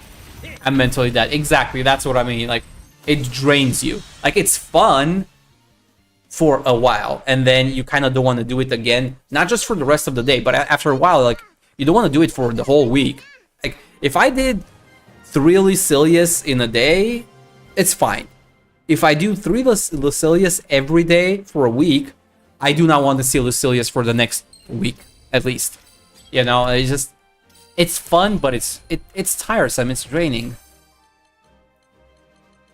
Like, you have to be locked in and pay attention to everything. And not even 0, like, just regular Lucilius. 0, I'll do it once at some point, just to say I've done it, and never again.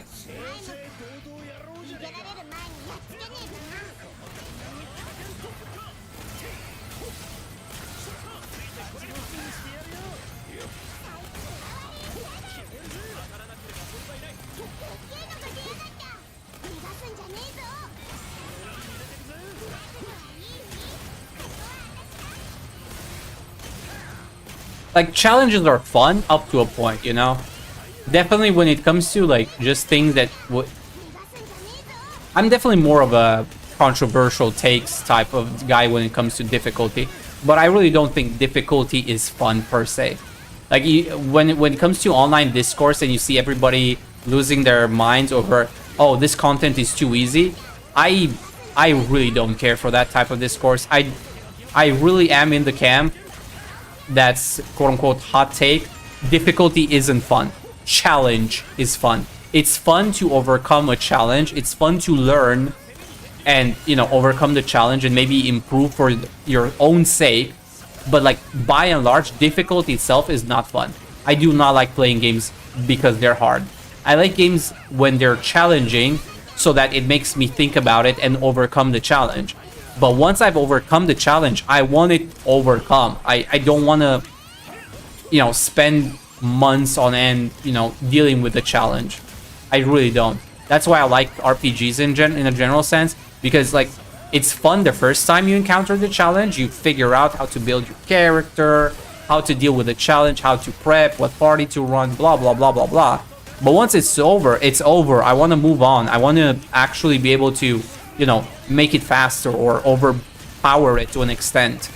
I don't want to be stuck on doing, you know, 6 minutes, 10-minute Lucilius fights. No, thank you. I actually want to be able to overpower it eventually. Yeah, it's definitely an ego thing. It's 100% an ego thing. It's one way where they can, you know, lord over others that they're better at the game or whatever. Like, no thanks. Like, I've done the challenge, I've beaten it, I've overcome it. Now let me just enjoy myself. Let me become overpowered and broken. I don't care.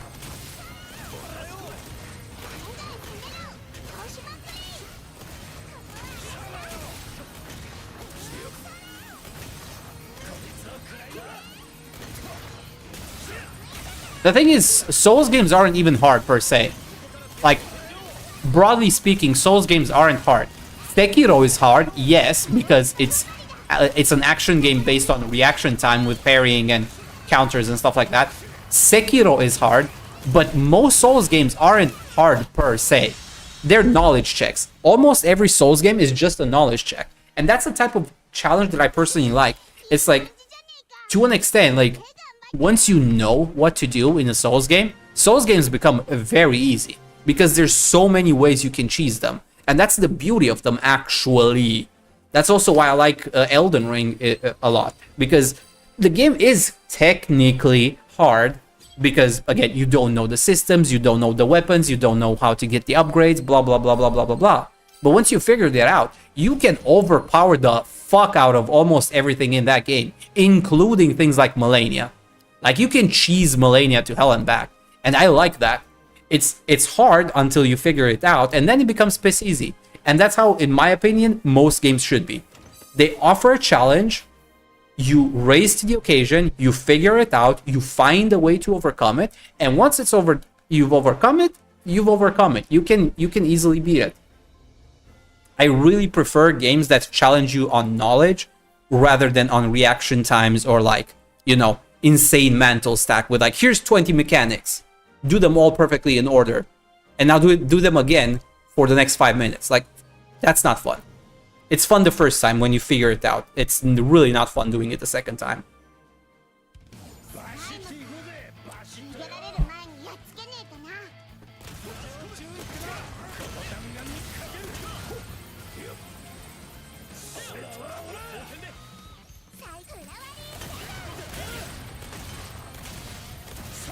This game is too easy.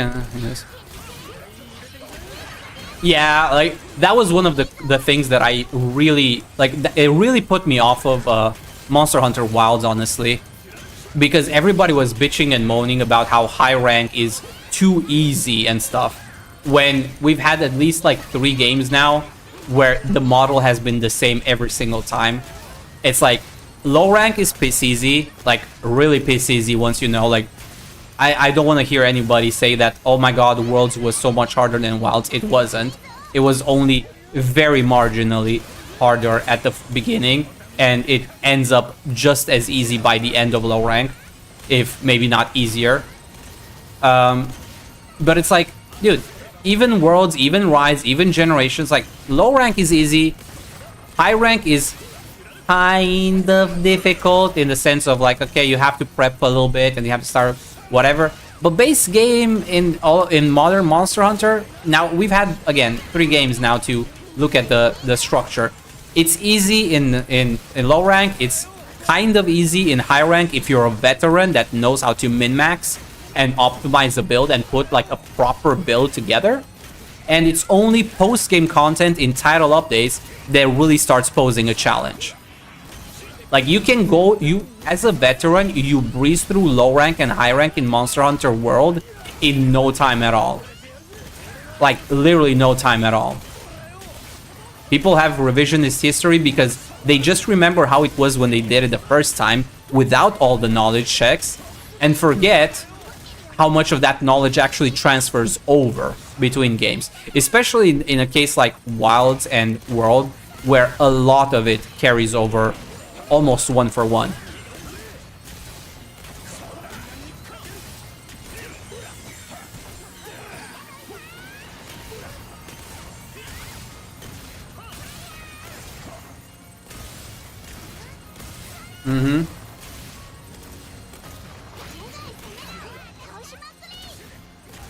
Like, the thing is, there is an argument to be made that Wilds is easier than World. Like, the problem I have with those types of conversations isn't so much the technicality of the statement and whether or not it's true.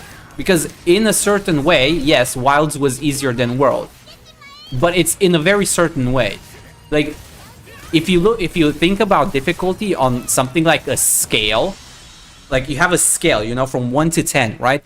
World starts difficulty at, let's say, like a 4 or 3 or a 4. It starts around the 3 or a 4 and ends the difficulty around the 7, right? Whereas Wild starts the difficulty at like a 1 or a 2. It starts very, very, very easy comparatively, but very quickly ramps up, and then by the end of it, you're back at a 7 or even an 8 in some cases. Like, if you think about just base Wild's endgame, right, where you had to do Arkveld and Gormagala, like, let's be honest here, Gormagala was not fucking easy. It was lapping people, especially in the tempered version. I think it's called tempered, right? Because the purple I'm not. Yeah, it's tempered Gormagala. Sometimes I mess the you know, misquote the, like, misapply the you know, attachments, I guess. But yeah, it's tempered Gormagala. I'm pretty sure it was, right? Like, tempered Gormagala shits all over most players early on when you first encounter it. It hits like a truck. It really, you know, asks you to respect it. No, I'm not saying it was very, very hard. Gormagala, I'm not saying Gormagala was very, very hard. I'm saying the difficulty of Gormagala was up there with World's difficulty by the end game. Like, you're comparing Gormagala with things like the pickle, right? The end game stuff, right? like post-game stuff. And by that point, the game was, well, Wilds is about as difficult, if not even more difficult a little bit, than the base end game of World. In terms of like the damage it deals versus what damage it takes, how much it takes to kill it, how hard it hits you, how easy it is to topple it, blah blah blah, all of that stuff. It's just that people saw that the game started easy and then they just run with that notion that, oh, the whole game's easy. No, it starts easier than Worlds. It ends just as hard, if not harder than World by the end of it. And obviously with the title updates, I would argue Wilds is significantly harder than World endgame. Base endgame, I mean.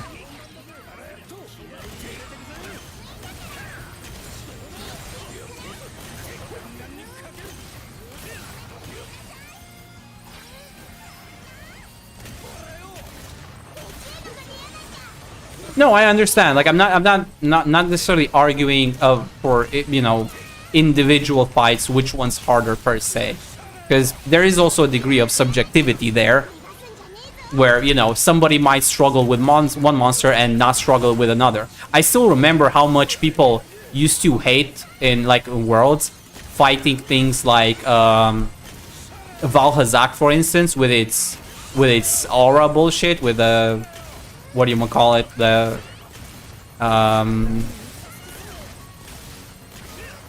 I forgot the name of it. It's like the aura thingy that halves your HP and shit, and the dot thingy. Yeah, but like I remember people hating fighting that, and when I went back to play World during the Return to Worlds thing, dude, I shit all over Balhazak like it was nothing.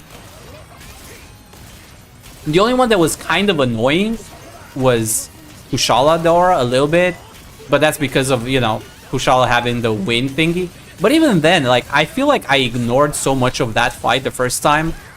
I didn't have problems with regular Kushala, and to an extent even tempered Kushala, because I already knew the fight, and I had a better grasp of, like, you know, flash pods, things like that. I knew how to use my Insect Glaive a little bit more effectively than the first time to navigate its you know, currents and stuff. Like, I remember hating Kushala Daora the first time I played it much more than the second time. The second time, you know, later when I restarted the game and redid the whole thing, like, I breezed through Kushala. I didn't even think twice about it. Teostra, what's a Teostra? Like, I didn't even care about Teostra. Yeah, and that's the other thing, of course. Yes, some weapon types definitely can make certain fights harder than others. Like, as an Insect Glaive, dude, I fucking love fighting Legiana. It's one of my favorite monsters to fight. I abuse the shit out of Legiana every single time. Because, again, Insect Glaive plays really well into Legiana. But then there's other monsters like the Kirin. I fucking hate fighting the Kirin as Insect Glaive. I think most people hate fighting the Kirin, though, to be fair, because it has such a small hitbox and frame that it's always a pain in the ass to fight the Kirin.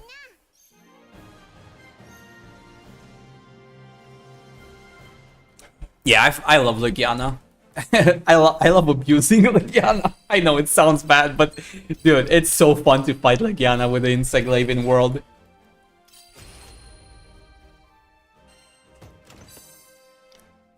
I don't know how it is for something like a Charge Blade or a Greatsword or whatever, but as an Insect Glaive, dude, I love fighting Legiana.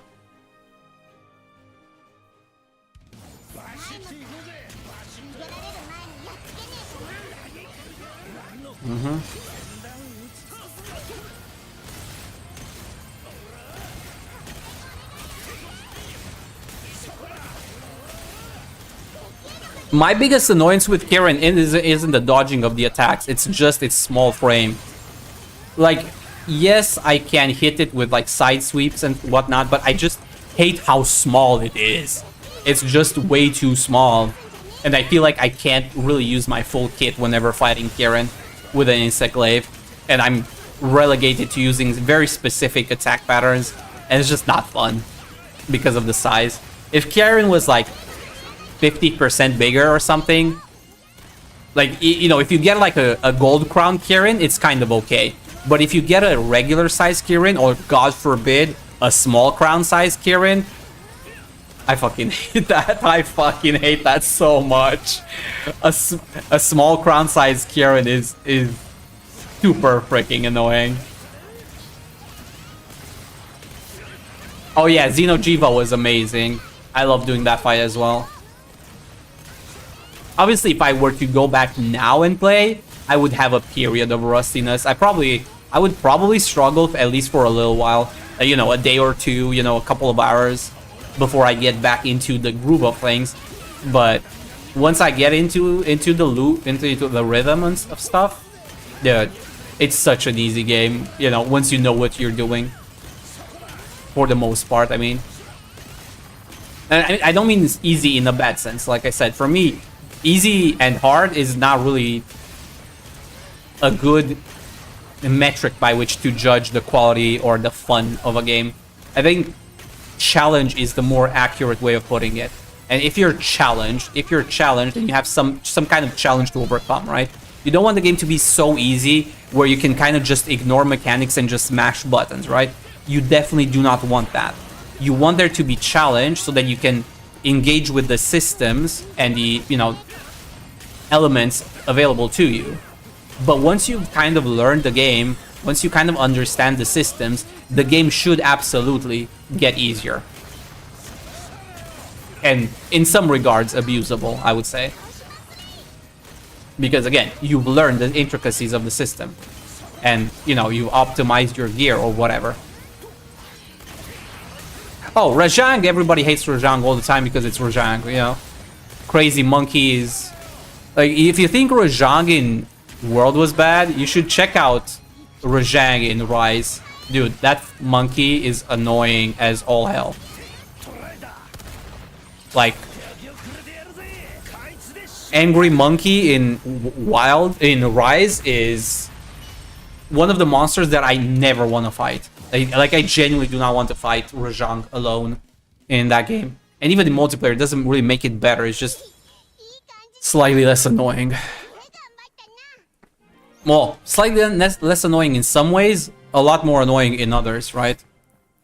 It kind of has the Lucilius effect in a sense, where it's just like more people makes it easier to fight, but more people also means everybody needs to know what they're doing. Otherwise, it becomes even more painful because now other people are, you know, dying to its bullshit because it's just not a necessarily not easy fight / enjoyable dance.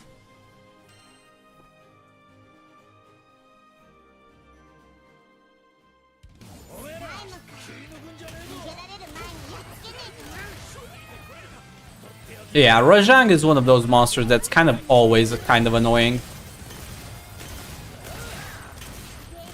Rajang is one of those where you either love it or you hate it, and even if you love it, it's more of a, you know, you love to hate it, or love hating on it, and you kind of like learn to enjoy it despite of how annoying it is, almost kind of in spite.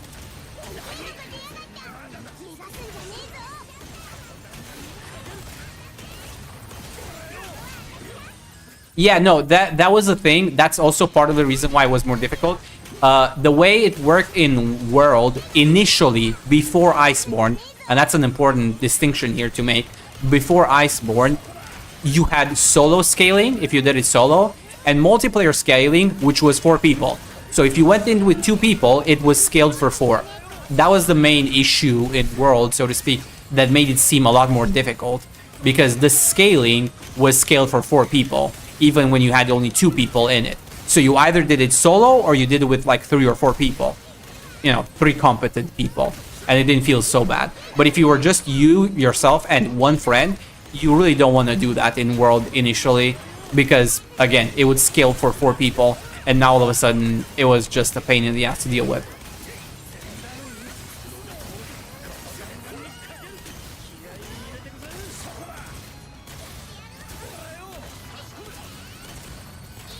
That's the thing. You didn't contend with the difficulty of 2. You contended with the difficulty of 4. So you either you either do it solo or you do it with a full group. No in between. At least until Iceborne. I don't remember if when they introduced Iceborne, they retroactively changed how scaling works in base world monsters. That's a thing I definitely need to go back and test, I guess, because I don't remember. But I do know that in Iceborne specifically, scaling became linear. So if you had one player, you had one scaling. If you had two people, you had two scaling. 3 people, different scaling. 4 people, full scaling. And it's how it's done in Wilds as well. But base world was 1 or 4. That's it.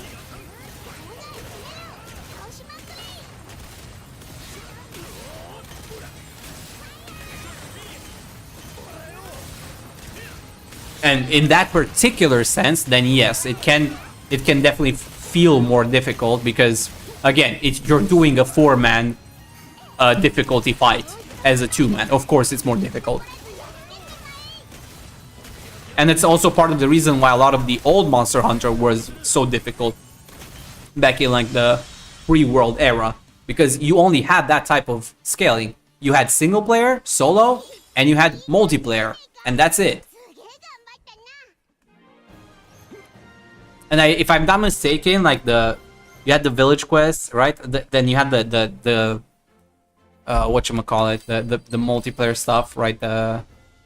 The cantina, or whatever you call it, the multiplayer side of things. Though in those old games, they were always scaled at 4. Like there wasn't a single player option. So when you went in, you were going into a 4-man scaled fight, full stop. Of course it's hard because you're not doing it the intended way. Like, sure, it's cool if you're somebody that enjoys the challenge and stuff, but when you're doing that, you are effectively doing a challenge run. Like, there's no other way around defining it. It's also why it bothers me when people say, well, the game's too easy, and when you tell them, like, well, don't make use of this particular thing that makes it so much easier for you, they're like, but I want to use all my tools. Like, I shouldn't have to, you know, opt out of tools or do a challenge run. But it's like, when you were doing multiplayer runs in older Monster Hunter games, you were doing a challenge run. You were literally running a 4-man fight solo. That is the definition of a challenge run. Because scaling didn't exist back then.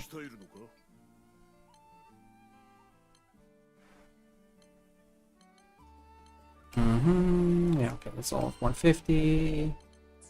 It's all maxed out. That's all maxed out. That's all maxed out. Oh, I don't have any. Right.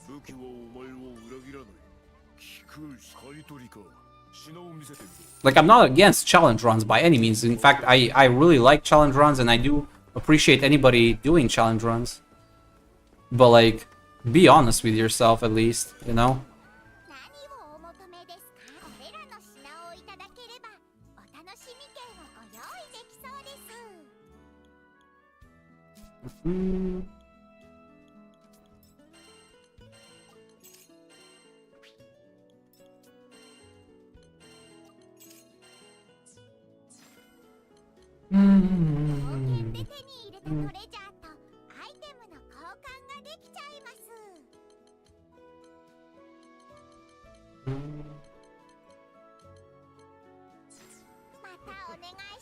What's my mastery looking like? Nothing, not enough by the looks of it. We need more mastery points.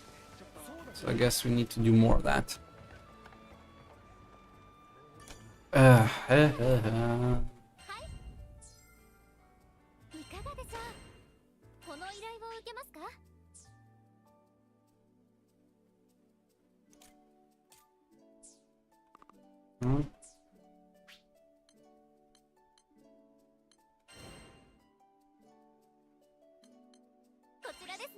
Oh, the Silius can actually drop them, and it can even drop gold books. Oh, interesting.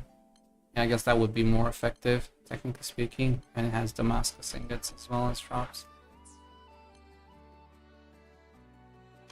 Whatever.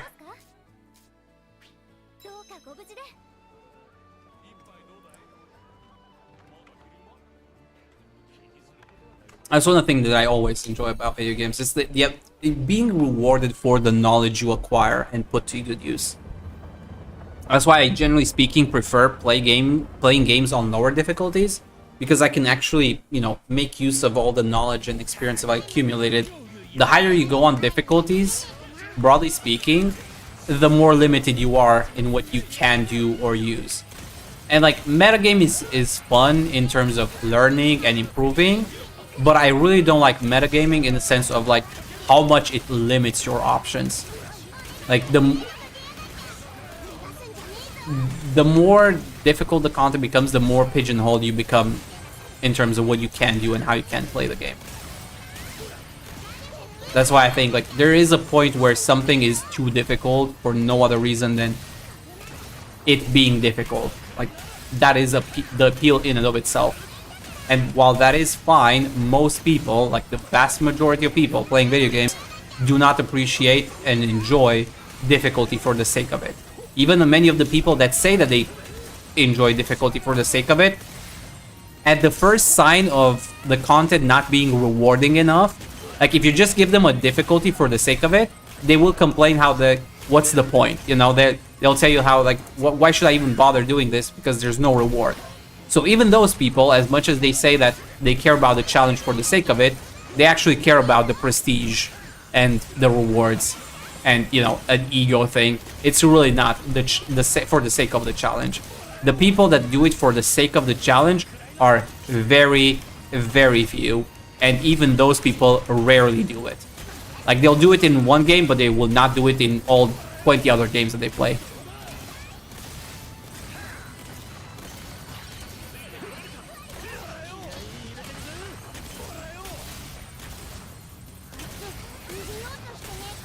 I mean, even when the fights are legitimately harder with more mechanics or, you know, more, you know, more patterns or whatever.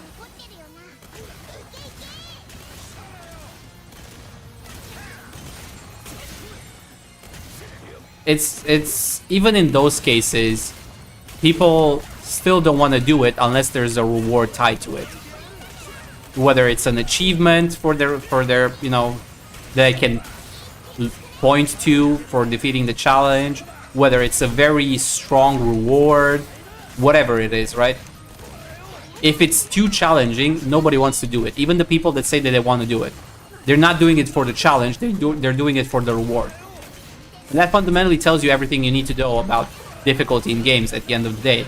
People play games to have fun, and people play games to, like, you know, ego boost, I guess, in some regards. Nobody cares about the difficulty. They only care about the difficulty insofar they can lord it over somebody else. Hey, I did this, you didn't. Or, I got this reward, you didn't. That's really what it comes down to. So that's why, generally speaking, I don't care about difficulty. Because it doesn't really enable healthy play patterns. Like, play, yeah, not patterns, I guess. What's the better word here? I feel like there's a better word than play patterns. Habits, I guess. Gaming habits. Let's put it that way. It doesn't really reinforce healthy gaming habits. Most of the time.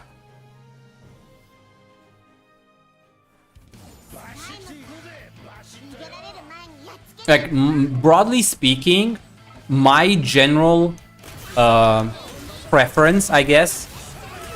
Again, we're not talking about you know, and how Relink does difficulties, because as far as I'm concerned, Relink doesn't have multiple difficulties per se. It has a pretty consistent difficulty curve, a pretty linear difficulty curve. It's just that it goes up based on the things you're given as well, but you're always kind of ahead of the curve, broadly speaking. Like, again, exceptions might apply with something like Behemoth maybe a little bit and Lucilius and stuff, but like, the game overall is fairly easy. It's enough of a challenge with where you are at any given time, but you are always going to outgrow the difficulty. So that's what I mean. In a general sense, this game doesn't have multiple difficulties. It only has one difficulty, which is a very moderate difficulty. And I prefer this type of game, you know, where you basically only have one difficulty tailored around the medium difficulty setting kind of thing, right? And everything can be overcome and overpowered with enough knowledge, experience, and grinding, you know, once you get good enough. If that way, everybody that jumps into a game has a very simple kind of like goal in mind. It's you have the gate or the wall, you have to overcome the wall. This is the challenge.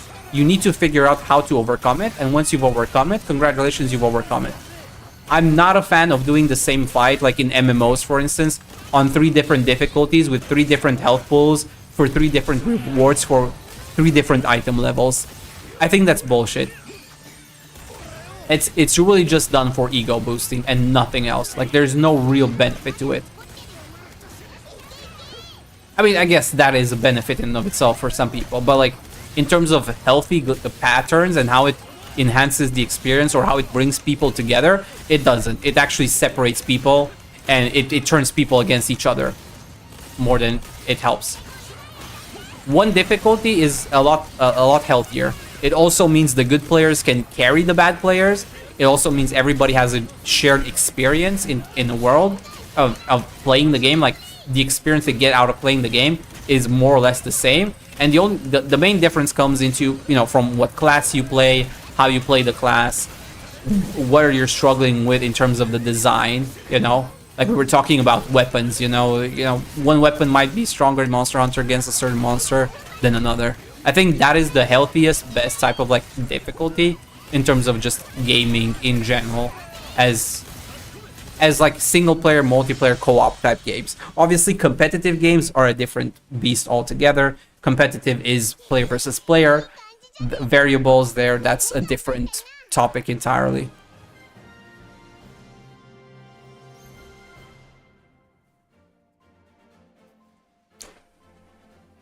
Yeah, no, it can, but my point is there's no real benefit to it, to the ecosystem. It's just difficulty for the sake of difficulty for people that just want to do the same thing but harder.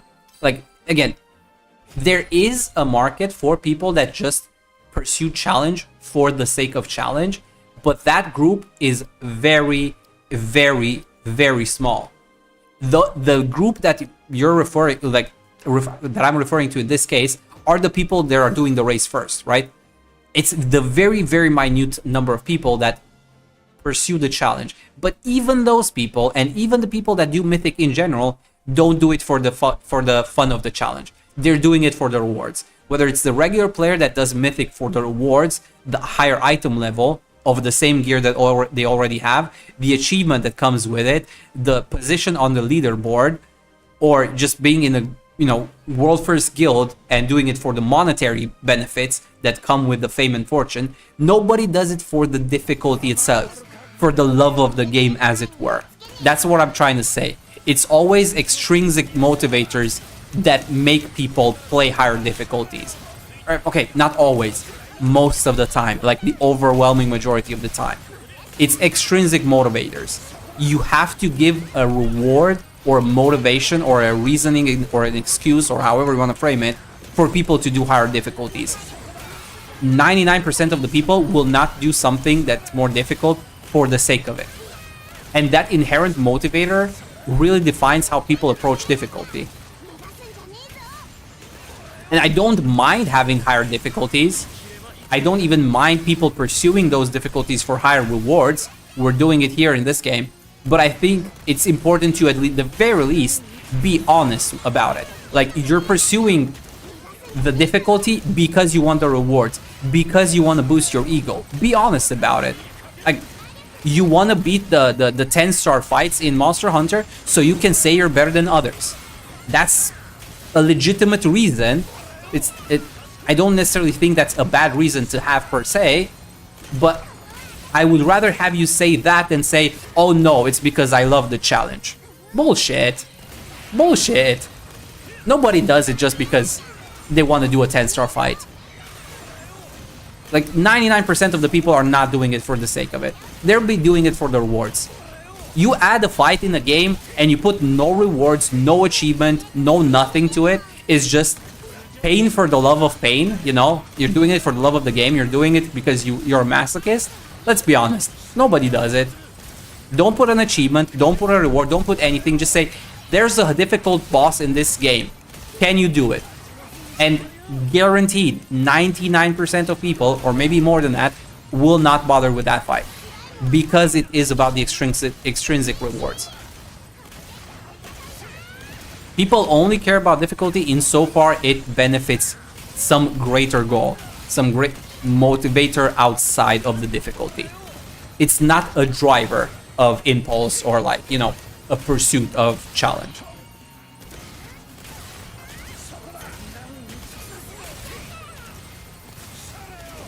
Yeah, that's what I'm saying. That's what challenge runs are in essence. Though, like the people that run challenge runs are the people that do it for the love of the game. And those people are very, very few and far between. And they exist, but that is not that's not driven by the design of the game. That's driven by the individual's desire to, you know, exceed their limits. But for 99% of the people playing any video game, if you don't put a reward to it, they don't care. That's why I dislike the discourse about difficulty, because you know the majority of that discourse does not come from that 1% or less than 1% that actually follow the chase for the difficulty, for the sake of it. They're doing it for the rewards and the bragging rights. You see content creators constantly talking about like, this game's too easy, this game's too easy. Give them a fight that doesn't give them rewards and I guarantee you they will not bother doing it. The first thing they'll tell you is, what do I get out of it? Like, case in point, just the other day I was reading up about the expansion, well, the DLC update for Monster Hunter Stories 3. And one of the main talking points from almost everybody is like, well, there's nothing to do, whatever, you know, blah, blah, blah, blah, blah. But one of the complaints was that they added these notorious monsters, or whatever they're called, or invading monsters, notorious monsters. I don't know, because I haven't played Stories 3 yet, so I don't know the exact terminology. But like, there's these monsters that have a crown on top of them, which are basically harder versions of regular monsters. And all of them have the same reward, which is like a commendation kind of thing. So you can effectively farm the easiest monster, the very easiest tempered, or whatever you want to call it, and get all your rewards from it. And everybody's complaining about how, why should I do the other ones? Because there's no point to rewards. Yes, that's the point. You would do it for the challenge, but you're not. You're doing, your main complaint is, why does every monster give the same reward? There's no point in doing every other one. Because you're thinking about efficiency and you're thinking about the rewards. You don't care about the difficulty per se. You only care about the difficulty insofar you can show others that you can do it and they can't.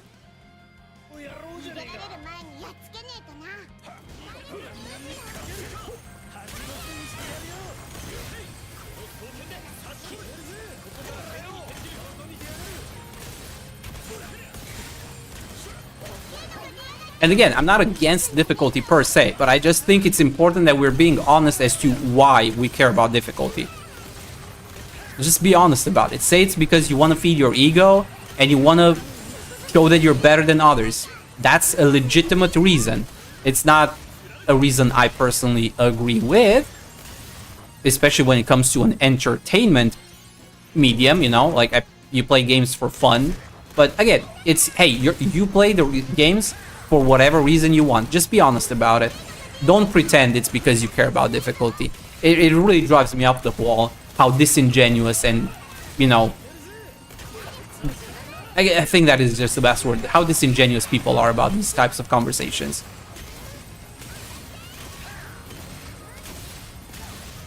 Oh, I mean, yeah, there's obviously things like, you know, proper difficulty in terms of like, you know, numbers aligning properly, and then having bullshit difficulties that just don't make sense. But my point is, regardless if it's a good difficulty curve or a bad difficulty curve, or if it's easy or hard, at the end of the day, it's about the extrinsic motivators. It's not because of the love of the game, the difficulty, as a lot of people try to pretend it is. They don't care about the difficulty. They're using it as an excuse.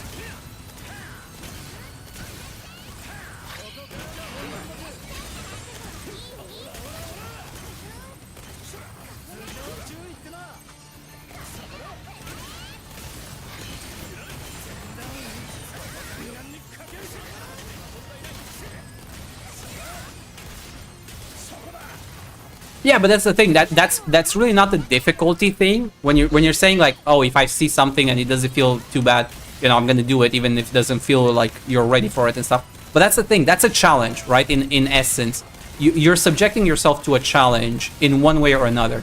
Whether you're under leveled and you're going, okay, I encountered this monster for the first time. It's level 30. I'm level 15. I can't do this fight. You're maybe going to try it and you'll realize, like I did with Tales of Arise the other week, that some fights are just bullshit. The way the difficulty curve in that game is designed and the way the AI works, the game just doesn't feel good to play unless you're at the same level as the enemy, or preferably 1 or 2 levels above. The way the numbers, you know, work, it just doesn't feel good most of the time. You can do it with like regular mobs. When it comes to bosses, you really don't want to be under level. The difficulty, the way it's designed, doesn't feel good. So what I did, because the game really does a poor job of giving you the opportunity to level up consistently. Like, if you're just playing the game normally, you will always be under leveled. You will just always be under leveled. You have to go out of your way and grind for hours to keep up with the level curve. Like, every single time you find a new region or something, you need to sit down and grind for 3 hours just to keep up with the leveling curve. And mind you, Tales of Arise is already a pretty long game at clocking in easily at over 40 hours for the average person. So now you add 3 hours at least of grinding across the board, and you're looking at a 70-hour game just because of grinding, just so you can be at the right level for the challenge. So what I did is I lowered the difficulty. I lowered the difficulty, I made the game quote-unquote easier, but I also didn't overgrind. I was constantly under-leveled across the board, and in some cases, I was fighting enemies that were 15 levels higher than me. And the damage, the damage range, like I was dealing fuck all damage, and the boss was hitting me very hard, but because I lowered the difficulty, it wasn't as oppressive when it was attacking me. So I had a balance of, I made it easier on myself because of the leveling curve, but I was still challenging myself through the leveling. I was under leveled. So that's an example of, like, you know, I did make it easier on myself by making the AI slightly less aggressive, but I was still maintaining a degree of challenge and difficulty to keep it satisfying, so that I still have to press my buttons in a good way, still have to combo, still have to, like, take into account my resources, still have to heal, still all of that. But it was in a way that it was more manageable and where I could still grow and learn and improve. And by the end of it, yes, I beat the game on a lower difficulty, on the lowest difficulty, but I did it, you know, like 15 levels below recommended. Like, I was fighting mobs that were level 60 when I was level 48 and 47. But if you play, like, even on normal difficulty, that game, that level of level variant, like that variance is just not realistically possible most of the time when fighting bosses. Like, even for normal difficulty, you want to be within like a level or so, and even then you're spamming potions left and right just because of how oppressive the AI is. And the other problem I had with Rise was just the overall economy of, like, how easy it is to get resources and rewards, especially in the first half of the game before you unlock chaining and stuff like that, especially in that first part, is that you just didn't have enough money to buy your healing items. You just couldn't get enough healing items to get you through a fight.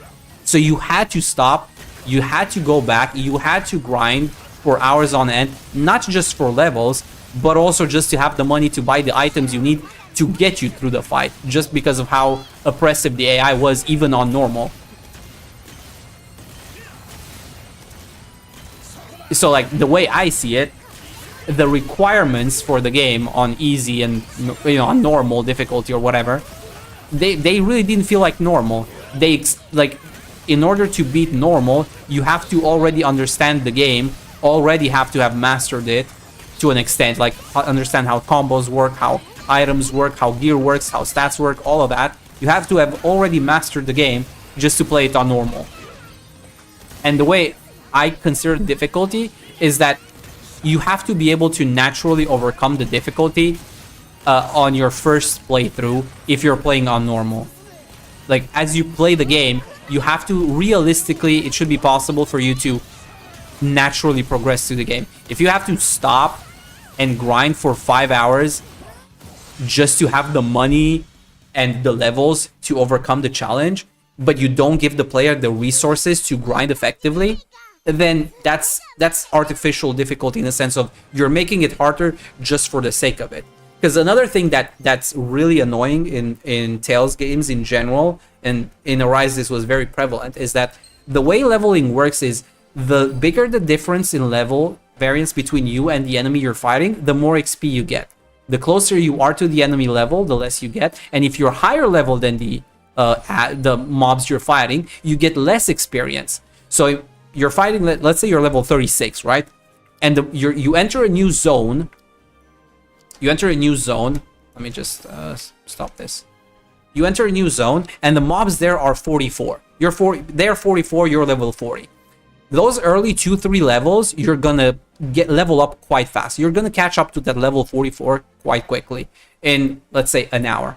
But the problem is, after those ads that are level 44, the boss is like 48.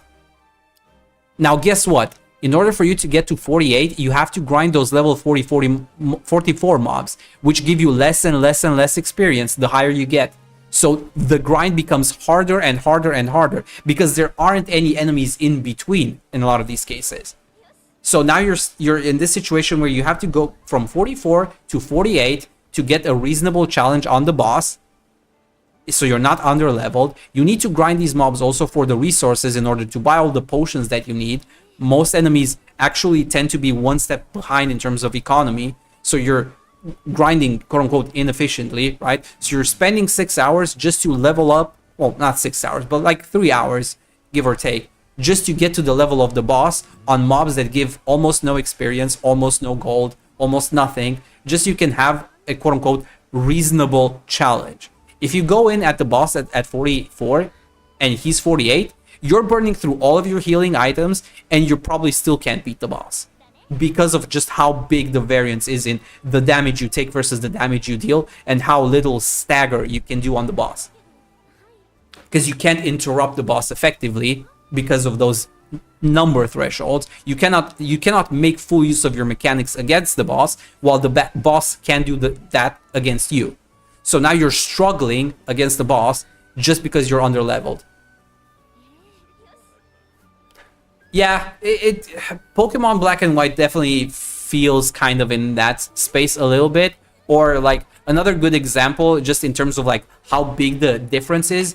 Think about Pokemon Diamond and Pearl.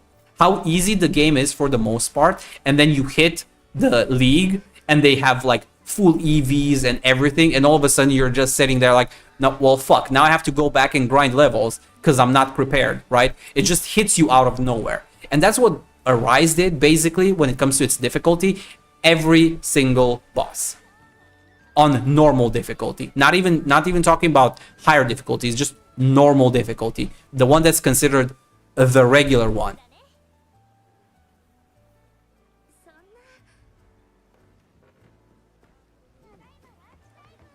That was my biggest pet peeve with Arise.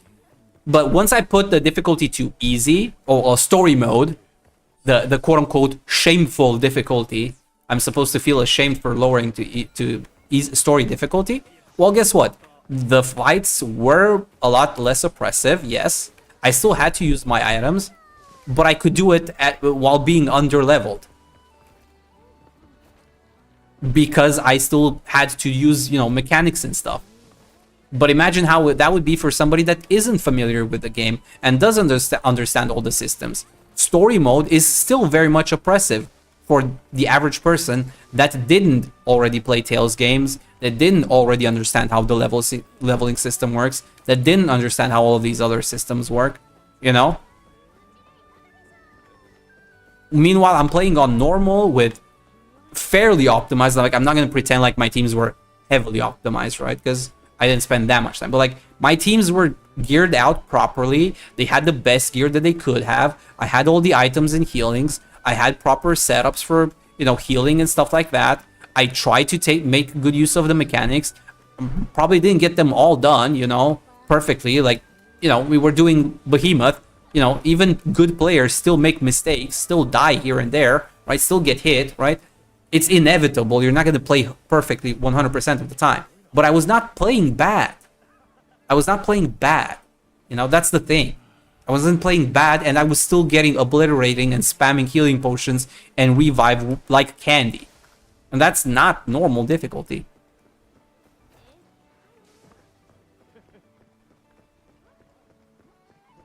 Yeah, exactly. Like that's the type of thing that just, like, sure, it's difficult. Sure, I can say I beat the game on a higher difficulty, but that's the thing. It's just for bragging rights.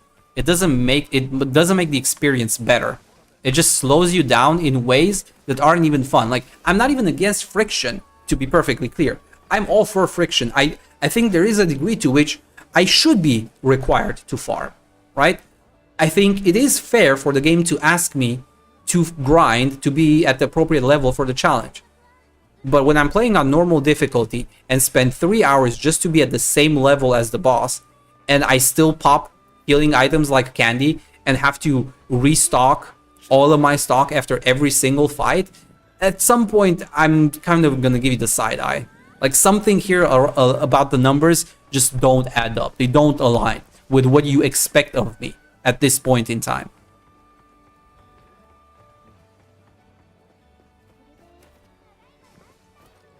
And it feels even worse when you think about it, like, holistically, right? Here I am, I'm fighting ads, I'm fighting mobs, right? Like, regular ass mobs out in the open. New mobs, higher level than me, 4 levels, 5 levels, 6 levels than me.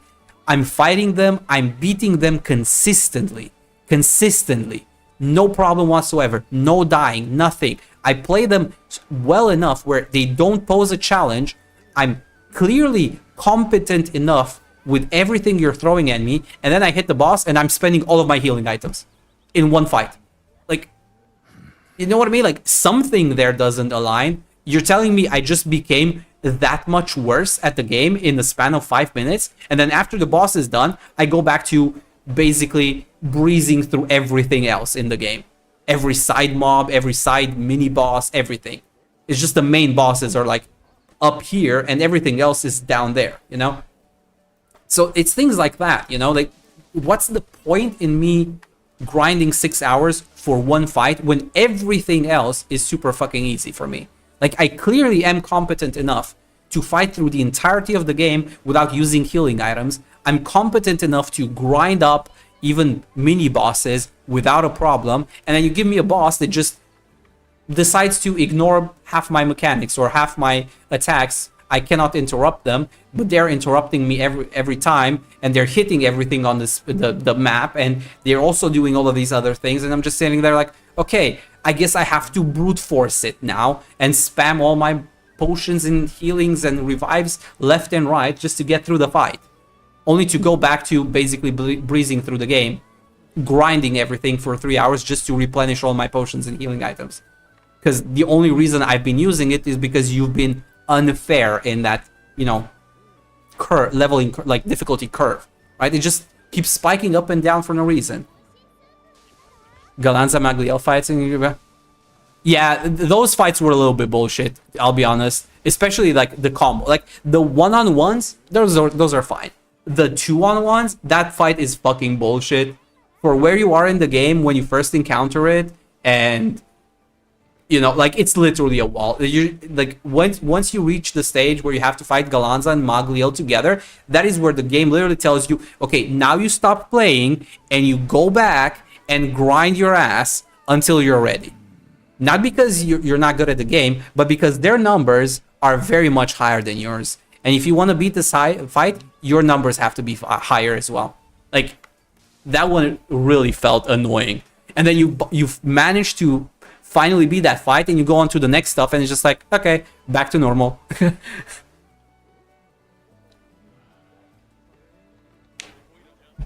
it's definitely overtuned considering you have to fight both of them at once, and they both follow the regular mechanics of like breaks and resistance down and all of that kind of stuff. It's not a very well, like if that fight was later in the difficulty curve, like honestly, like that fight is in Maniac if I'm not mistaken. It's right? No? Which one is it? Oh no, is it in Proud?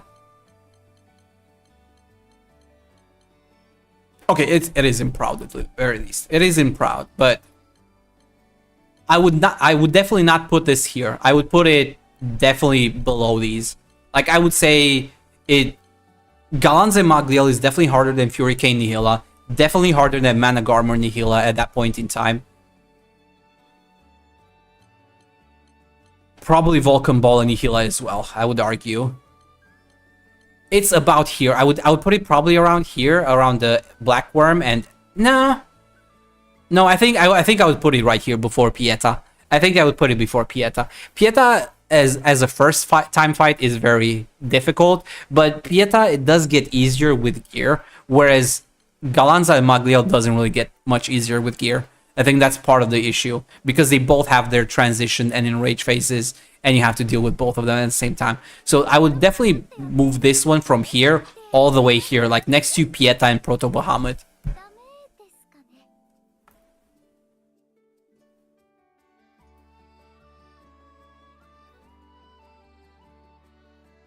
Force it out with the captain, like since the start. I mean, Kazuya. Yeah, that definitely could have given you a heads up, because I was in the same situation where I was not playing as the captain, and at one point I didn't even have them in the party, because as you can see, like the party you see me have now was the party I had for the majority of the game. I'm trying to remember if I think I did have Jita instead of Lancelot, but it was like as a backup kind of healer thing, and the fight when you have to use them is more like damage oriented a little bit, like you actually have to deal damage, and my Jita wasn't very prepared, and I'm pretty sure I did replace Jita with Lancelot or Cagliostro, or one or the other at one point in the game, so I didn't even have Jita. Like you notice that I just leveled Jita's weapon like yesterday. I didn't have them maxed out. So yeah. And the fact that they just tell you, okay, now you have to play as Jita, and you're just sitting there like, but I wasn't ready.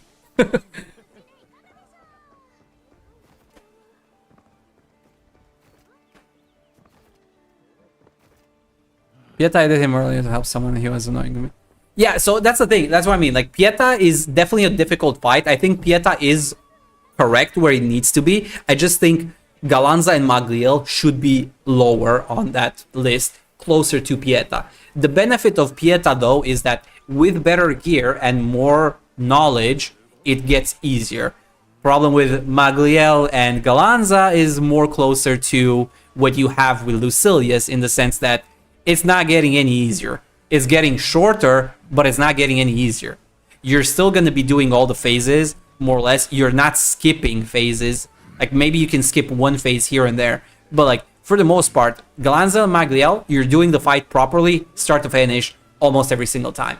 Because of their stew, because of the resistances, because how interrupts work, and because of, you know, them both being on the field at the same time, you can't reliably skip phases or like one-shot them. You also don't have the damage. That's why I mean, it's like, that one is definitely harder than where it is on the list, if you ask me.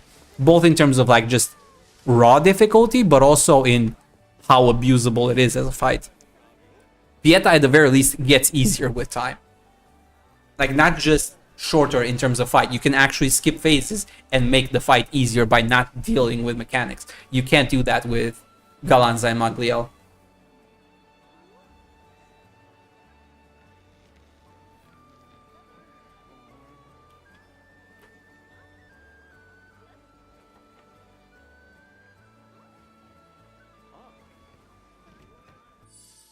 Mm-hmm.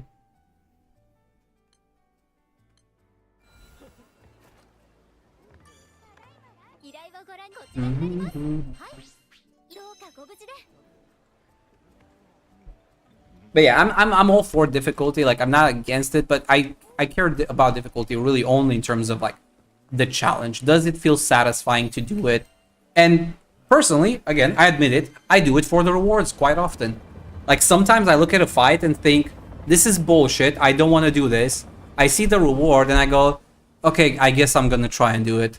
I guess I'm gonna brute force, you know, I'm gonna force myself to do this, even though I'm gonna hate it. And oftentimes I just do it for the reward. Like, I have no problem admitting that I very often do challenges for the reward. Or like in some cases, for instance, maybe I play a game, I really like the game, I do like almost everything, and then it has like a bullshit achievement that just says, hey, fight the super boss. Sometimes I'll be just like, okay, I'm gonna do the fucking super boss, even though I hate it. I'm gonna spend all this time prepping for it, just so I can get my platinum achievement. I've done that a few times as well. Just, you know, to, you know, pick every box. But I pretty much never do something for the sake of difficulty. Difficulty is almost always a means to an end.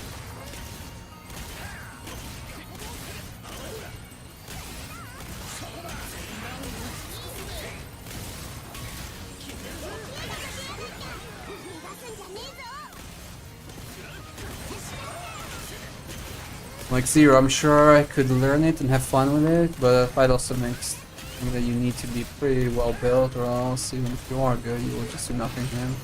Fight is only fun when you have a team. Yeah, a lot of these endgame fights, honestly, get a lot more fun when you're doing it with people.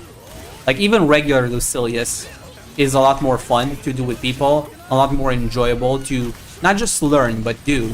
Like, when you know how to SBA, when to SBA and stuff like that, instead of having to deal with your NPCs and keep changing settings when to use your SBA, or like building your characters in a way that, you know, all of your SBA gauges charge at the right time. You know, it's just, Lucilius is not fun to fight solo. It's just not. It's fun in a group when you have at least 2 people. At least 2 people. But otherwise, Lucilius is not a fun fight to do solo most of the time. Not unless you build your team around, you know, specifically for Lucilius.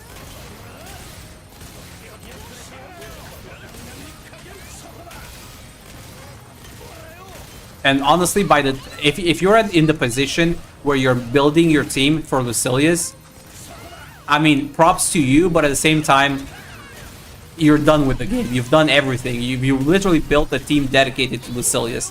What more do you want, you know? Like, I respect it if you put in that kind of work, but that to me is not fun difficulty per se.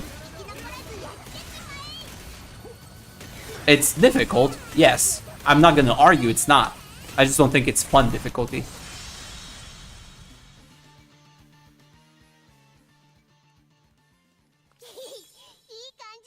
Yeah, honestly, Lucilius, I would argue, for all intents and purpose, it is, if you try to do it solo, that counts as a challenge run, not like actual difficulty progression.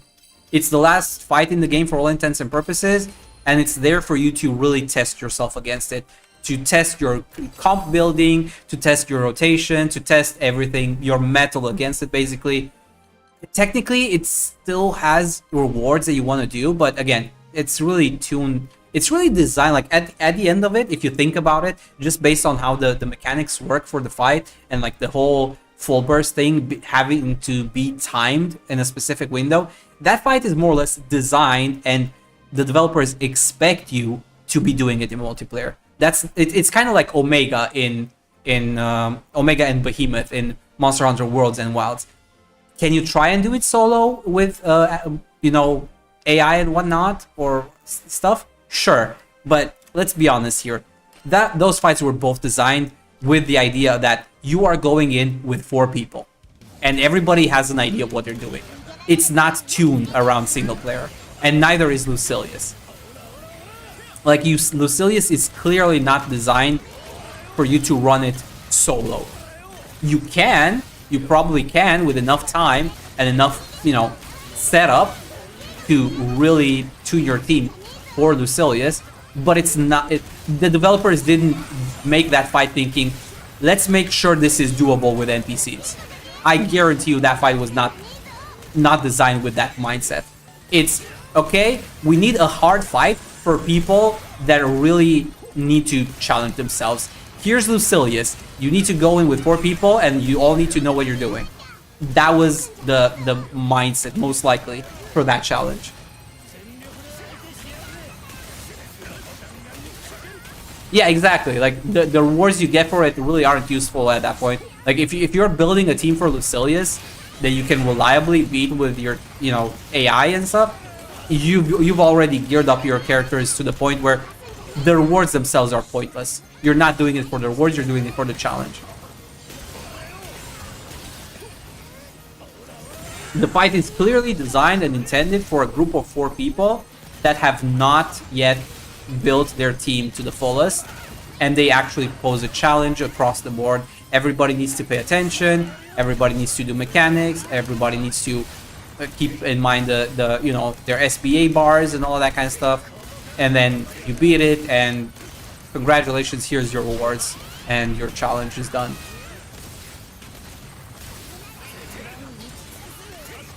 Oh no, absolutely, those people exist.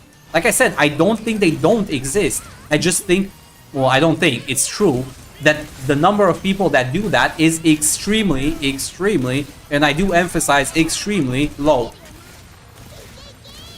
Like, we're talking about out of a community of what, out of a number of, like, what is it, 1 million people, 2 million people that bought this game. Out of those 2 million people, you're looking at maybe 100 if you're lucky. We're talking about a fraction of a fraction of a fraction of a percent. And you don't design games around the 0.01%. Those are what challenge runs are for.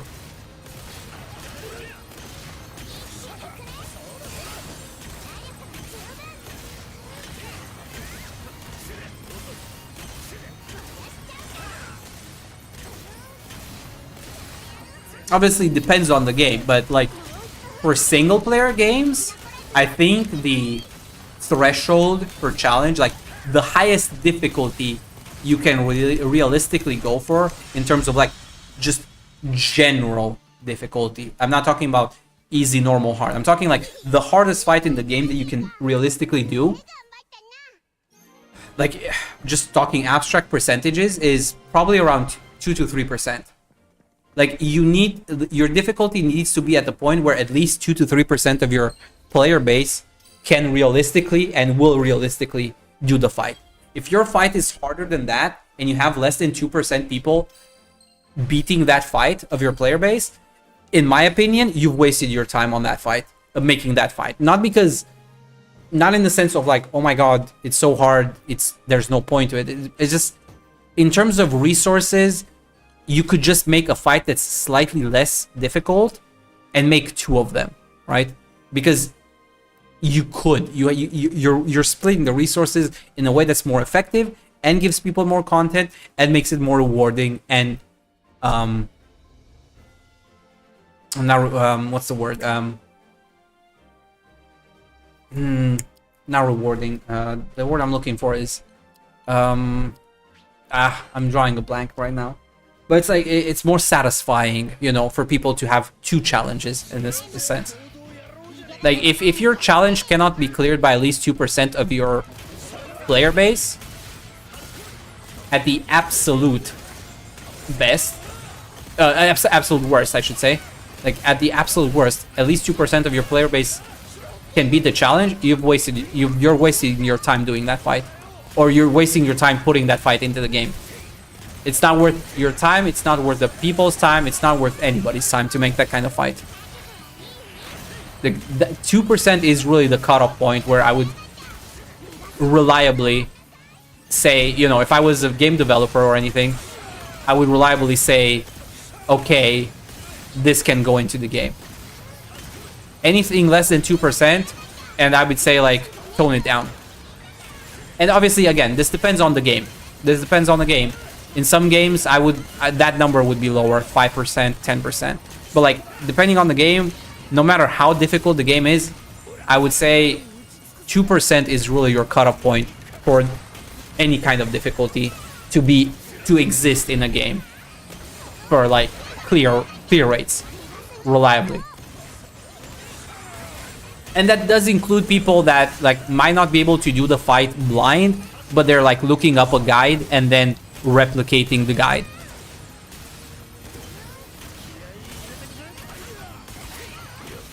I don't think again, there's challenges and there's definitely mathematically impossible kind of things. I don't think you could do 0 with Gandagoza solo.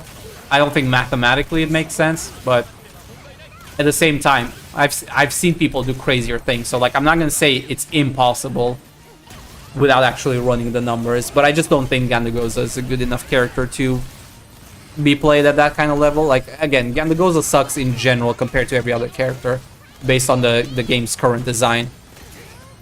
I feel like if somebody actually did 0 with Gandagoza solo, they're a masochist, really. There's no other way to put it. Like, you're a masochist. You like pain for the sake of pain at that point. It's not even a love for the challenge. It's masochism outright.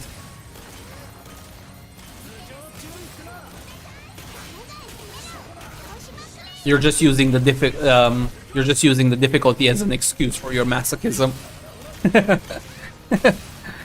I mean, I'm joking about it, but I'm also kind of not. I'll be honest.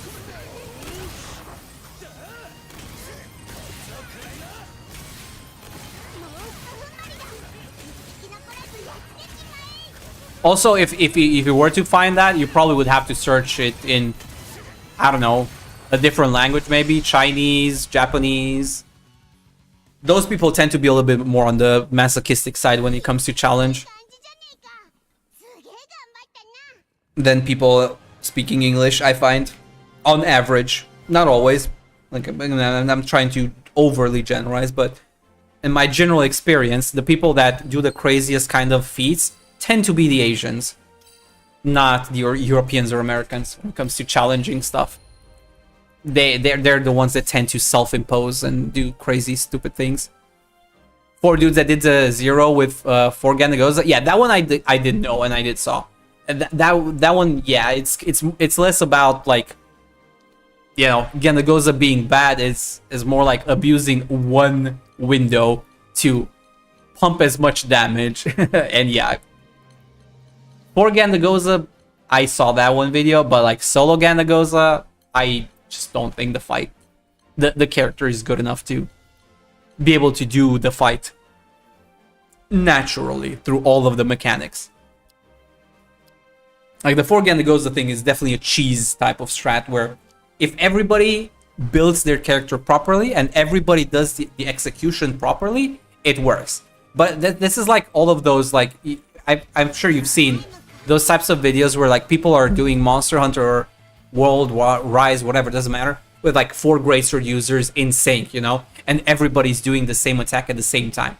It's visually stunning, it's challenging, it's definitely challenging for the sake of the challenge. It's not realistically doable under normal circumstances. It's kind of like speedruns where you're kind of just resetting over and over and over again until you get that god run that actually works, and then you can post a video about it, but behind the scenes it took you like 50 hours to do it, you know. But nobody really thinks about those 20 hours, you know, or like trick shots, right? Nobody thinks about the 3,000 attempts, failed attempts. It's all about that 2-second clip where the trick shot lands, you know. That's basically what that is.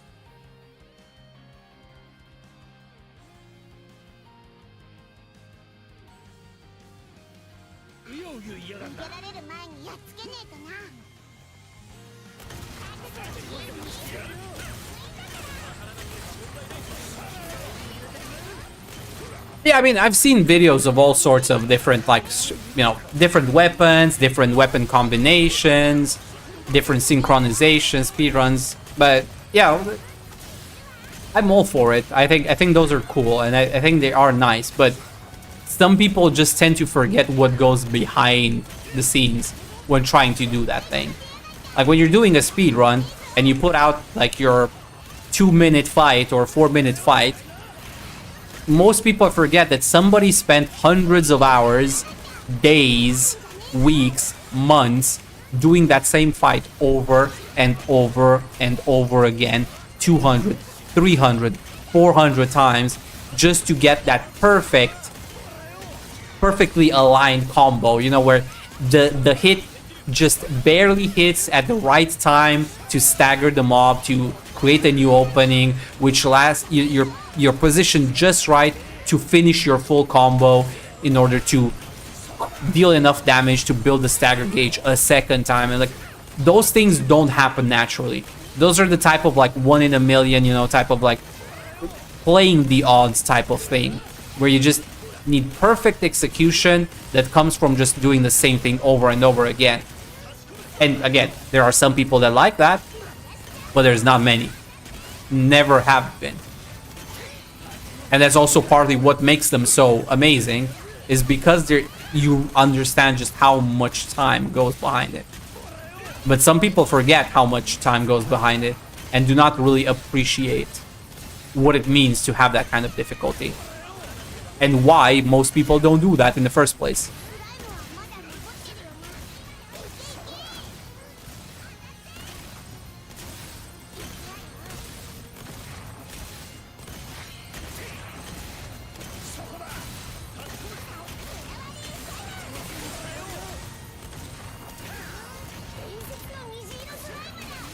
Oh?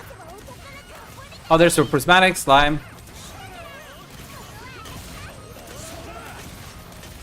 There's a prismatic. There we go. A prismatic. Nice. A new prismatic. Yay. Nice. More Damascus for me.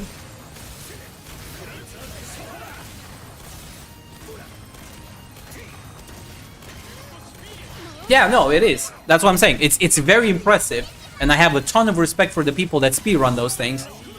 I have no illusion that it is easy. But my point is just that there are very few people that actually do these things, like I said, for the love of the game, for the challenge, for the difficulty. Most people will not do that unless there's a reward tied to it. And I think it's important for those people to be honest with themselves and not pretend like they care about the difficulty.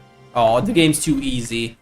Oh, in my opinion, the game should be harder or whatever. It's like, no, it shouldn't be.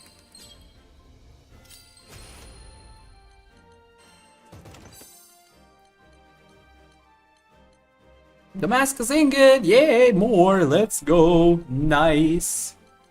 And more splendors.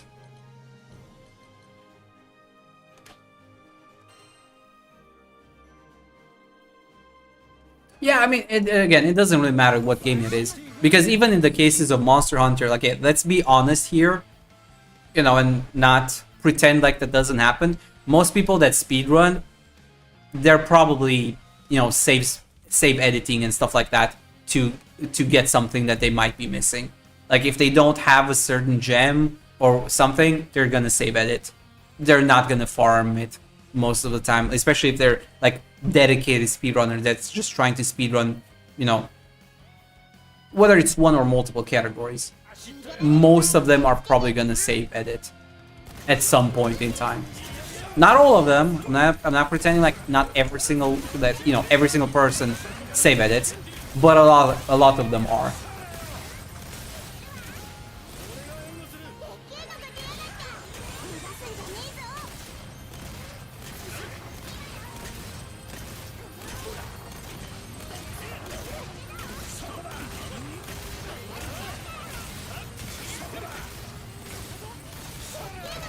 Oh no, it does, it does. My point is just that the barrier of entry isn't quite as high, but I also don't think it matters in the grand scheme of things too much.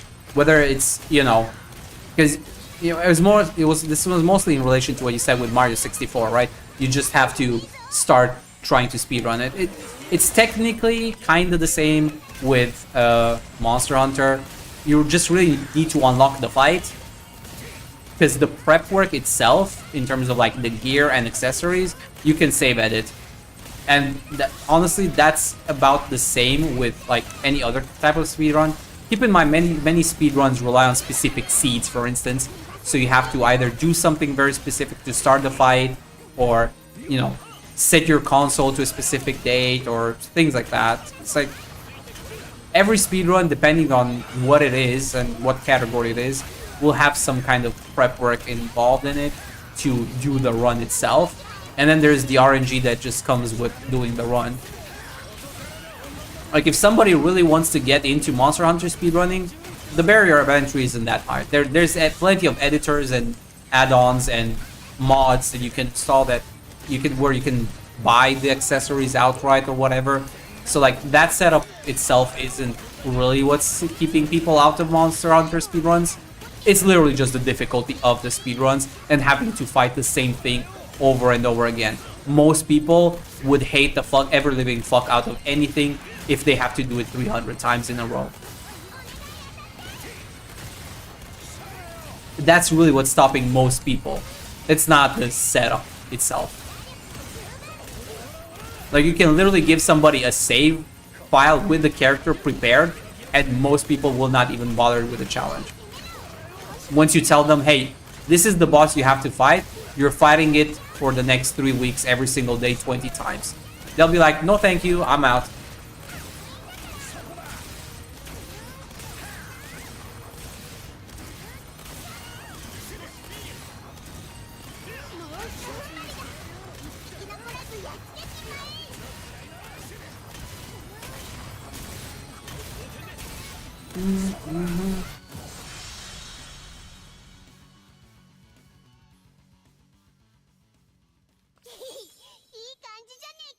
Like, I understand what you're saying, that it does block some people out of it, but we're already talking about, you know, a fraction of a fraction of a fraction of a percent of people.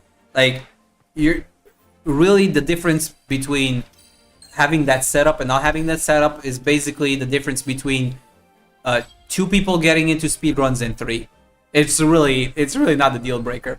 You know what I mean? It's just, if we're at the point where we're talking about Monster Hunter speedruns, you're already excluding like 98% of the player base instantly.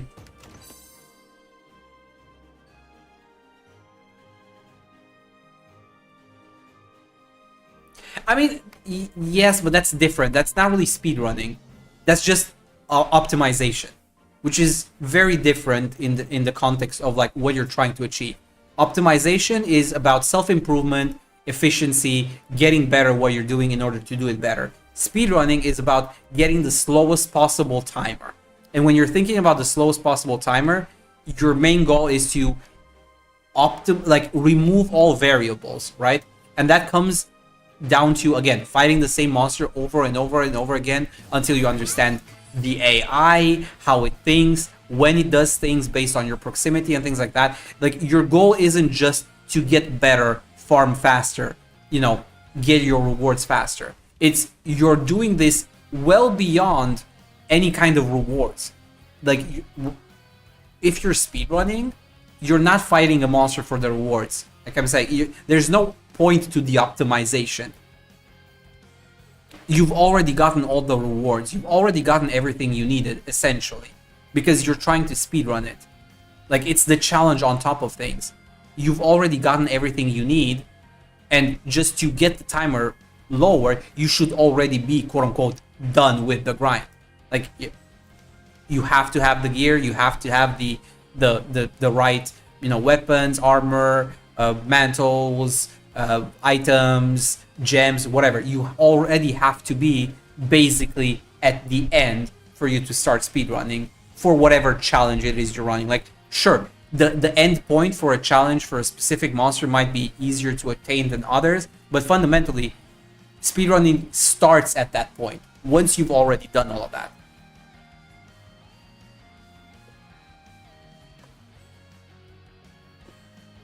I know, like, I understand that, and I do that too, but that's not speedrunning in what we're talking about in terms of, like, what it actually means to speedrun in, like, the community sense.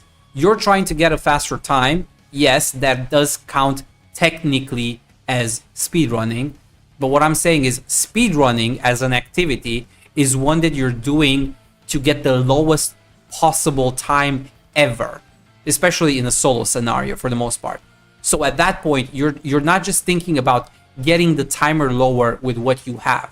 It's looking at every single character you have, every single skill you have, every single item, weapon, sigil, everything you have, optimizing all of that just to get the lowest time possible, right? It's not just about getting a shorter time. It's about getting the absolute smallest time possible. It's like I'm doing these kind of like mini challenges or whatever, right? Like I was doing the other day was fighting the Ahriman quest, you know, for the crystals, and like I'm challenging myself to see how many Ahriman can I kill, right? And my record right now is 222, which is cool, but I'm not actually trying to get the absolute highest mathematical possible result. I'm just trying to see how far I can get, right? And that difference in mindset and approach is what differentiates, you know, efficiency, quote unquote, from speed running, right? The mindset and the way you're approaching the challenge is the distinction there. Are you trying to get better? Yes. Are you trying to optimize? Yes. Are you trying to get the absolute possible mathematical best time you can? I don't think you are. You know what I mean? That is the difference. Like if you're trying to speedrun conceptually and you can fight the fight faster with a different character, then you're technically speaking not speedrunning because you're using an inferior strategy, right? Now, sure, you can sub-categorize that and do a, you know, behemoth, Cagliostro any percent, right? And then you're just looking at Cagliostro runs. But even then, you have to look at your party and say, oh, I'm using, in my case, let's say EO as a sub-character. Well, EO's not good enough. I have to replace EO with Siegfried. And I have to build Siegfried, and I have to optimize my rotation around having Siegfried.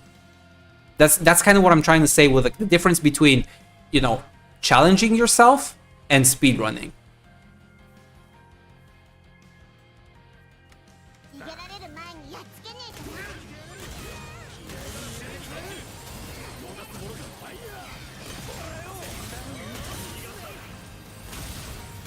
Like at this point in time, speedrunning is a thing in and of itself. It's not just a challenge. It's a specific type of challenge.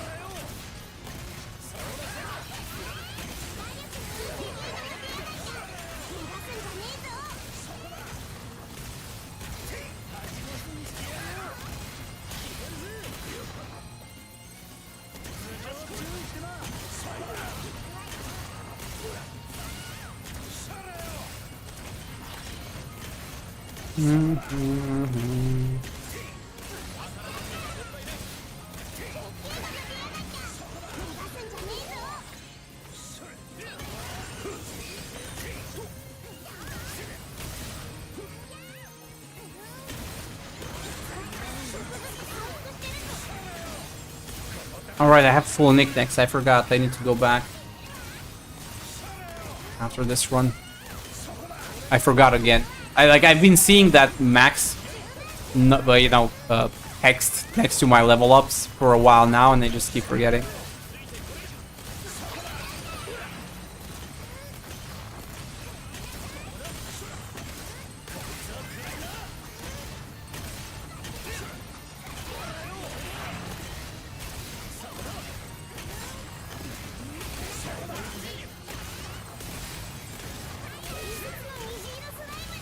Depends with the group of people you play with. Like I already played with a group where people change character and change their build just to get them more faster. No, I understand it. Like again, I get what you're saying, and I'm not saying that doesn't technically, definitionally count as speedrunning. But what I'm saying is that there's different kinds of speedrunning in like a community sense. Like you're trying to optimize and farm efficiently, you're not trying to speedrun. the motivations and the drive and the way you do it is not the same. It's not the same end goal. It's not the same motivation. It's not the same prep work. It is speed running, again, in a very technical sense, in a definitional sense. But it's like when I argue that live service games and MMOs are different. Technically, like in a very technical sense, MMOs and live services are the same thing. Massive multiplayer online, live service, they both function the same way. They release content on a schedule. You know, it's recurring, it's always online. Every live service is online and every MMO is a live service. Technically, they're the same thing. But when you tell somebody this game's a live service or this game's an MMO, MMO and live service become terms in and of themselves.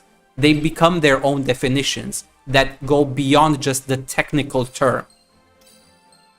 Right? A kombini in Japan is something unique to Japan. It's not something you can find in America, even though technically we have convenience stores in America and in Europe and stuff like that. But a kombini, that term in and of itself is not just convenience store. It's technically convenience store, but kombini is a very, very specific thing that only exists in Japan as a term, because it's a specific term. It's not just the technical definition of the words put together.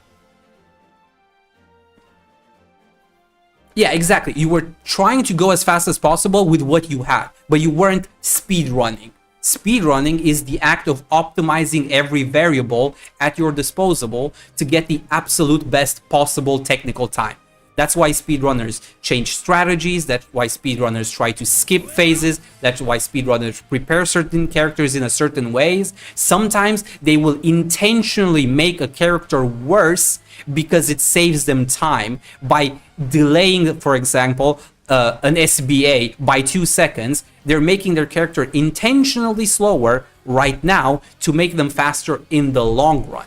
Right? That's what I'm trying to say. Like, speedrunning is a concept in and of itself that goes beyond just the definition of running fast. You know? That's what I'm trying to get at. You and me, we're trying to optimize. We're not trying to speedrun. We're trying to make the best out of the situation we have, the characters we have, the builds that we like in some cases, the people we play with to an extent, but we're not speedrunning. Our goal isn't to speedrun. We're not optimizing to that extent.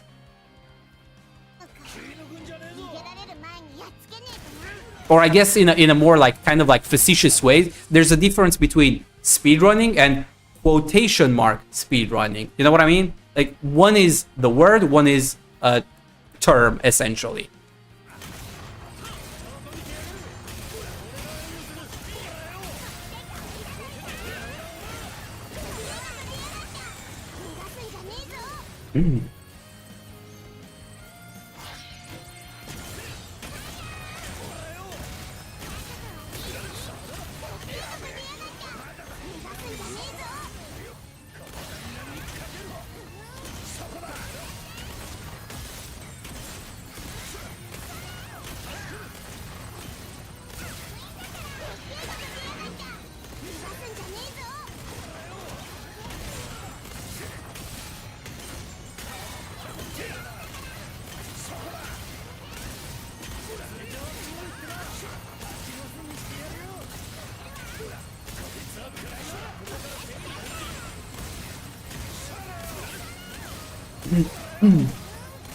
Oh, yeah, I did it again. I did it again.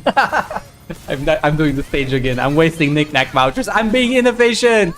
How dare I be inefficient?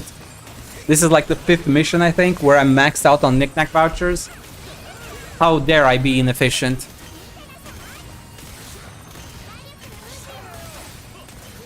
I mean, it's fine. I don't really care about knick-knack vouchers at this point. I really care more about the mastery and what was it? The mastery and the crystals, but we don't really get much crystals here anyway.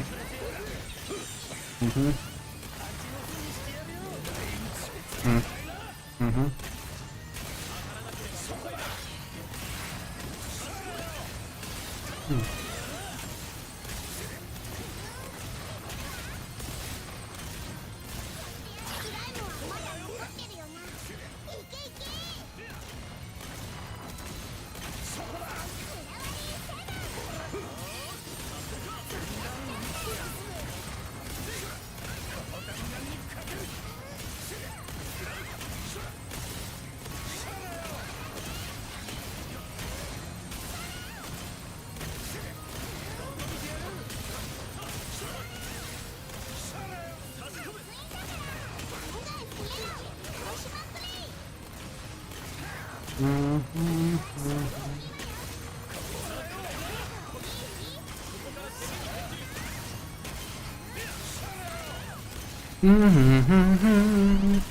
me search back at the clip I had of that day when farming Behemoth worked faster than I remember runs were lasting 4 seconds. Yeah, I always take pictures of my runs if I see I have a good run. Again, it's a cute mini game, and it's a way for me to see, you know, to gauge performance or, you know, improvements and stuff like that. I like I said, I have pictures of like my fastest Bahamut run. I have pictures of, you know, my little challenge that I started doing with those Ahriman quests, just, you know, to keep me focused, you know, because I'm doing the same thing over and over again, and it can get pretty boring. So I made a mini game for myself as well. And without SBA stopping time, took us 1 minute to beat. Yeah, exactly. That is a form of optimization, yes. But again, we don't always do it intentionally. Sometimes we do it because we're lucky. Sometimes we try to time it, but it doesn't work out.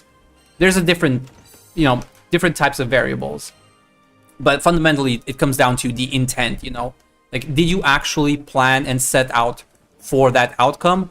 Or did it just happen to happen because you were trying to play better and, you know, it ended up being better, kind of thing?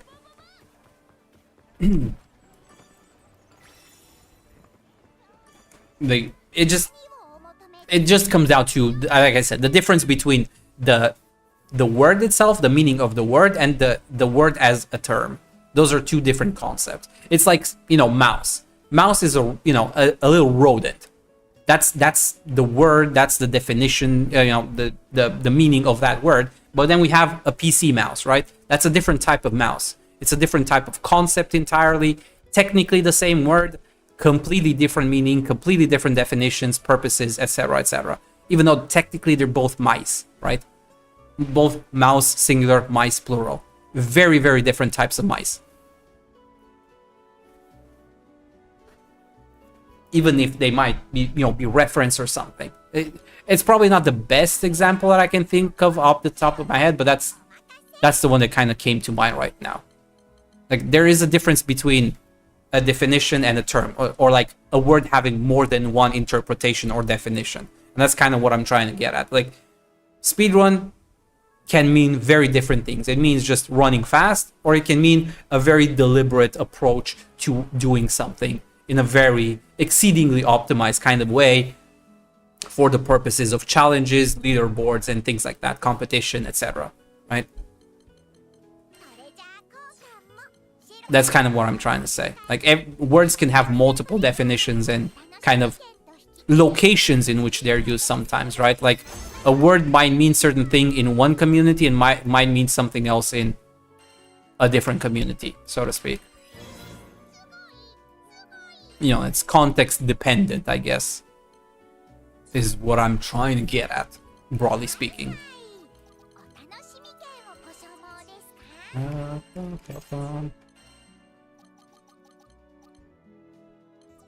Oops.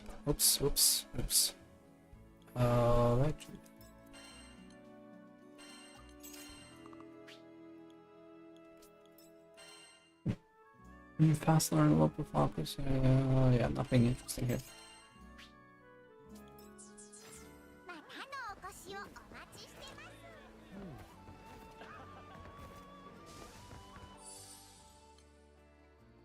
$29,000. Okay, that's not bad. Got a decent amount of that. I can even sell some stuff. Have good money. That's good. Yeah, I have enough waiting for DLC.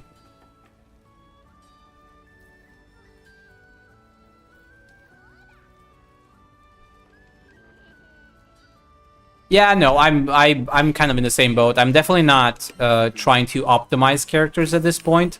I'm basically just, like I said, a little every now and again I'm doing some fights just to, you know, not lose the edge, so to speak, so that I can still perform. But a lot of it is just waiting for the game and now kind of, you know, how should I put it? You know, checking some boxes. Like, you know, I'm gonna switch it up now and farm a little bit of no, not here. It was here, I think. Yeah, this one. You know, farm some crystals and just get some farming done on the side. Yeah, I mean, that's a nice goal. Unfortunately, that's a goal that I personally cannot pursue. For all intents. I mean, technically I could. You know, there are the last 4 quests that I haven't done yet. Pageant of Might, the Magic. But honestly, I do not want to do these. Because these are not quests that you want to do solo. You want to do it with preferably 4 people and all of that kind of stuff. I don't want to do these solo. But I've done everything up to this point. And honestly, at this point, the time it would take to S++ these 4 quests specifically is just not worth the time investment. Like, I know we talk about efficiency, you know, being, you know, brought to the extreme, but there is also a point where I'm just kind of wasting my time trying to get those S++s. I've got everything S++ up until Lucilius, and including regular Lucilius. The other 4 quests I'll probably just do once there's more people, when there's cross-platform after the expansion and stuff like that. Like, challenge, like I said, I like challenges. I don't like wasting my time for the sake of saying that I've done it. So those 4 quests I'll try and get done with peeps after the expansion hits. And then there's more people, better gear, cross-platform, all of that good stuff. 2 Mania quests that I only have as plus? Sure, why not? Do you have an online session? Or an ID, or should I create? I guess I create online. Online, streaming. I don't mind. Like I said, I really don't care about difficulty. I've made it very clear that difficulty for me is a means to an end and nothing else. And I have no shame in admitting that. No, not private session, password. Okay, 1111. Yeah. I don't mind destroying fights. I find that fun in its own way. Like, I can appreciate it for what it is. It's a reward for all, you know, the effort I put in to get to this point. I've improved at the game, I've learned the mechanics, I've learned the systems, and now I get to reap the rewards, which is to obliterate bosses in 5 seconds. That's fun in its own way. I've earned the right to enjoy myself.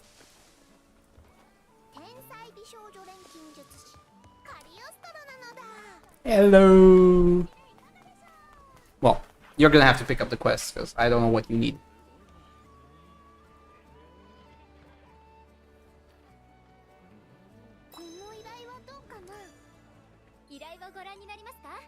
Quest details, Texas and goblins. Which one is the Goblin Warrior?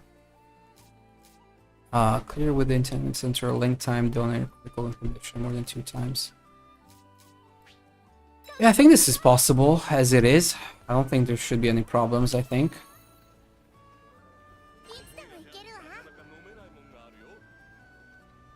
In-game trophies? I'm not bothering with that.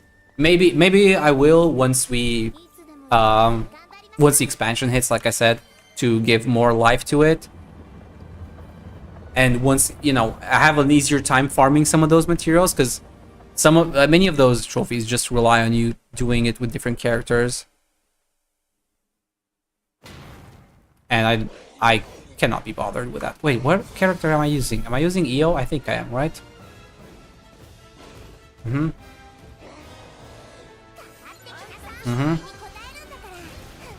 Oh right, I forgot my buttons.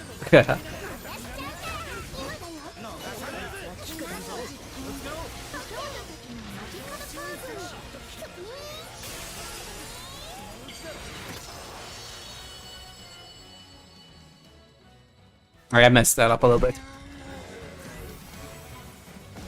I farmed so much with Rackham, I forgot what my buttons are on EO.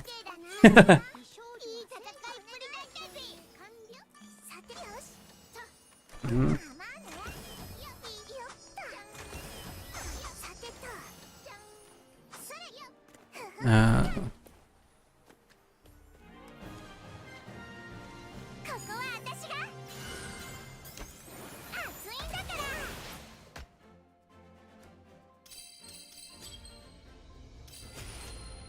Congratulations on your S++.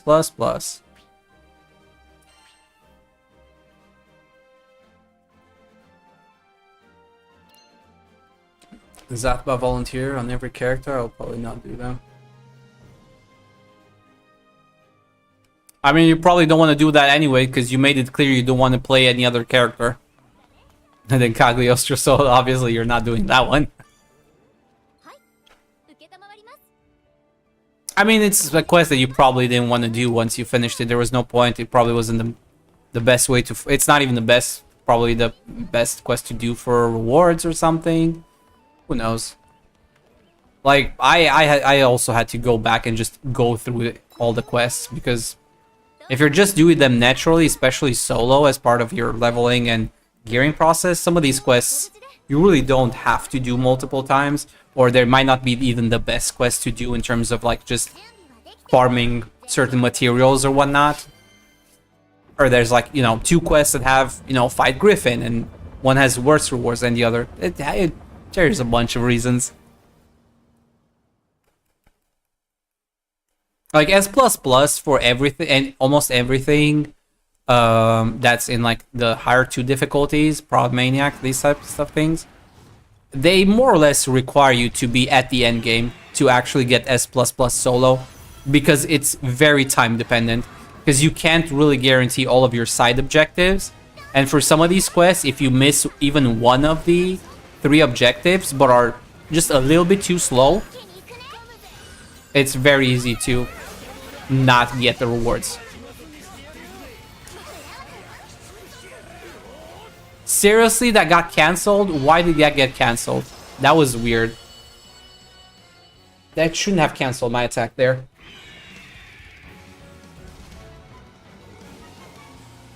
Hell level training with Eugen trying to kill Behemoth without dying. Nice. That's crazy though. My Eugen is definitely not geared enough for me to even bother that with that type of challenge. Like, Io and Lancelot really are my only 2 characters that are properly geared, I should say, for their intended purpose. But even then, neither of them is nearly close to being, you know, min-max, so to speak. Both of them have at least like 2 or 3 wasted skills on them.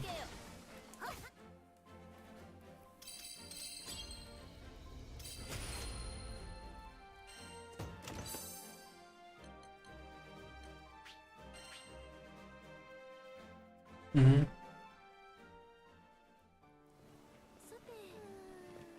This morning I did like 10 quick quests, and the first one I got was the one where you have Wave of Birds on the Grand Cipher.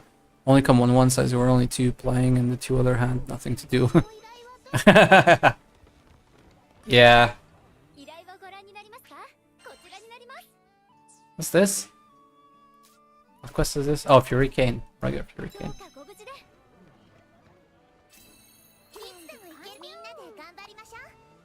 Also, just to be clear, I don't have Paralyze on me right now. Hmm.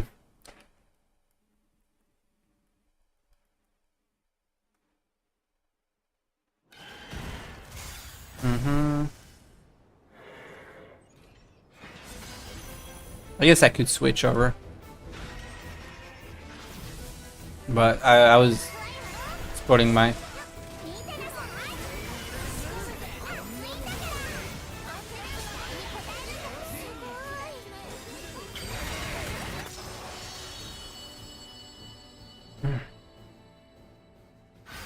No, that was my Eugen. That was Eugen's paralysis shot, not my EO shot, paralyze. Yeah, Flurry 7 does like 7 hits, and every single one of them is like almost 900k damage. So that's what, 9 times 7, 6.3 million damage in one attack. It is pretty crazy. When you get to land it, that is. If you get to land it, it's crazy. If you miss it, it really fucking sucks.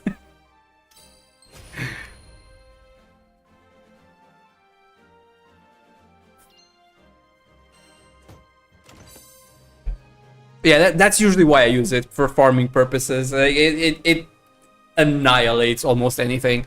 If you time it right, you can just see, like, on most of these difficulties, half of or more of the HP disappear in like a second.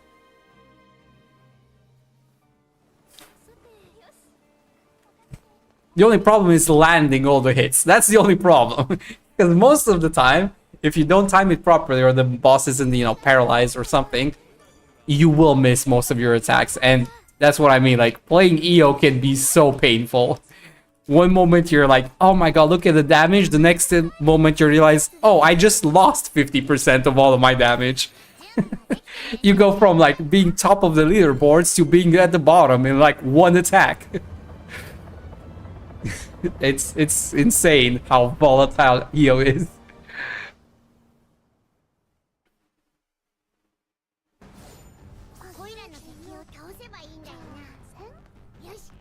Mm-hmm.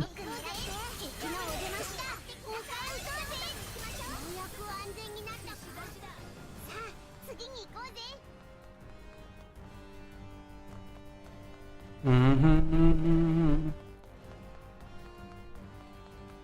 Oh, this is easy for me.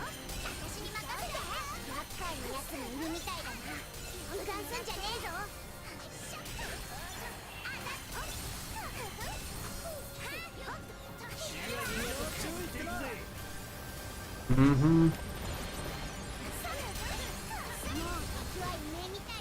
Oh, really? My character fell.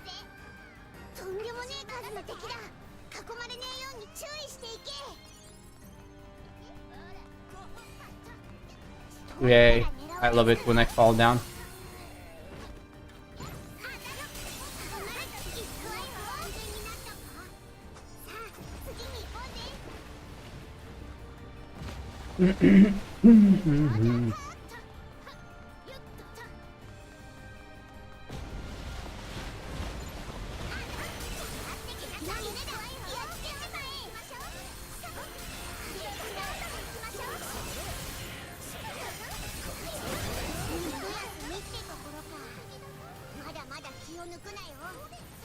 Okay, now we wait for the bonus wave, I think. Yeah.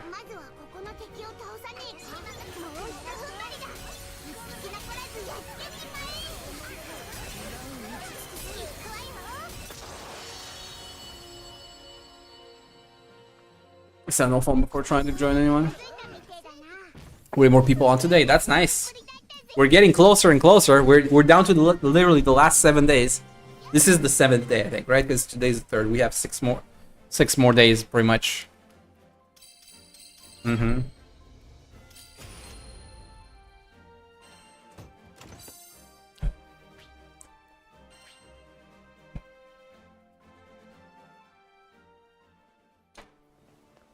Yeah, it's basically a wave quest, but, you know, normally when you do it at the appropriate level, once you first unlock it, it's a little bit tight because you kind of barely have enough time to clear the timer. But the idea is you want to do it as fast as possible, and if you clear all 4 waves with enough time, you get a bonus wave.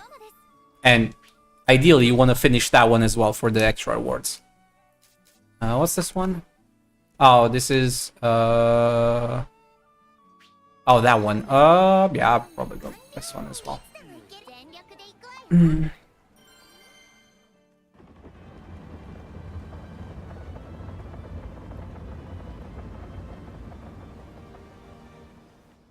Telephone is apparently using unequipped skills in flash.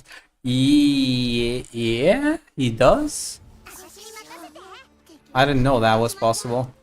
I could have sworn that's not possible.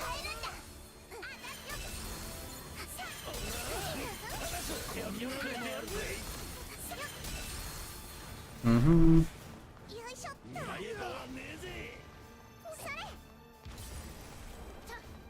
Mm-hmm. Oh. Right.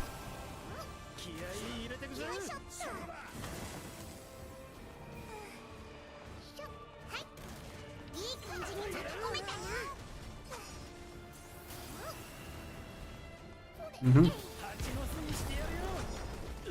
Mm-hmm.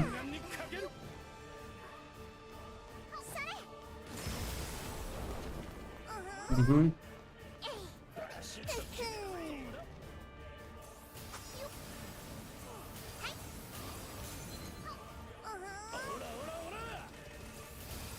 Mm-hmm.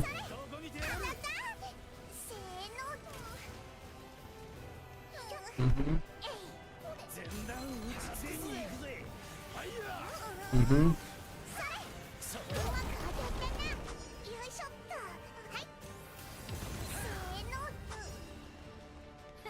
Mm-hmm. Okay, we got 20. That's nice. That's enough. Time to kill stuff fast.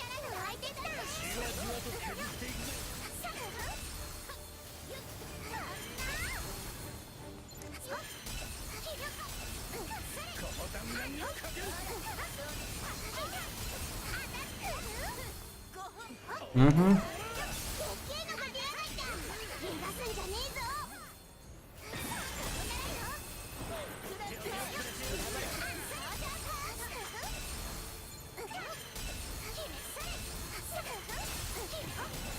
Mm-hmm.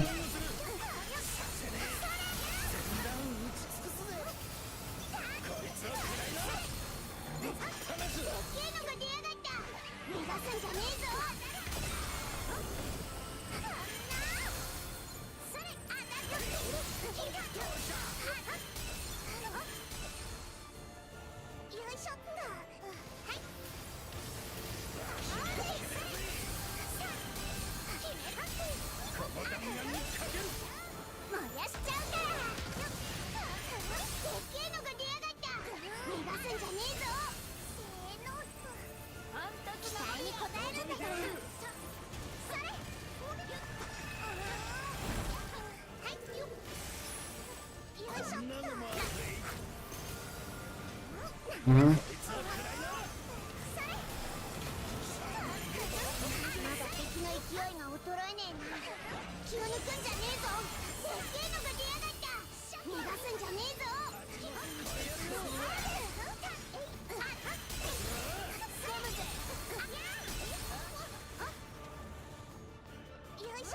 Mm-hmm.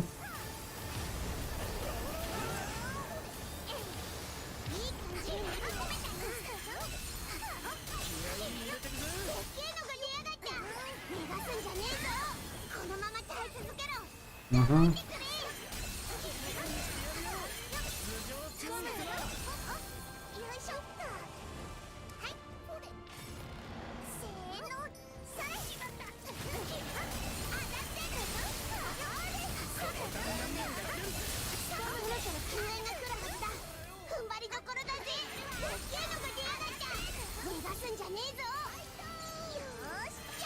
Mm-hmm. 171, not bad.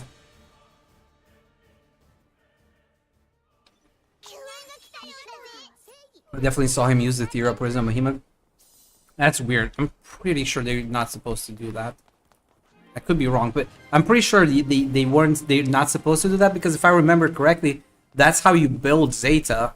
You remove all her skills and you use the sigil to increase her damage based on the number of skills equipped, right? You remove all of her skills so you can maximize her attack, and then you have her just pogo infinitely off of the enemy. So they shouldn't, as far as I'm aware, use skills that they don't have equipped, because that's how you basically force, essentially, Zeta to perma pogo.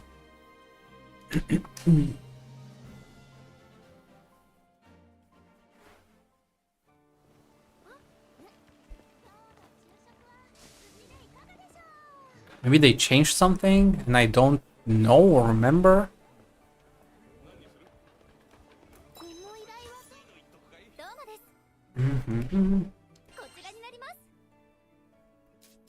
What's this one? He falls with machine. どうかご無事でいつでも行けるぜ。 Mm-hmm. いつでも行ける。私の魔法を見せてあげる。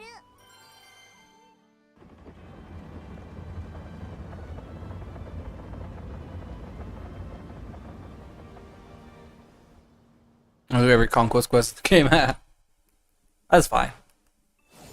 敵が来やがった。いけるか。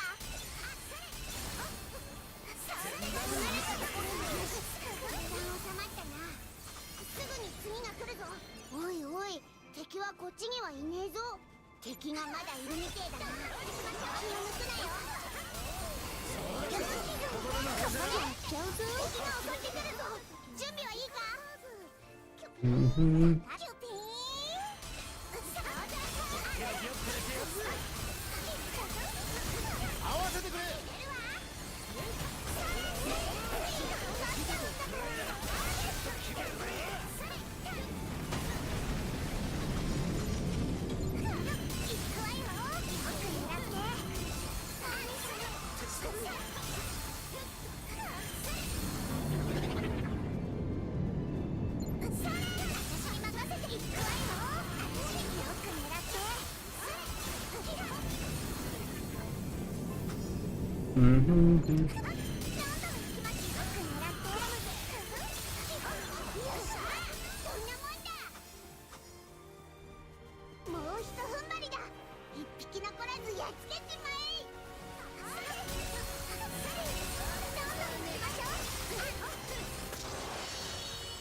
Yeah, I didn't do the 5 with thrown objects, but I'm pretty sure we're gonna get S++ easy without that.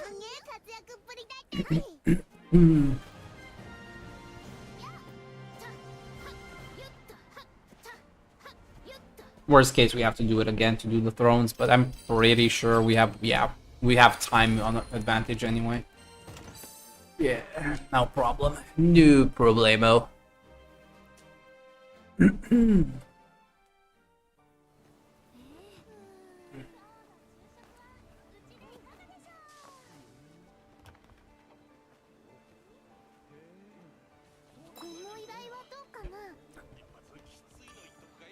依頼をご覧になりますか。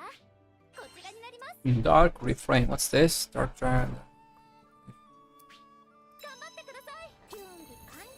いつでも行ける。私の魔法を見せてあげる。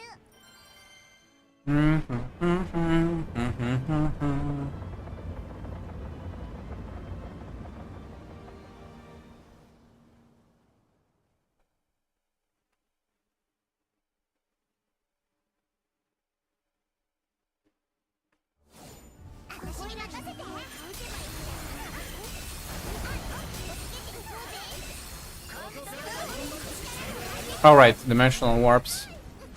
We have to enter the dimensional warps as well. Mm-hmm.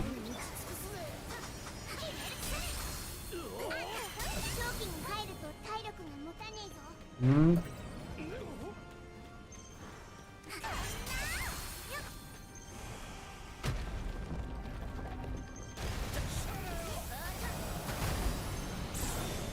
Mm-hmm.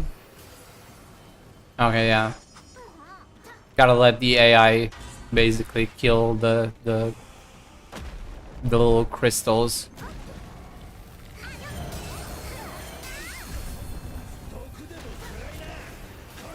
Mm-hmm. Mm-hmm.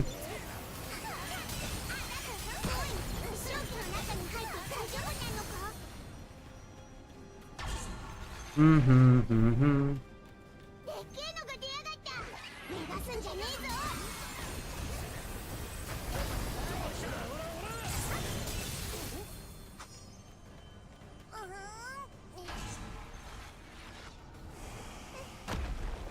Mm-hmm.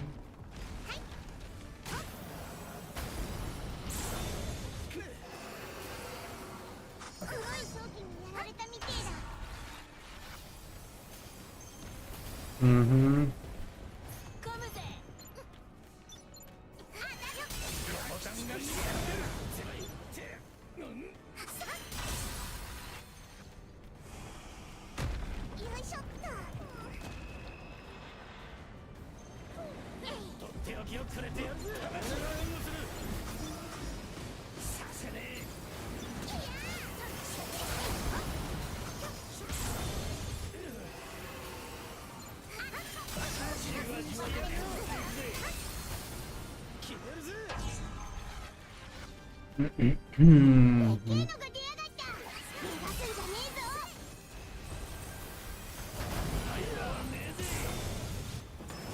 Okay, that's done. Nice.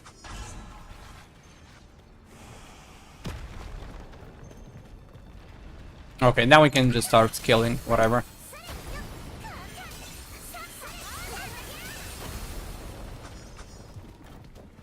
Doesn't matter anymore.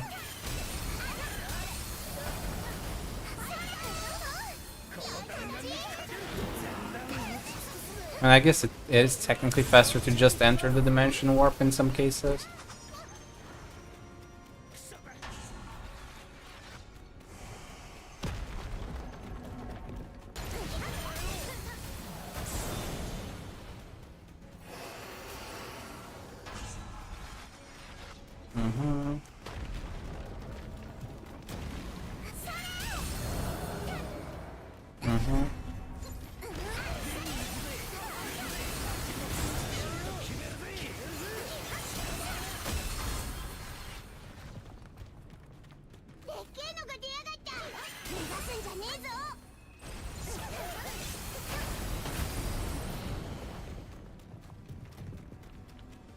Okay, 200.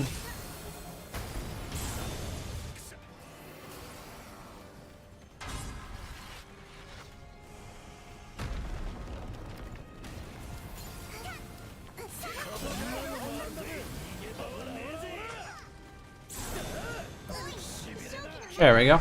220. 221, nice. Easy peasy lemon squeezy. Nice combo.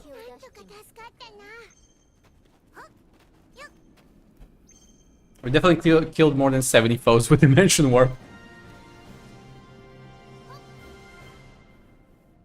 I usually do a different one for Disastors.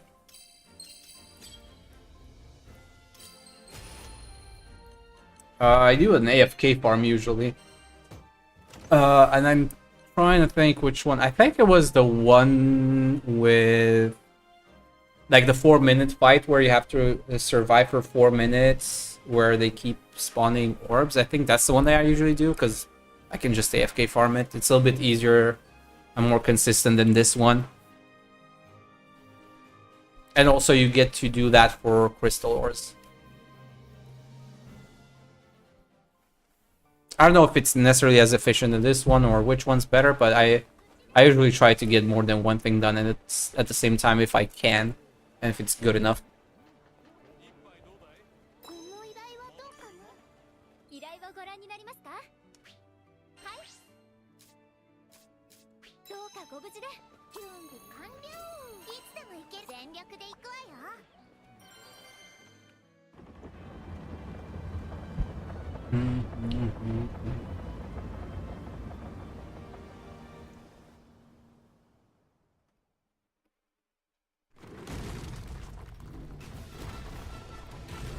And I'll skip.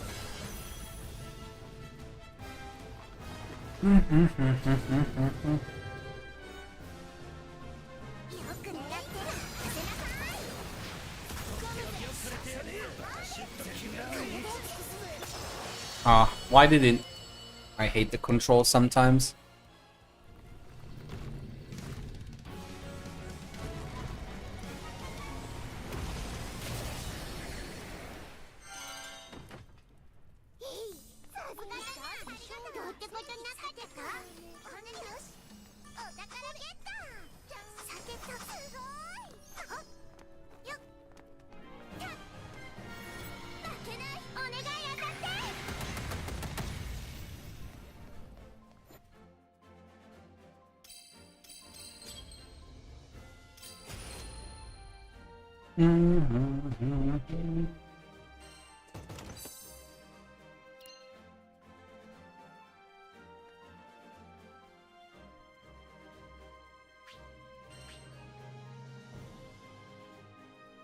We're in the DLC that you can skip star animation.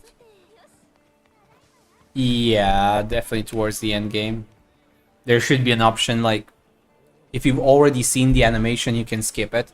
So like if there's one person in the group that has never seen it, you'll get it that one time, obviously, so they get to experience it. But once everybody has experienced it, it should automatically skip.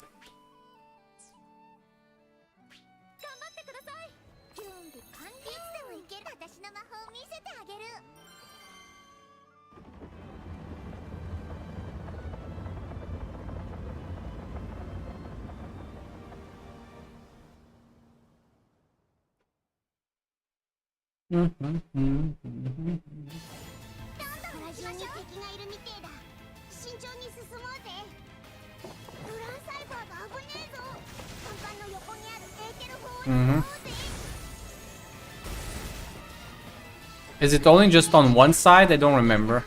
Yeah, probably just one side.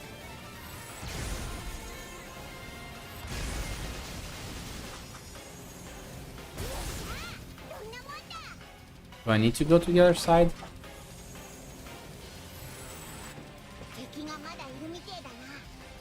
No.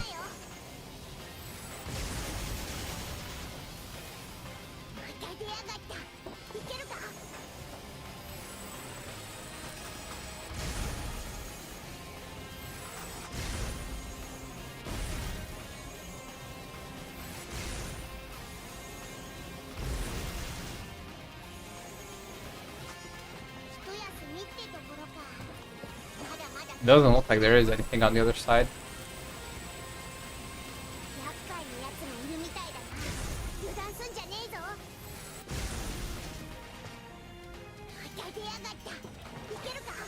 Nope, doesn't look like there's anything on the other side.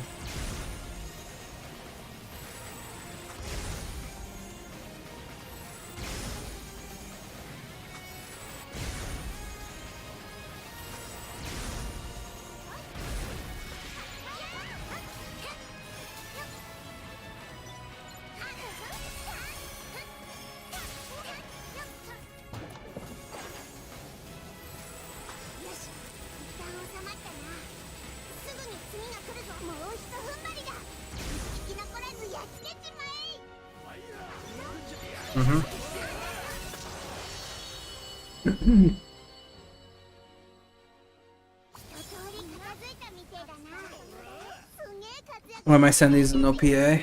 Guts and auto revive? Yeah. It's good to have both of them, honestly. This is the exact one I got in Quick Quest earlier. Oh, okay.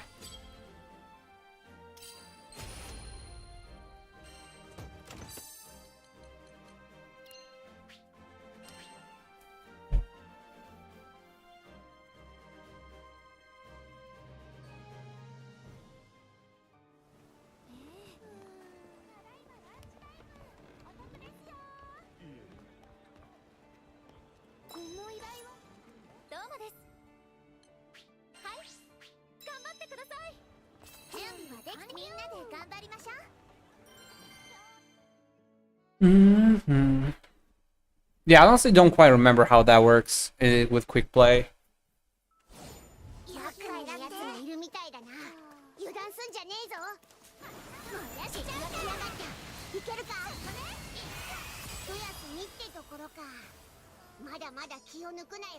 Oh, defeat 2 foes with thrown objects. Ash. Yeah.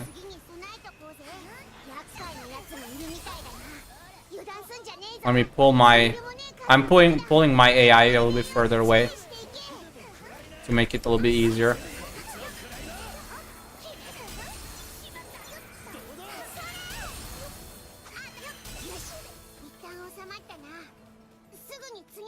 Wait, it's already over? Seriously? Okay, never mind then.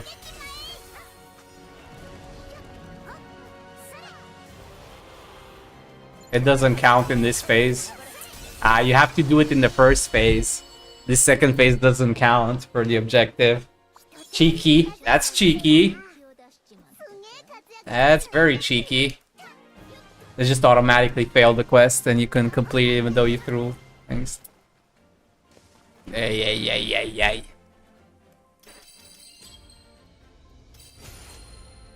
Not that it matters for progression, but still.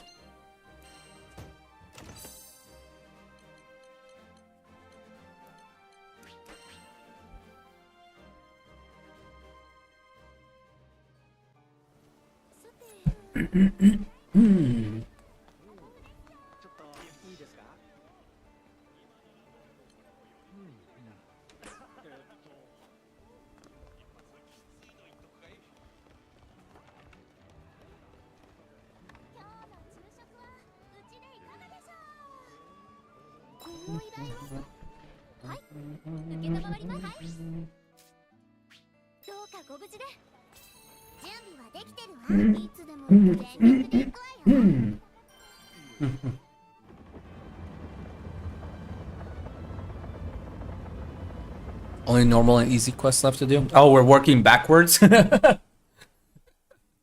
Okay. Cool, I guess.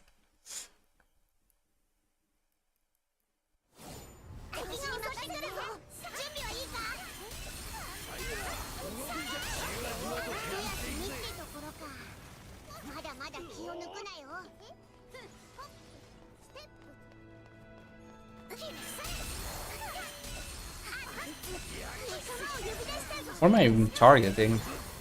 Weird.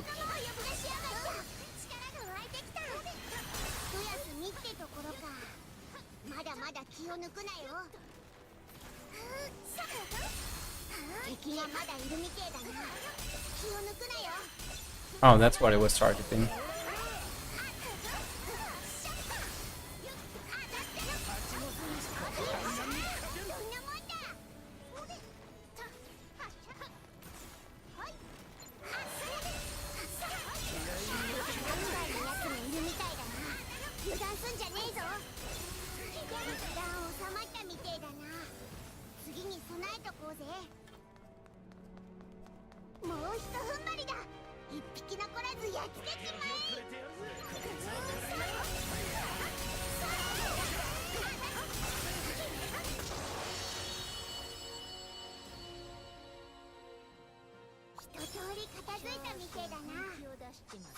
Oh, normal is the cost of easy being 0. Oh, okay.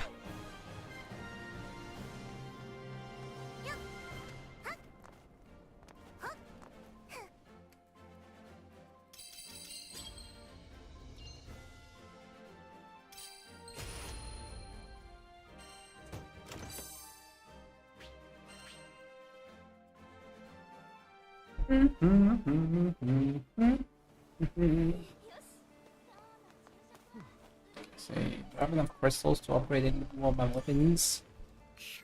Upgrade sigils.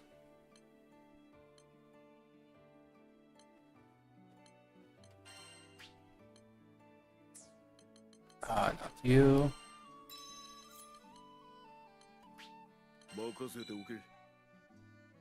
Don't even have enough crystals to upgrade them all. Ah, interesting. I need more crystals then. Quest.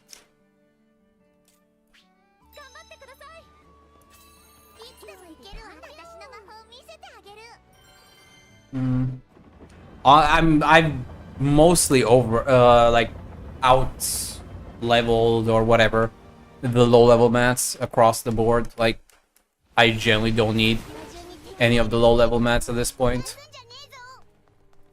And even if I do, I have enough for them, the stuff at the moment.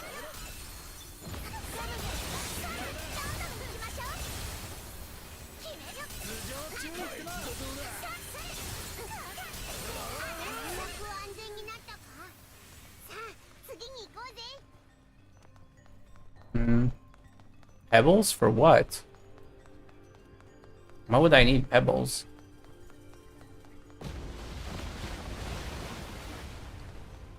I don't think I do.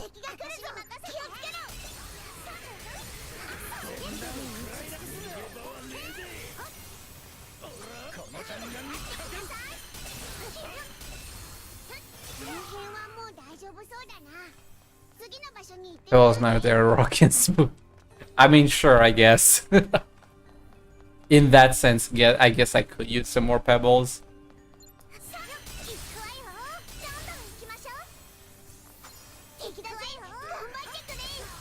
Are you a Bibu fan by any chance? Are you a pebble? Are you literally a pebble?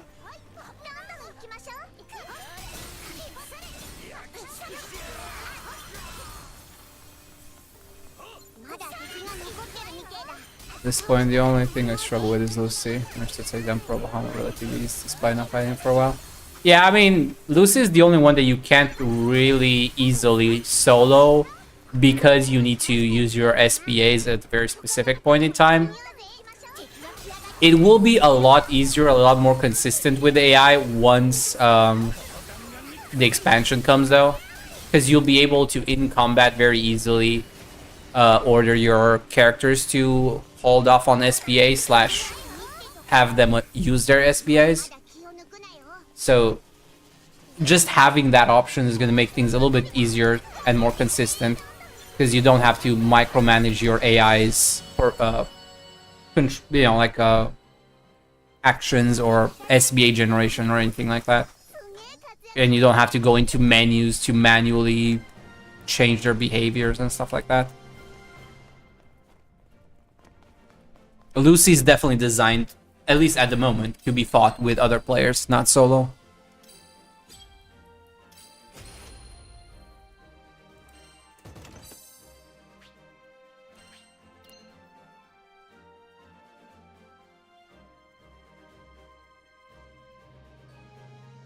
Honestly, I didn't pay attention. I just speedrun.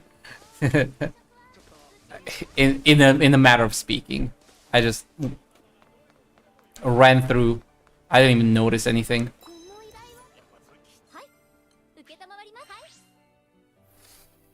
Mm-hmm.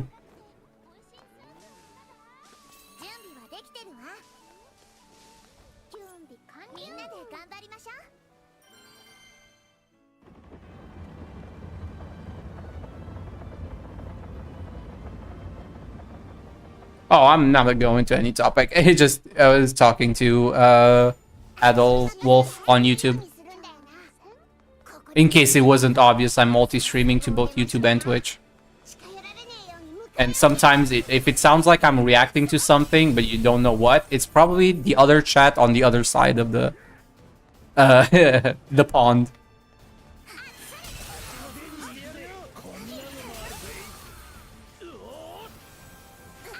Yeah, it was really mostly just a slip of the tongue, because that's definitely not speedrun, but I ran through it very fast. It was kind of what I wanted to say, but it's just the first thing that came to mind.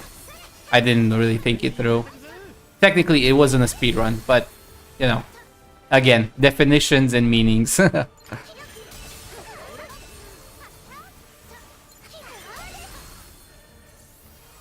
Yeah.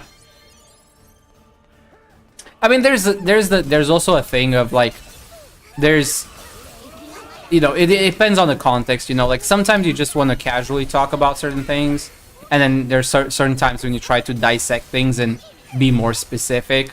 Like I'm not gonna be an ass about it and be super anal about like misusing words or definitions, unless the conversation or the topic or like the context really demand it. But yes, I did technically misspeak there.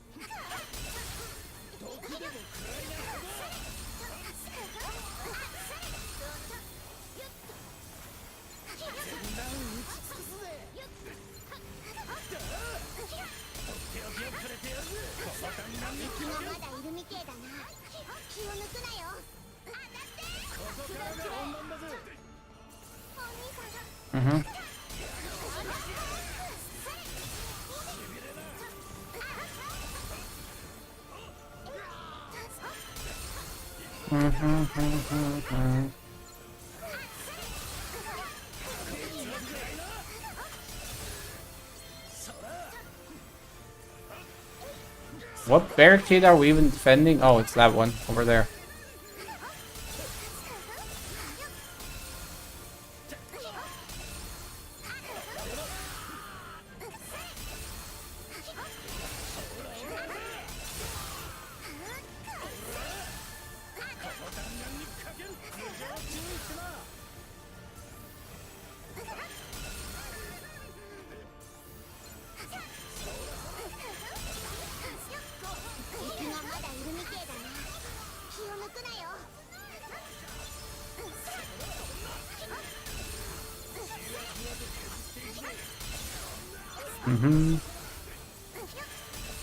I think about this quest lore wise, the enemies appears to suddenly keep coming one by one. Yeah. Yeah. Yeah, like that is definitely one of those, like, you definitely shouldn't like overthink it and just, you know, treat it as a video game, because once you start dissecting it, it sounds very stupid. Yeah, let's just throw 1,000 people at the problem one by one against, you know, 4 people that are armed to the teeth and probably more powerful than any of your soldiers. Yeah, I'm sure that's a good idea.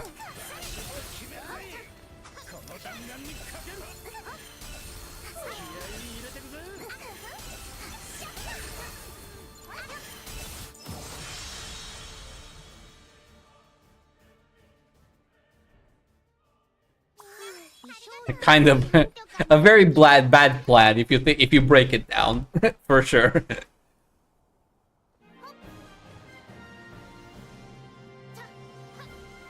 Yeah, there's definitely a degree of suspension of disbelief. This is also partly on a slightly different topic, at least.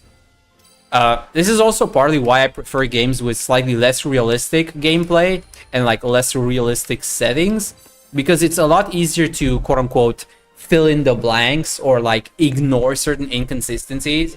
But the more realistic you go, the more like close to reality and more like grounded you make it, the easier it, like the harder it is to actually, you know, ignore some of the problems, you know, like it's very easy to break immersion when a character looks in the wrong direction of a different character when they're talking, right? If you're going very 2D or something and the character looks down and a character's to the right of them, you can kind of easily just fill in the blanks that, hey, they're looking in a general direction. If you have 3D super realistic and the character is not looking at the other character, it looks stupid. You know what I mean? Like, some things work a lot easier when you let your mind fill in the blanks and kind of accommodate and like reframe the scenario a little bit to make it, you know, logical, so to speak. But the more realistic you go, the more these kind of things start feeling worse and worse and worse.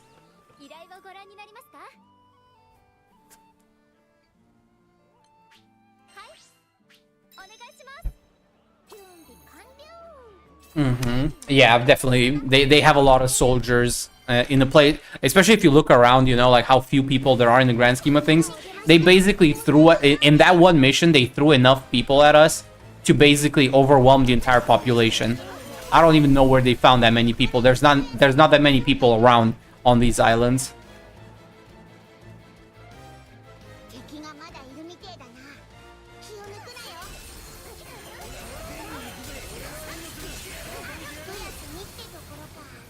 Oh, thrown objects, if you want to do thrown objects, I guess.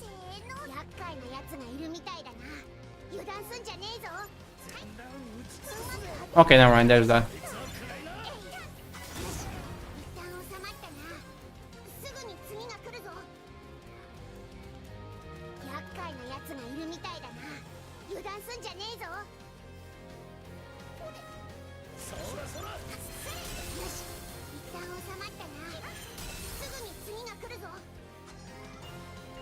The world population by half in a single quest. We are Thanos, pretty much. Yeah, it really was like that. If you think about it, like just how many things we obliterate, like, or like you know, when I was doing that Araman quest, you know, like killing 200 plus Aramans, like I don't even know where they find that many Aramans for me to kill. Maybe we are the bad guys. Yeah, it really starts feeling like it. of like mass extinctions of Arimans in this region. Like I've literally hunted Arimans to extinction, considering how many eyes I have and everything. For sure. If you think that if you think back to the fact that I kill about 200 Arimans per quest on average, and I did that quest like 10 times at least, you know, like the whole population of Arimans in this region is basically non-existent at this point, thanks to me alone. It's surprising we still have slimes to fight. Yeah, for sure. I mean, slimes just populate very easily, okay? Fair, to be fair, slimes just duplicate without even thinking about it. So at the very least, the slime one is a little bit understandable. They overpopulate as it is. But some of the other things, they make less sense.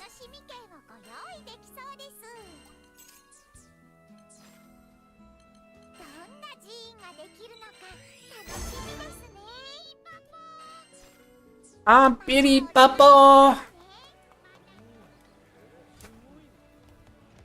And Lucilla sure does have a lot of twins, yeah, for sure. I didn't even know there's that many Luciliuses in the world, but hey.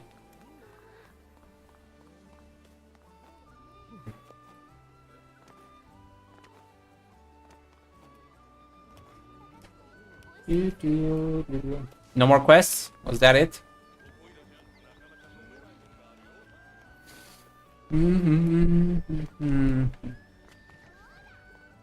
Oh yeah, and some Luciliuses are stronger than others, sure, yeah, that's also a thing.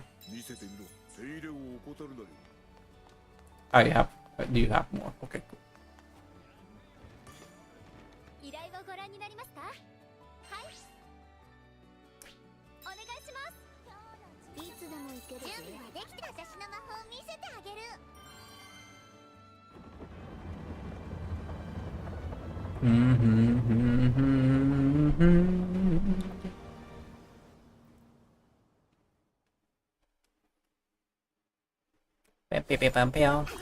I forgot about this mission location completely, leading up to Furicane. I always forget about this one.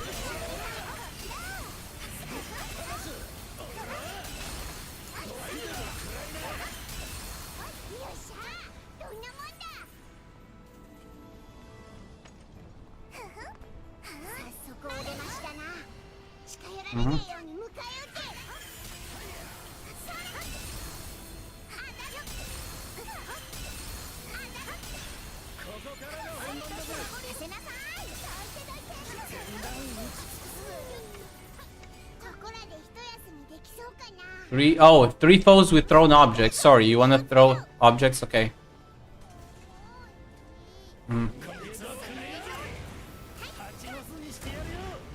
Seriously, that didn't count?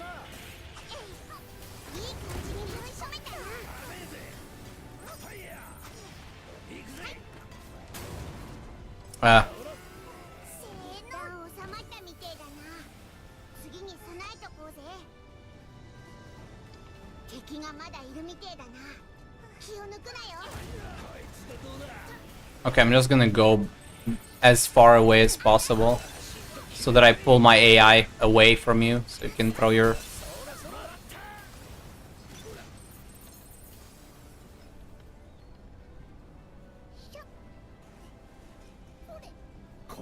Okay, there we go. Now we can...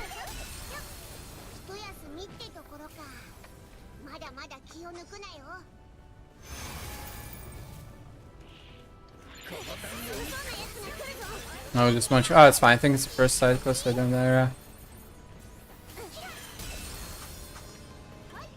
I don't even remember. I remember this zone and area, but it's one of those areas that it's only at the first kind of start of the game, more or less.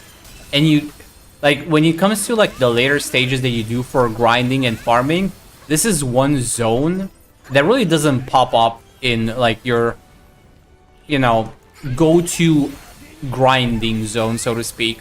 So I just forgot about this entirely, because it doesn't really get reused in the end game for any of like the relevant grinding zones. So it's just like I only remembered about this now when I actually saw it because of that.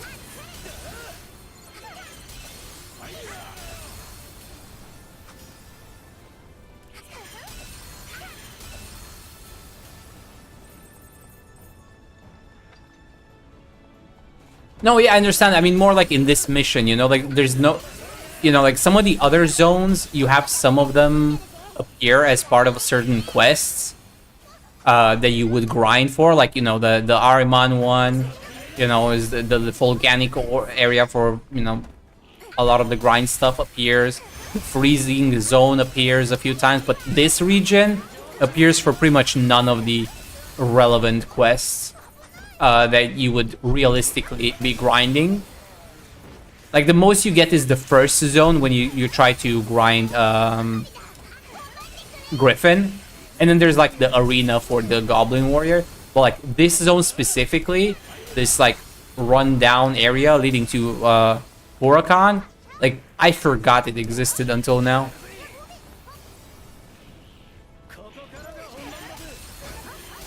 And it doesn't really get reused on the higher difficulties for anything to farm, per se.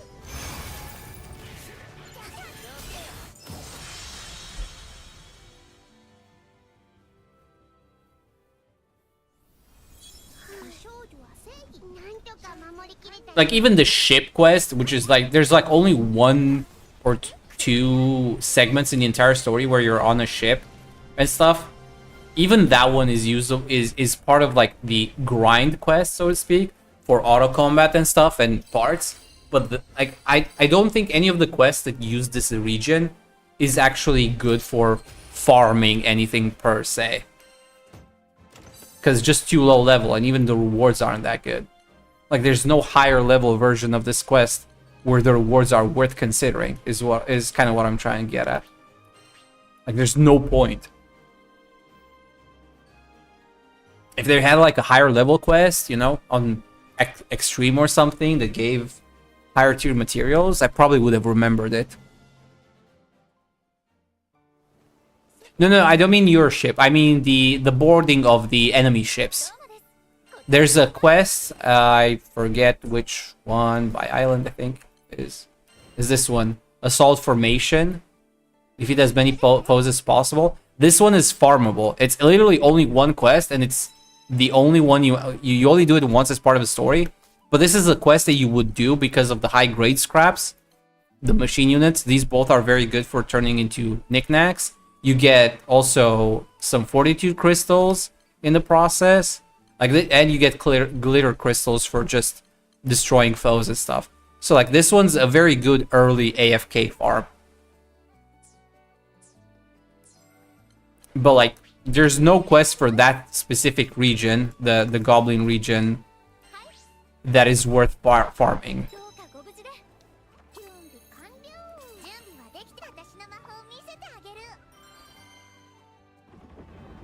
So I forgot about that zone even existing.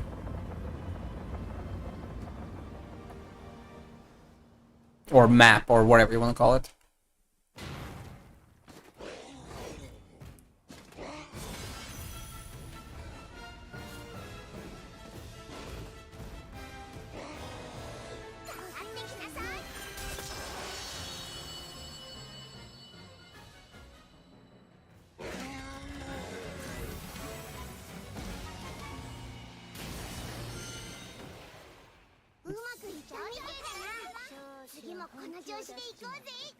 Wow, a whopping 2 chests.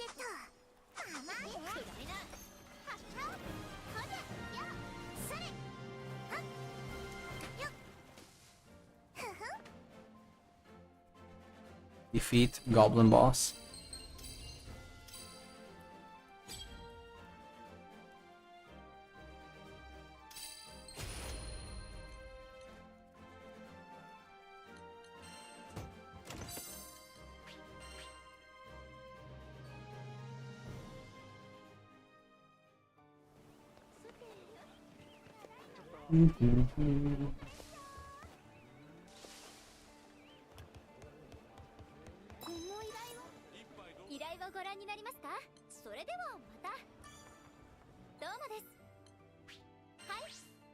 Last one. Nice. Congrats on all your S++s after this one, I guess.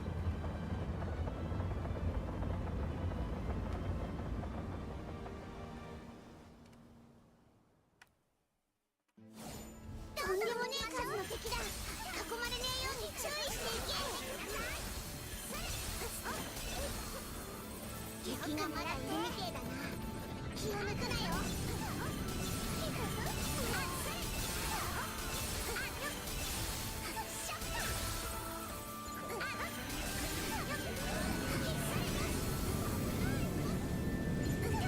私に任せてよく狙って。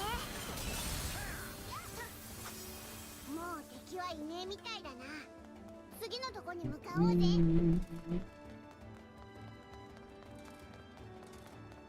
厄介なやつがいるみたいだな。油断すんじゃねえぞ。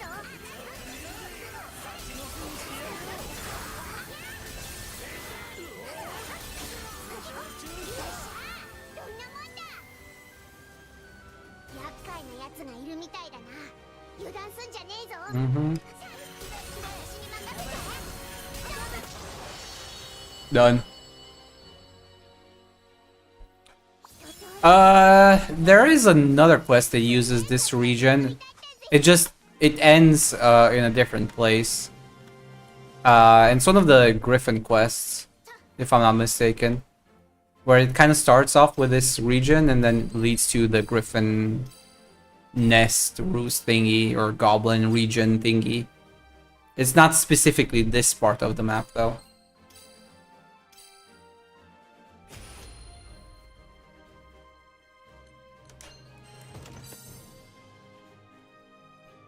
Yeah, those quests, those happen in the same region, but it's just different part of the region, the section, the map, or whatever you want to call it.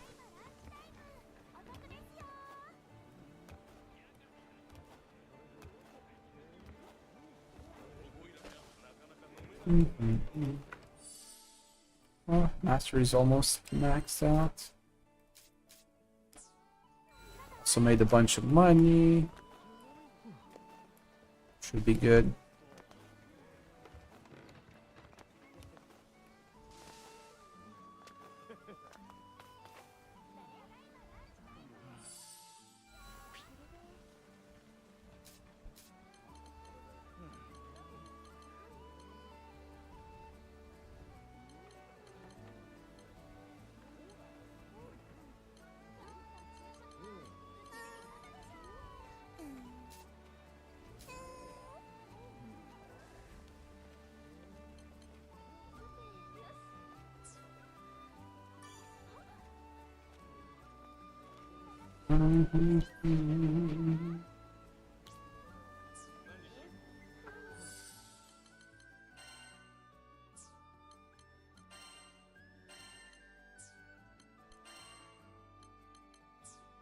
Profiles, yeah.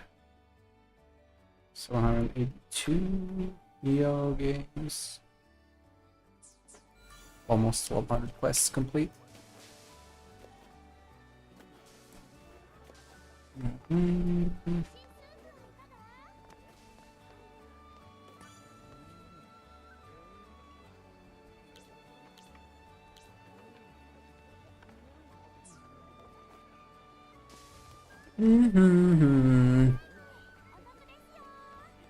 mean, we can do like one or two more things if you want, but I'm slowly winding down.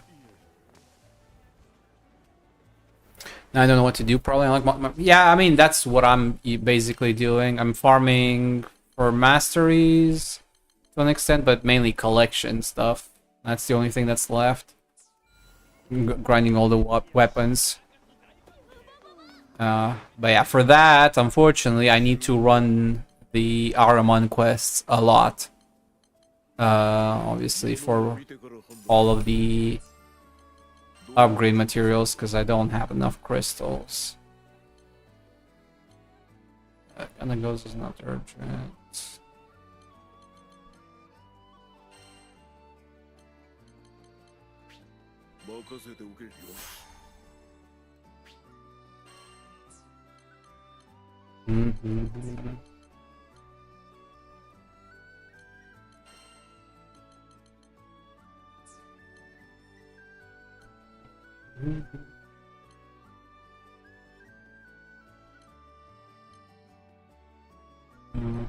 I will still have to do some Lucilius at some point to finish crafting the last weapon.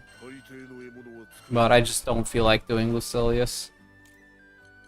I need more dark residue, unfortunately, and you can't buy those. I wish you could, but unfortunately you cannot. That is not an exchangeable material.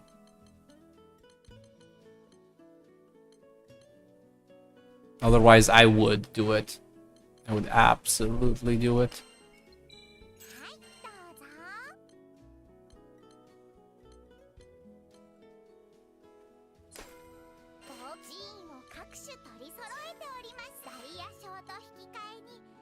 Mm-hmm.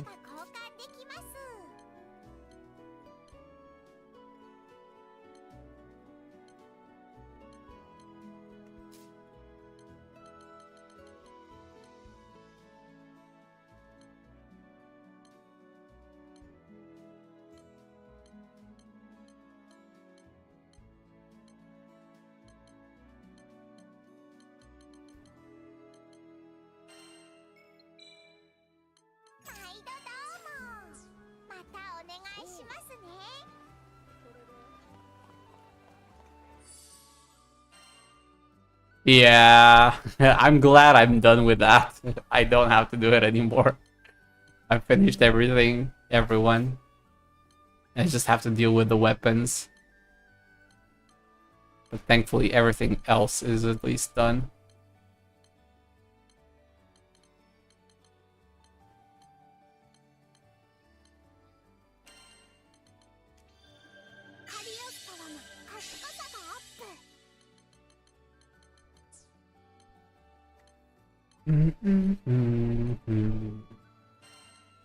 Now it's 100%. Well, I still need to level her weapon. But, yeah, bunch of weapons.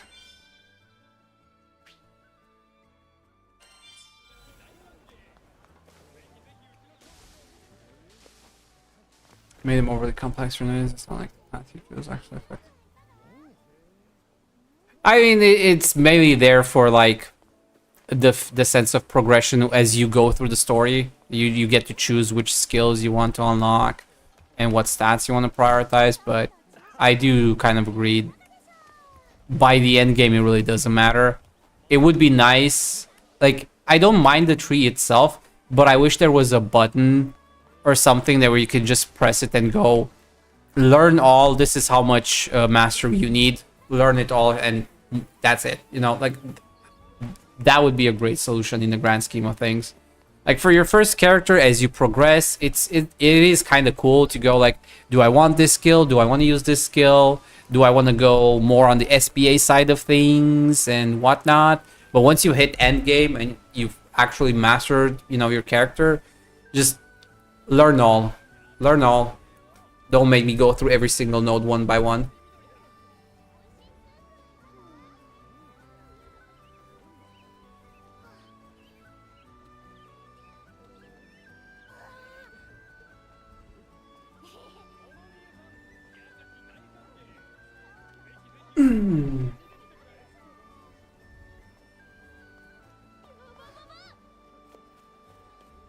Yeah, I have enough time to like do one or two more anything, but I'll be going in about 10-15 minutes. So pick anything you want to do. Preferably not Lucilius, but everything else, and we can do like one or two more things.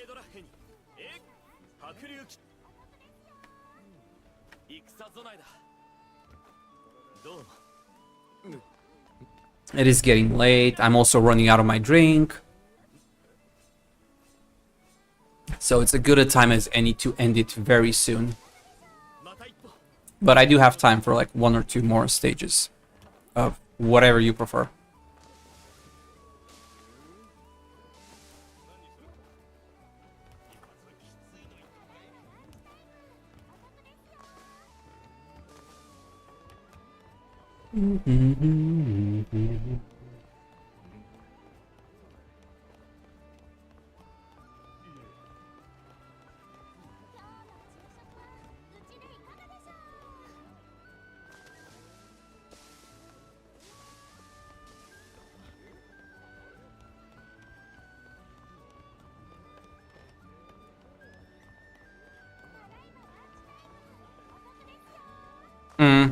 I mean, broadly speaking, the only thing you could farm is either materials for weapons, if there's any particular weapon you want to unlock. So your Vulcan bolas and all of those kind of things. And if you don't care about upgrading the weapons, the only really things that you can really grind, Fortitude Crystals and Mastery. Those are really the two things. And for Fortitude Crystals, the best stage, to my knowledge at least, is... where is it? This one, Gulp. So these are the rumored monsters. The Araman quest that I was speedrunning. It also drops Revenant Medallion. It's one of the few quests. It's the only quest, low-level quest that drops it. So it's also good to get these for, you know, those ambrosias and whatnot. So this one's really the quest for the best quest to do for crystals, by far.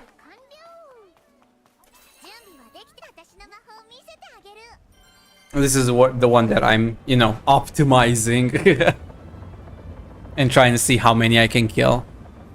Now, my record is 222. Also, there's some cannons for this one.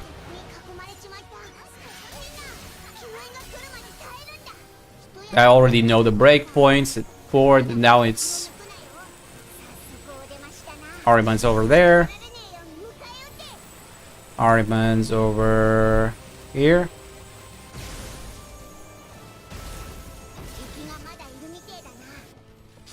Okay, that's it. Next is the outside. For 22 is the next wave of ads. And then I think the next one is 48. If I recall correctly. Then we get one more wave of ads with cannons, and then the next one is 72. That's when... Oh, come on. Okay, 41, 42. Okay, now it's... Oh no, it's 48, sorry, it's 48. Not 42, 48. Now it's cannons again.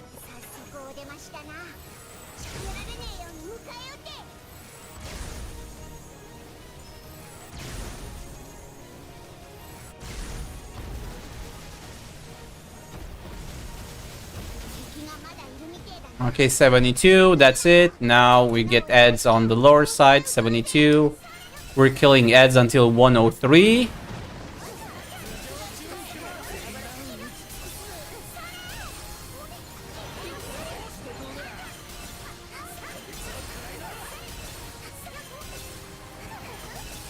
And 103 is the next, like, ad phase, cannon phase. We do cannons until 127, I believe. Then we kill ads again until 163. And then ads until I don't know. I don't think there's anything after that. Okay, now it's cannon again.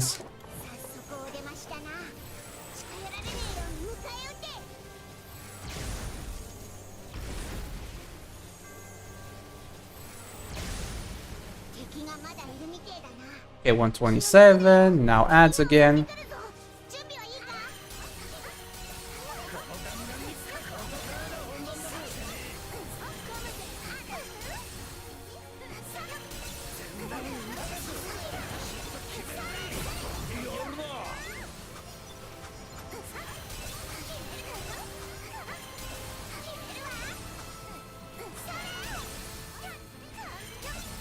Mm-hmm.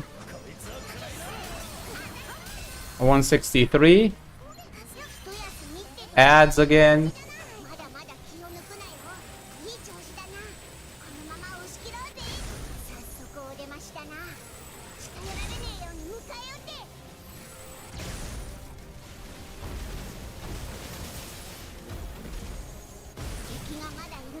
$187. Now it's ads again. Spawns. And I think this is the last phase, more or less.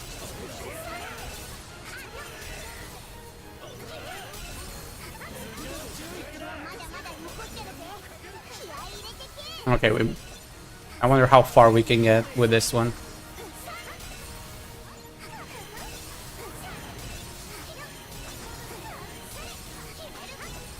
Okay. Mm-hmm.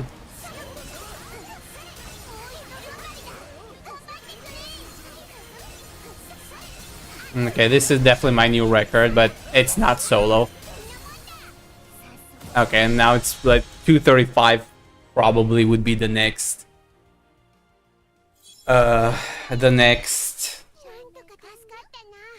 probably wave. Ambrosia, yeah, 233 is probably the next cannon phase if you actually manage to kill faster, but yeah, that's crazy. Ambrosia can be used in the purchasing of certain items, but specifically Ambrosia is for mastery points. You can use Ambrosia to get, I think, 10,000 mastery points, I think it was. Something like that. So you can stack up Ambrosias basically for more mastery points on the side, in addition to what they can be used for purchasing certain items. I don't remember exactly which items can be purchased with Ambrosia, but there's like 1 or 2 items where you can use it. Mm-hmm.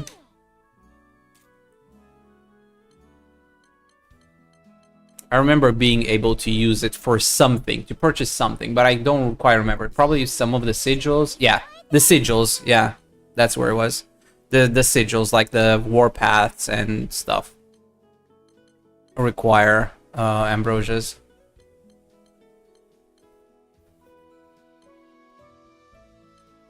Oh, Nimbus, stuff like that. Those were some uses for it. I think there was something else you could use it for, but I can't think of anything off the top of my head. But yeah, the main use thing for Ambrosia is that you can turn it into mastery. You can use the item in your inventory, if I'm not mistaken.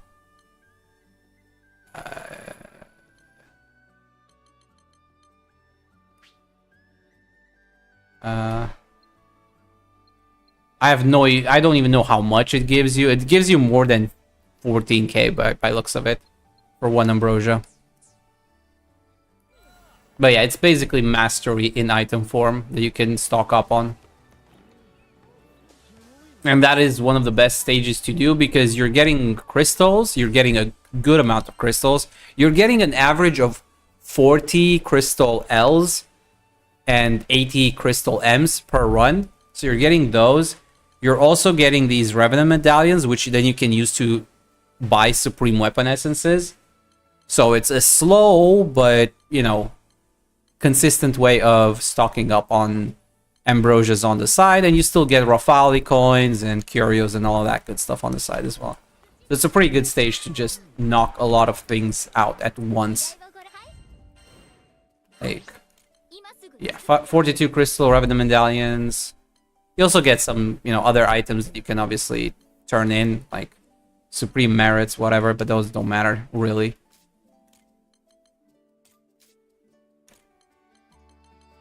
You get 1-2 Revenant, you get some Revenant medallions, you get 42 crystals, you get Rafali coins, which you can turn into Ruthenium.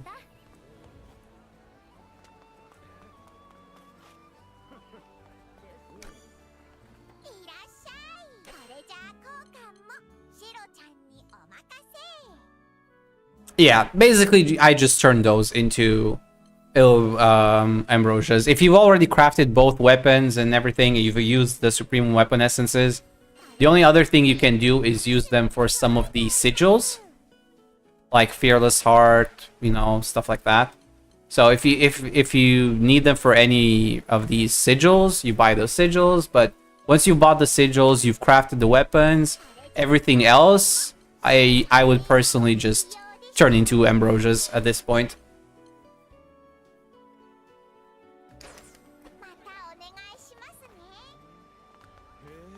That's really the only real thing you can use them for. Or I guess you could sell them for money. I didn't actually check to see if you can sell them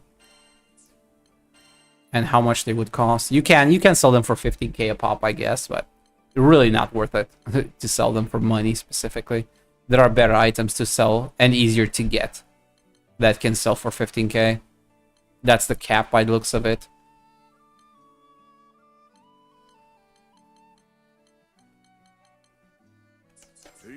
Yeah. Outside of like the crystals, the whatever they're called, the ones for money. Forgot what they're called. Oh yeah, and you also get Revenant Medallion. You can get Revenant Medallion from that quest from drops, but you can also get it just from the second objectives for defeating 100 Aramand. So you're more or less guaranteed 2 Revenant Medallions per run. It's not too bad. What was? Yeah, glitter crystals. Those ones. Those can sell for more.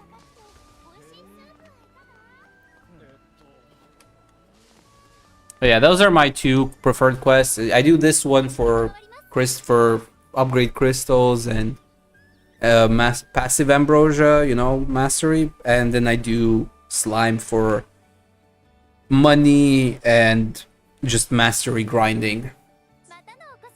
Those are my two general grinds for things. For active grinds. And for passive grinds, I usually go for Defend Hallowed Ground. This one. This is where I usually get my disasters from. I also get 42 crystals. I'll also get Rafali coins.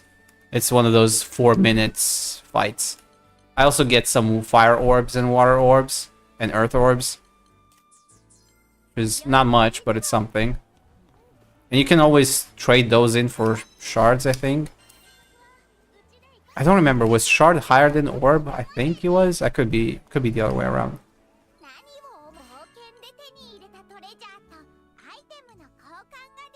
Yeah, orbs are lower tier than shards. So you can turn all of those, if you wanted to, into fire shards as well. And stuff like that, maybe. And earth shards. To trade them in for more mastery quests.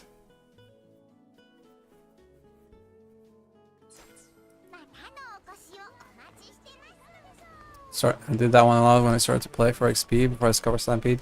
Yeah. Each one of them has like their own particular benefits. I like doing the defend one just for past, you know, AFK grinding for... Well, whatever was it?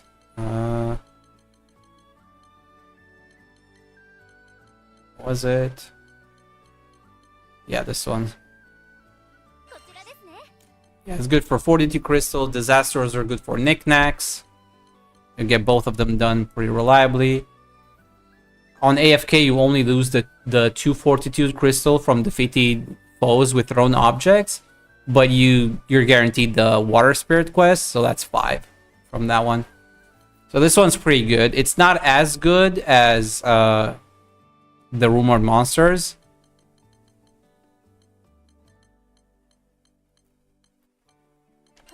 That one gives more 42 crystal L's than this one. This one's mostly for 42 M in terms of drops. This one's not as good, but it is pretty decent still for AFKing. And you get Rafali coins and disasters for knickknacks.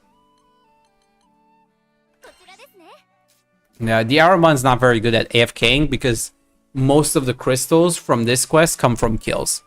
So you definitely want to kill as many Aramans, and doing it passively, AFK, just doesn't work because of the turrets phase and stuff. And you're not getting that as many kills.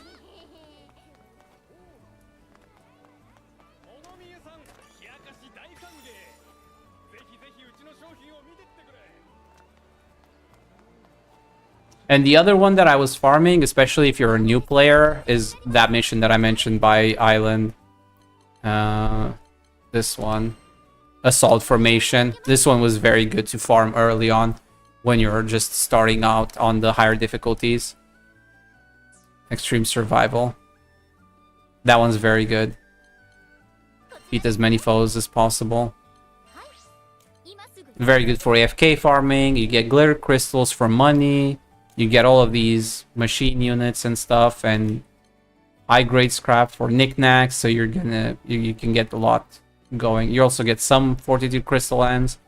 So it's just an all-around good one as well. You get Crystal, you get Rafali coins, and then you get knick-knack vouchers, essentially.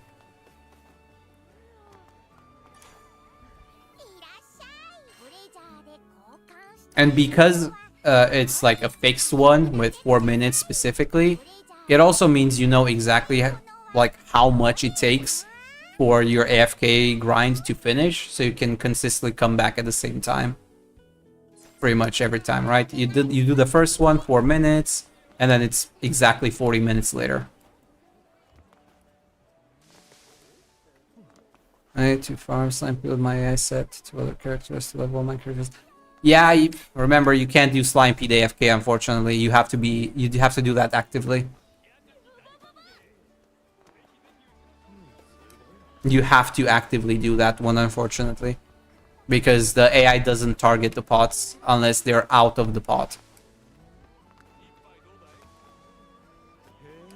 But I mean, unless there's a character that you really want to level, at this point in time, like with just a week left, I personally wouldn't even bother. Like, unless there's a character that you actually want to play, just wait for the expansion when they add the roguelite and you can just farm multiple things at once in a new mode that's also more fun. Like, really no point leveling characters at this stage. Unless you specifically want to level one particular character to play with. Because the roguelite will also be new content. It's going to be something new and interesting. You get to mess around, experiment.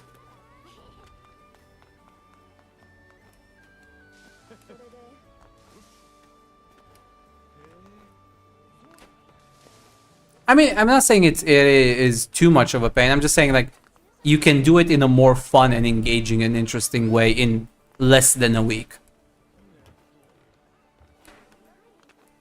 And yeah, you can definitely do it with Slimepeed. Yeah, like I said, my point was just that you can't AFK level them through Slimepeed. You can use other stages to AFK level, maybe, but definitely not Slimepeed. Not that you need to, but yeah.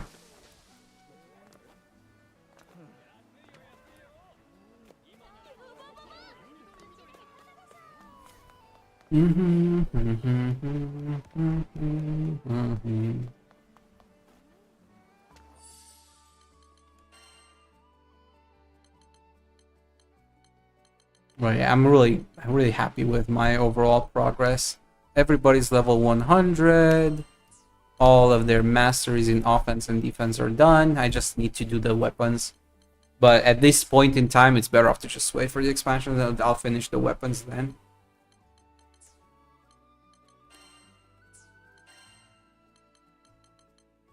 And from there on out, just more gear grinding.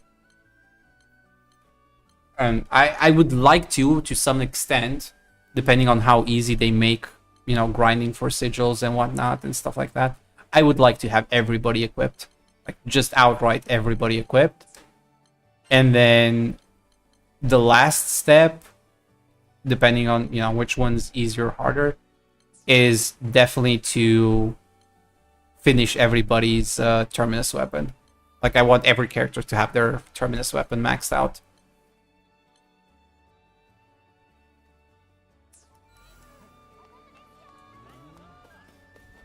If I might have to level up, they probably can so much.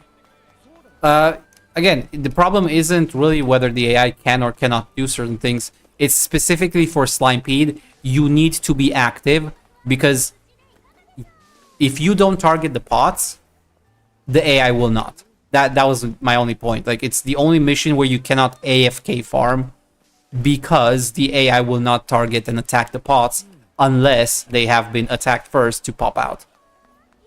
They're for the AI, they're untargetable. They're not present, so you cannot AFK farm Slimepeed. That was the only point I was trying to make. Other than that, yeah, you can, of course. Like, if you're not there to attack, the AI will just sit there for the whole 4 minutes, and you will have done nothing.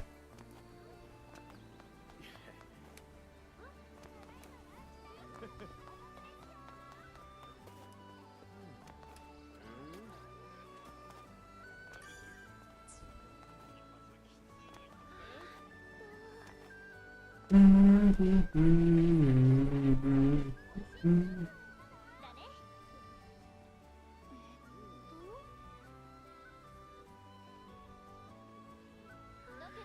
they'll change the AI in the expansion, who knows? That would be interesting. Like, maybe they will make Slimepedes farmable AFK. They only really have to change, like, they have to do one minor tweak for the AI realistically. Yeah, me too, honestly. Pretty much at the point where I'm gonna be heading out as well. In about a minute or two. But yeah, thanks for dropping by. Appreciate it. It's always fun to play with these. I don't mind grinding on my own, because I am a sucker for grindings. But it's always more fun and enjoyable to play with other people and, you know, get objectives done together. So, I had fun. I hope you had fun too, and I hope you're happy with your progress for the day as well. Oh, that is also true. There will definitely be better ways to farm it. It's just, I'm thinking more like for the general player base, you know, for progression purposes, it would be nice to change the AI for Slimepede for people if they do want to make use of that as well for AFK grinding. But I imagine the new roguelite mode that they're adding, I imagine that will probably end up being the most efficient way to grind materials across the board actively going forward for pretty much everything leading up to, you know, Terminus weapons stage. At least up until that point. I don't know how good it will be for the Terminus phase, but up until that point, I'm fairly confident when I say that the new roguelite will probably be the de facto way to actively farm and grind going forward. And also the most fun way, because it'll be varied. And you get to choose if you're doing mini games or bosses or waves and whatnot. It's both going to be the most fun way to grind and probably the best, most efficient way to do it as well.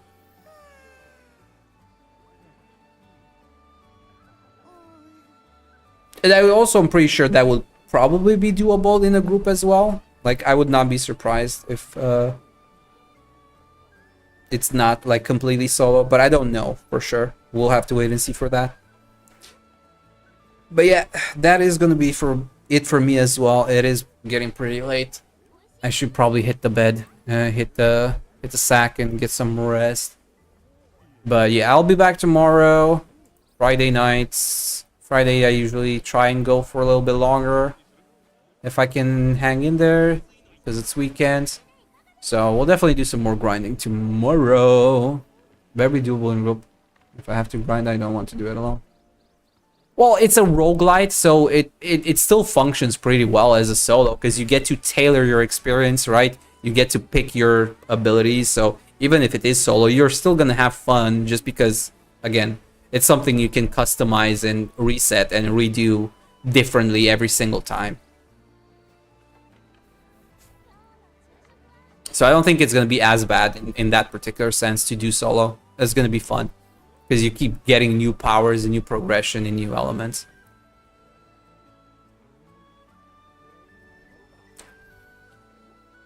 But yeah, I don't know exactly how it functions. We will just have to wait, see and find out exactly how it works in 6 days. 5 days by now, I think. 5 days, pretty much, yes, right? We're Friday, 1, 2, 3, 4, 5... No, 6 days. Yeah, 6 days. 6 days. No, I understand that. Like, I definitely understand your point. I'm not saying, you know, it's definitely going to be one way or another. My point was just that roguelites tend to be a lot more, how should I say, tolerable, I guess, in that sense. Because at the very least, you're not grinding the same stage over and over again.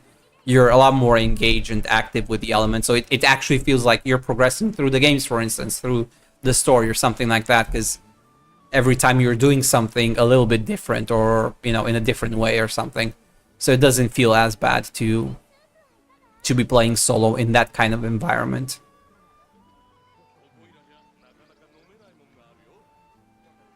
But the other thing is, the way that it's set up and the way they describe it, it's probably going to be the most efficient way to grind like materials across the board But if you're target farming specific materials, you'll probably still want to run the same stage over and over again. So you can still do co-op in that sense.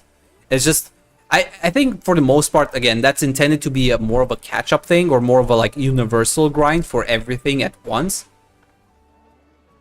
Not for specific things. If you're trying to like, you know, play like you've been playing up until now, or I have playing where you have your main team and you're just want to trying to do one character and then you know, efficiently get it as far as possible, you're probably gonna end up still up being more efficient by target farming what you need as you go. But I'm just happy that we get new content and new content type, honestly. Because even the multiplayer stuff, you know, like as fun as it is, and I agree with you, it's more enjoyable than solo. Sometimes you get tired, like we were talking about, you know, Lucilius and whatnot. You know, like at some point you get tired of grinding the same thing or the same stuff, or even in multiplayer. So you get to do a new mode that you haven't yet fully figured out. You don't know exactly, you know, what's optimal, whatnot. So you get something to experiment with. So I think just on that notion alone, I'm looking forward to it. There's gonna be something that's different from what we've been doing up until now. And I personally put quite a bit, not a lot, but like quite a bit of value on that kind of variety. Where one day you're doing co-op and one day you're just playing solo and stuff like that. And one day you're, you know, running the same stage over and over again. Another you're mixing and matching. And that would be amazing if you could choose if you do it alone or in co-op like the rest of the game. Yeah, well, we'll see. We will have to see. We don't know. I would not be surprised if it goes in both directions, like almost everything else in the game. But you know, my point is just that I'm not gonna, you know, mind either way. If it has co-op, awesome. If it doesn't have co-op, it's not a breaking point for me. I would put it that way.